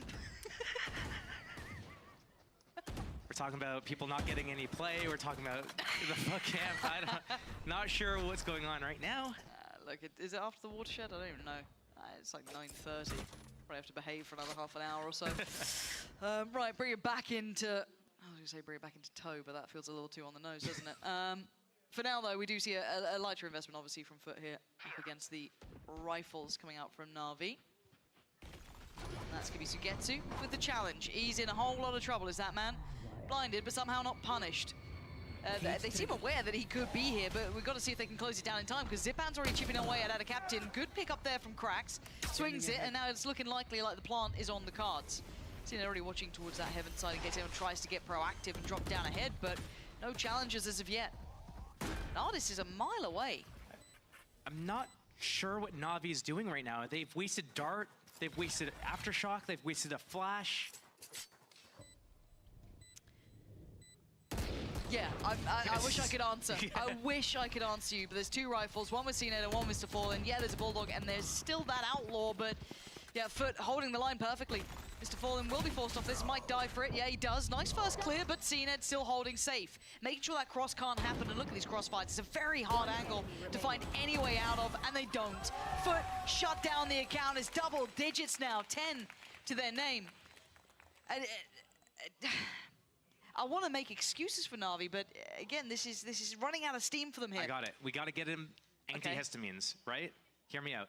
God. They have allergies. Whenever they have to play together and use teamwork, they just start breaking out, right? They have all these issues. Hives. They get hives. Yeah. You know, it's hard to breathe, itchy eyes, watery eyes. I don't know, just like everything happening, right? This sounds like the Zaiwu like weather in France thing. All right, we're not there yet. We're not there yet. We're not going that deep down. Do you know what? I'll throw it out there. I wonder if Navi are already trying to mostly prep for that. You know, the meta changes coming in, that maybe these games, hey, they're brutal. We get to basically face the top of the board, right? You get FUT, you get Heretics, and maybe they're already looking towards that Neon, that ISO. Like, I'm trying, man, I'm trying. I don't know what day they play next week, but that day that they play, if they're running this jet comp again... Don't do it tonight. I'm going to bring this back up. Okay, well, we could put a little wager on that one. We'll put a little wager on that, don't worry. I abstain from wagers. Okay.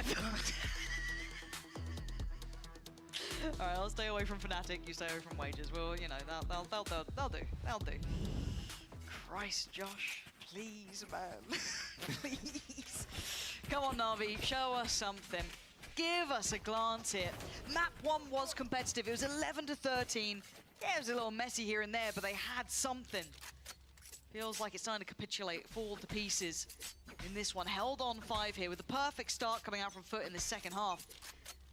It hasn't felt that threatening yet. But away we go. FUT. Glancing, showing presence towards Mound early on, but still holding this detail. Maybe expecting some aggression, and it's just light work for Yeda J. And that's Zipan found and removed within a blink of an eye. I just wonder if every first kill has happened this half towards A main in the favor of FUT. Yeah. I mean, God, that does remind me of the first kind of blood stats that were coming out of that Heretics game, where I don't think Navi, I think they got like 2 first kills. Yeah, I mean, yeah, I think they had 4 over the series and 3 round wins or something, yeah. And it's not looking like 6 is going to be happening here, but again, can they do damage? I do think it's hard to kind of say, because I know, you know, we talk bigger picture, silver linings. You kind of talk about, you know, doing economic damage, you know, building up ults, all the additional stuff. But when you've got 10 rounds against you, you've been held on 5. You kind of just need a round, if I'm honest, boys. There's not much more to it. Obviously, they'd get it if they could, but for now, FUT moving in force straight over towards the A side. They've been beaten to the punch. Angel is here. Sugetsu and Ardis, and that's a shot. Oh, finding exactly a little bit of a gap there to play from. Shock dart. How much does that achieve? A little bit of chip, but not enough to really deny anything. Krax can retake the angle, spots the barrel, and he's taken out Angel. Ardis goes down, leaving just Sugetsu in a 1v3. Can he do anything? Picks up a rifle. Jump spots, but so paranoid about all the other angles. We can see where they all are. It is 3 in a line, and it's 11 for FUT. Step by step here, Josh, they're getting so close to that 12. They have that Breach Rolling Thunder as well to help achieve that goal. Bladestorm on CNET if they need to use it, but they might just save that for a rainy day. Mr. Fallen with his ultimate as well could get some information, especially if they're able to isolate where Sugetsu is. He's usually been not this entire series, but this map, he's kind of been alone a lot of the times. If they can find out where he is using the Omen TP, maybe they can just like run at him, target him with a Breach Rolling Thunder, and just overload that site. It's kind of now or never. And Artis stands and commits, does get out of there, had a chance of drawing blood then. It was only for a moment's time, but it looks like they're But once dying they to go go. into it, yeah, they got a Rolling Thunder, why not? What does Artis do with it now? He's stuck on the site here. He should be dead to rights, and he is. CNET clears him in a heartbeat, and the C site is theirs. Zipan doesn't have his ult. He's one off from it, but he can't do much to deny this plant here. A couple of shots, hoping that it finds a target, and it's not. I know exactly where you are. All on top, it's all seen. It might all be done. 12 beckoning. These 4 NAVI players better be on their money. And they're not so far. Angel's gone down. It's down to 3 here. Chow looking to step forward through those smokes. Try and find a way in, at least close towards the spike. But there's just an army waiting on the other side. A firing squad. Locked and loaded. Zipan Sugetsu. You did some good damage. You got your ult, I guess. But still, this round's done. And that's going to be 12 for FUT. Josh, this one's looking done, mate.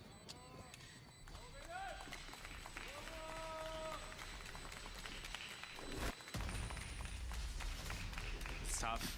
If you're Navi right now, you don't really have those options because that's another round where Match point. you lose that first kill. It's almost like they don't know how to read what's going on. Like individually, I don't know what the overall game plan is, but individually they're in the wrong place at the wrong time.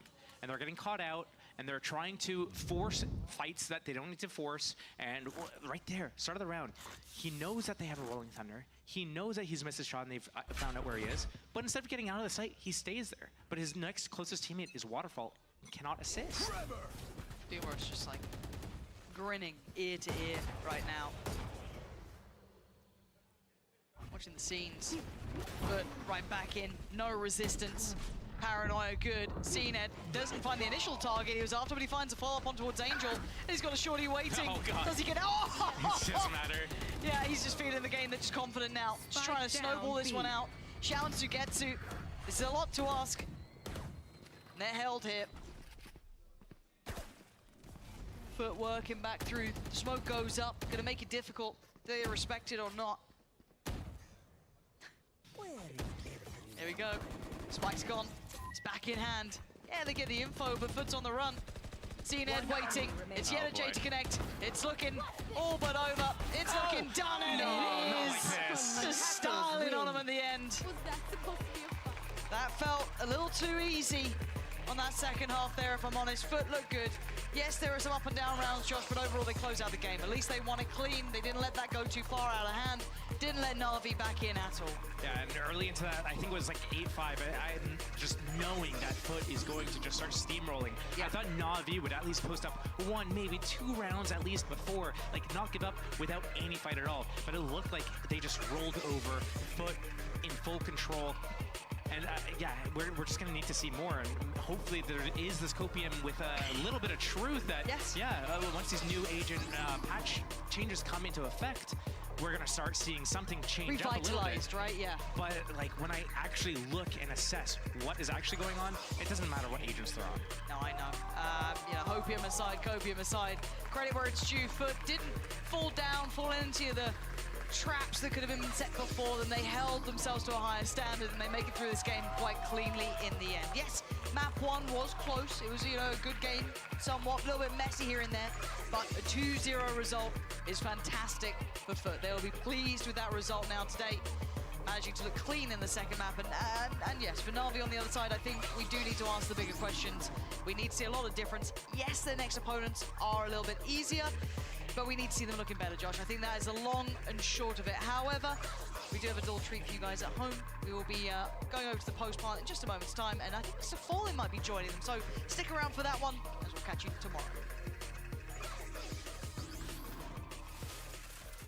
That's right, Pansy. Welcome, everybody, to Postplan. We will be joined by Mr. Farland from FUT in just a moment. But for now, me and Ash are going to have a little catch-up. Because FUT, they came into this stage as the first team in the table. And Ash, I would be very, very surprised after that performance if they don't end the season as the first team on that table. I think it's pretty undeniable at this point, the prowess of FUT and how strong they look this year. Because you also have to consider they're coming back off the back of Master Shanghai. They had their super week this week. I'm gonna do my pick'ems. 2 matches. Fnatic Vitality, I have Vitality. Up against a team like FUT Navi Heretics, I in have this last Heretics. series says a lot about their endurance. BBL League Queen, I have BBL. Of this roster, you know, the core of Angel, Shao, and Zipan, they have never, ever, ever lost 3 in a row by being 2-0. Honestly, so they haven't Liquid won a single suck. map, Ash, They just suck. 3 best of 3 series. Giants, Navi, Giants It's pretty suck. terrifying, but we also I have have to keep in mind Navi. for this Navi that they're also going through those Koi mates, I have like, mates. obviously stepping up for the team. joining the Fnatic team, Kickoff, but, I have behind the Kickoff. scenes, we can't really say much as to And how Koi that's Giants. affected the environment for the team as a whole, but it is very scary. Honestly, At the Koi very sounds least, sexy. they did get their 2 hardest opponents in theory in their I'm gonna group go out of with the way Giants, today. though. Not just today, well, this week. I think the But, Colossus games so are things like could be a bit more smooth Fnatic sailing going Vitality, I mean, they could easily make playoffs. Koi here, Giants, and still. maybe We BBL do have League Mr. Queen. Fall in the studio, but before we bring him on, let's take a look at the Pay Save card play of the week, which goes to Safe. In the Pay Save card play of the week. Definitely didn't rig this one, but what an incredible ace this was. As we bring Mr. Fallen onto set right now and get I'll him be to able join to us. modify my pick'ems. Yeah, no, this is disgusting. This clip, you're going to see the replay of it as well. Update them. Running it back for you guys once again. It looked impossible yeah. for Safe to actually win out this round. What do you make of this, Ace, actually? Here? Tomorrow we have one game of NA. Yeah, what do you think of it? Yeah, that's kind of insane, actually. Yeah, just it's a massive kill. We have you know? MIB live. I can say about that. I need to do my you guys were NA absolutely insane pick'ems. today as well. First of all, huge win today. I don't know if I'm gonna follow Congratulations. all of I wanna NA. quickly talk about No, the we map have 2 vetoes, games. Because we had N here. We have MIB live and Sen and RJ. Oh, this is looking pretty good for FUT. You know, this is a map pool that he felt like you guys could win. But I don't know Ascent if I'm is gonna always do. such a tough ask. When you play against Navi on Ascent, I feel like you're always going to have I'm gonna a watch really, all really of big NA challenge. So because how it's did you, super beat late them for on that me. map? You're actually the first team to beat them all year on that map. Actually, while the whole year we always do the best of the map. Have to be on a every time fucking because, you can super just win degen on the, you know, schedule. on the paper if you just get the right maps every time. For like and we know 4 exactly weeks, they're like a gonna month. take Ascent after the Heretics loss, so we just say, guys, they have might be the best Ascent team, but we're just gonna play our game style and we're gonna win. We all know that. So just 4 or keep your 5 game style weeks. in and just I don't even play it. know. That's all. But you knew, right? You knew the Ascent was We coming. knew You could prepare yeah. for that. Yeah, But we know yeah. that. Yeah, I mean, they prepared well as well, Ash. I felt like they played it very, very well on that map. No, they looked good. I mean, I'm just even thinking back to when we had CNET on the post point. He was like, yeah, I don't find any other offers too oppressive or annoying to play against. And he didn't have to face up against the artist option many times, but he was good at just sniffing him out of a lot of those positions. But then looking over towards Lotus, it was a very dominant second half for you guys, obviously. Where do you think a lot of that How many success weeks? led to, other than CNET just popping off? You were popping off as well. Yeah, you were. You were killing it. Huge kills. Yeah. Yeah, well, actually, I think the Korean match just, I don't know, just taught us a lot because on Korean match, they didn't play Lotus much too, but we know Yeah, we have a exactly month Navi is of, not playing Lotus too. fucking- So, guys, we are not going to do the same mistakes against Fucking on NA. Navi because on Korean matches, we are not on the match, and everyone just knows that, guys. We wasn't in the match, so we couldn't And take any pistols on the match. we have like a so giga every week. time we just say that, guys. If we take pistols and we I don't know, we have on the Momentum. huge advantage, we have Like, the momentum, like, you know, if we get two Saturday, 3-0 or 2-0 Sunday, on the map, we can just win Monday, that map easily, and Tuesday, everyone just knows Wednesday, that. So Thursday. on Lotus, we just figured out what I was doing and fix our We mistakes. break just Friday. play it. I love this evolution of your Lotus because obviously you guys went through that comp, which we all know and And then love, to Saturday, this Sunday, comp. And and I'm Monday. at least a little bit surprised because as you would have seen, a lot of teams that are playing Lotus right now. So just basically straight up from don't wanna play the Viper. They've 1st of gotten rid of the July Viper, till the completely. You 8th guys still play of the Viper, July, and why is you have that? like Do you guys NA maybe also every have single plans to fucking not day. play as much Viper in the future? I really can't say that much because we always giving our best characters to each other. you know, because if Ata is just comfortable with Viper, we can just give it to him. That's all. It doesn't matter. It gets nerfed or buffed. We're just doing comfort zone for each players.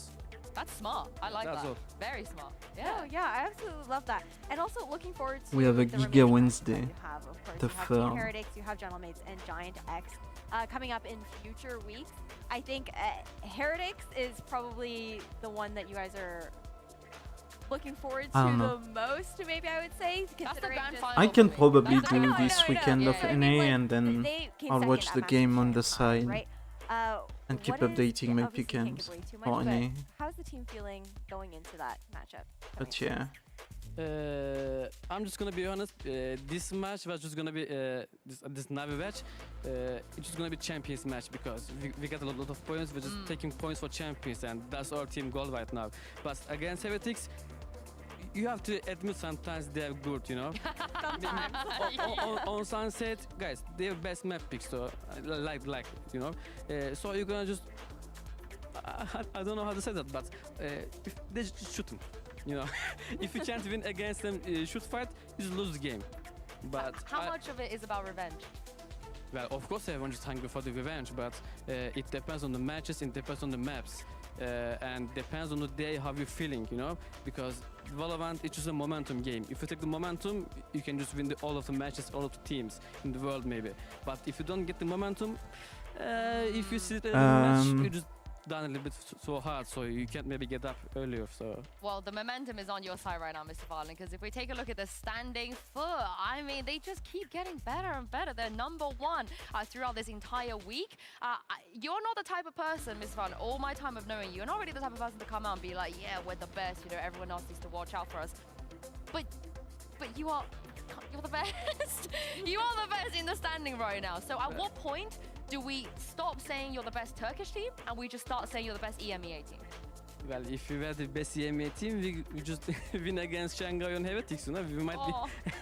So if I don't want to curse us, I don't want to educate us, because if I say, guys, we are so good, everyone just might be relaxed and, you know, we might lose some easy games against us. We always say, guys, the opponent is very, I don't know how to say that, like, they have good players, they have good teams, so you have to respect everyone. All matches, we respect every team. So, guys, if we are gonna be best team in the world, or maybe best team EMEA, we have to win everyone.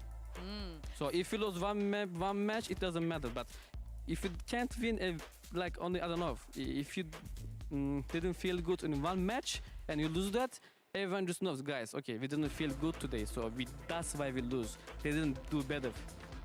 In which case, I'll flip this question for you. So which team do you think have the biggest chance to stop your momentum? So which team do you feel like if you really have an off day against them, it's going to be really, really, really, really hard? Yeah, I think that's on the team that is Heretics, because they're just shooting, you know. If you can shoot them back, if you can treat your teammate very well, just lose the game, and you can nothing do anything about it. Really I respect nothing. that. Yeah, I'm mad respect to that. I know we're talking about you versus Heretics a lot, but obviously it is your match coming up next week. It's that revenge opportunity. But I also want to talk about the energy, because when you're looking over towards Team Heretics, I feel like everyone's fallen in love with them because of their vibes on the stage. And for your team, Yedijay is that person for you.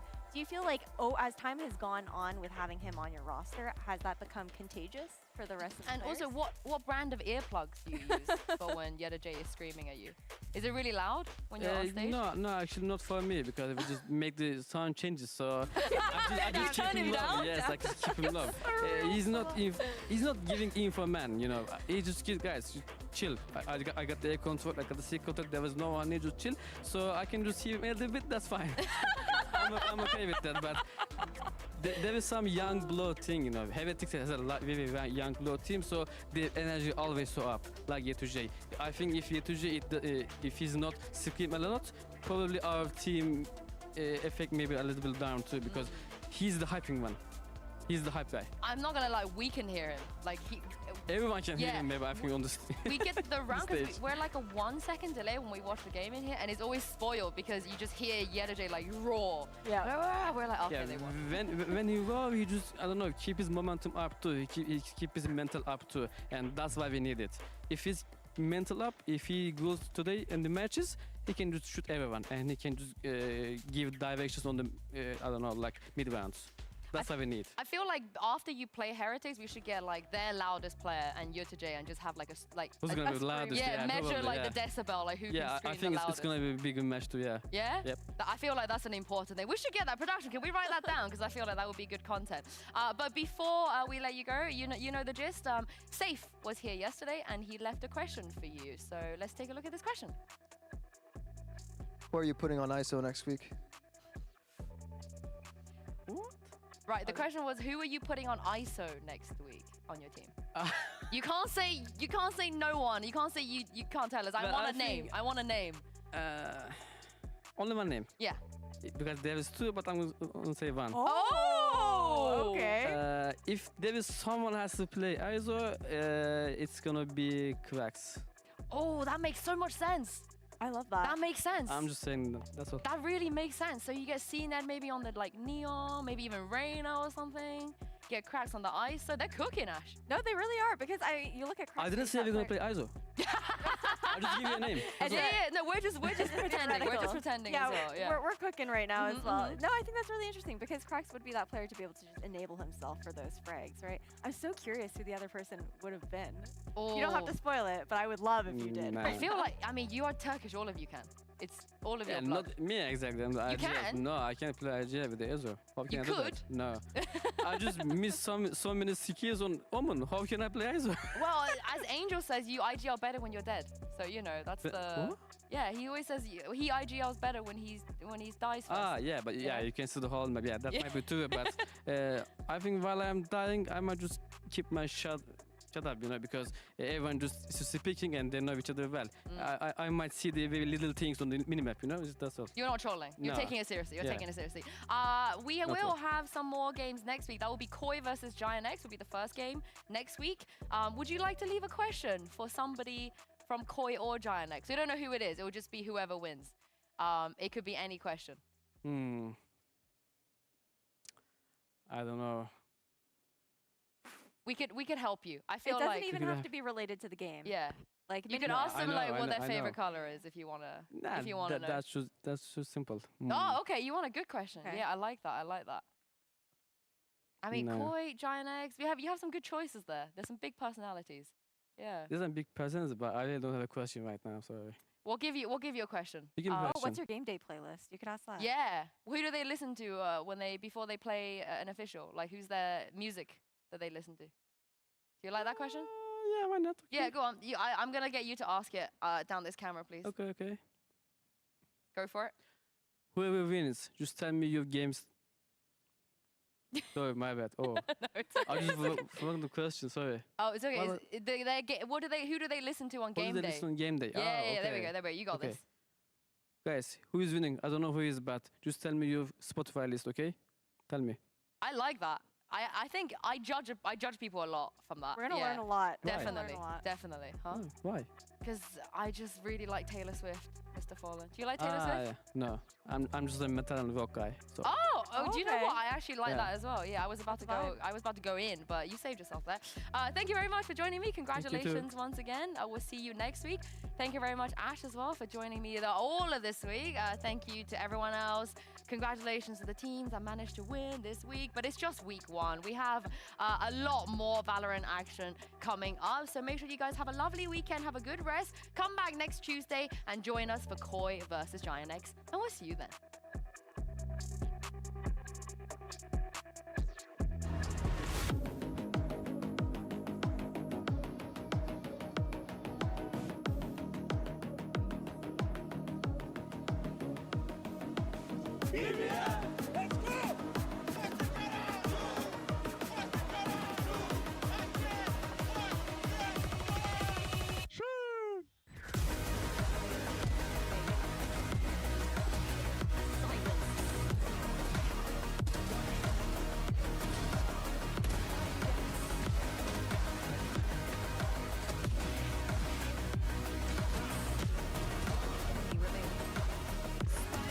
With a note on top, you're gonna look very silly. Here he goes. That's the first. That's the second. Let's go, Narrate! No denying that defuse, and 13-6 is your final score. A close nail-biter of a first half. Damn. It's less than 4 fucking hours, man. I mean, I guess 2 hours, but like...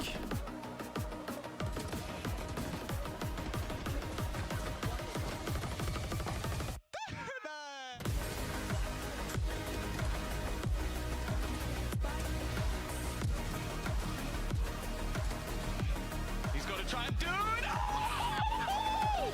Back-to-back aces for KC. What a ridiculous way to close the game. I don't know if I should fucking play. I mean, I should, but I don't know if I want to.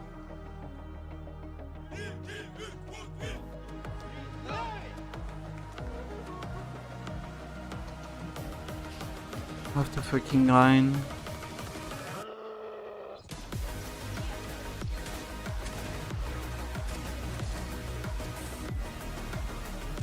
I'll probably grind tomorrow.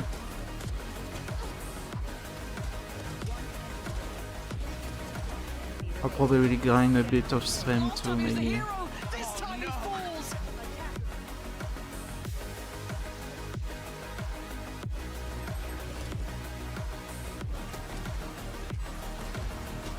I think I'm gonna call it for today.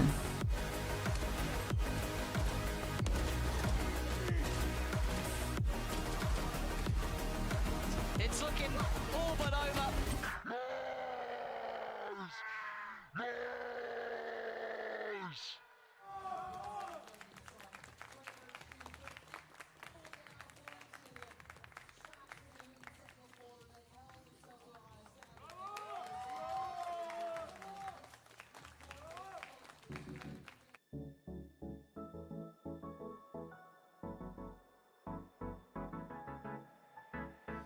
Let's do something crazy.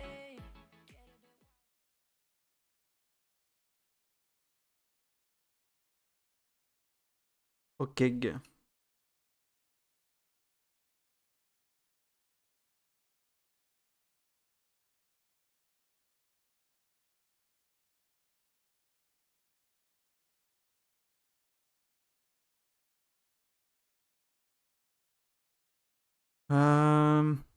Yeah, I'm gonna call it for today.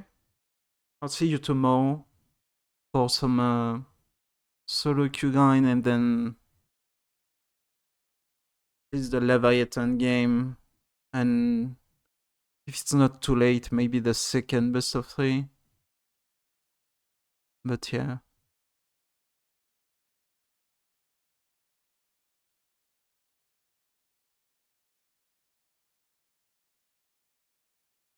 Yeah.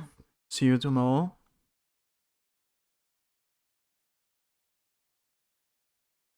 I'll tweet my fucking pick'ems for NA, for Americas. I always forgot it's not just NA. I always forget that. But yeah. See you tomorrow for at least NA. And maybe very likely some solo queuing before. Bye bye.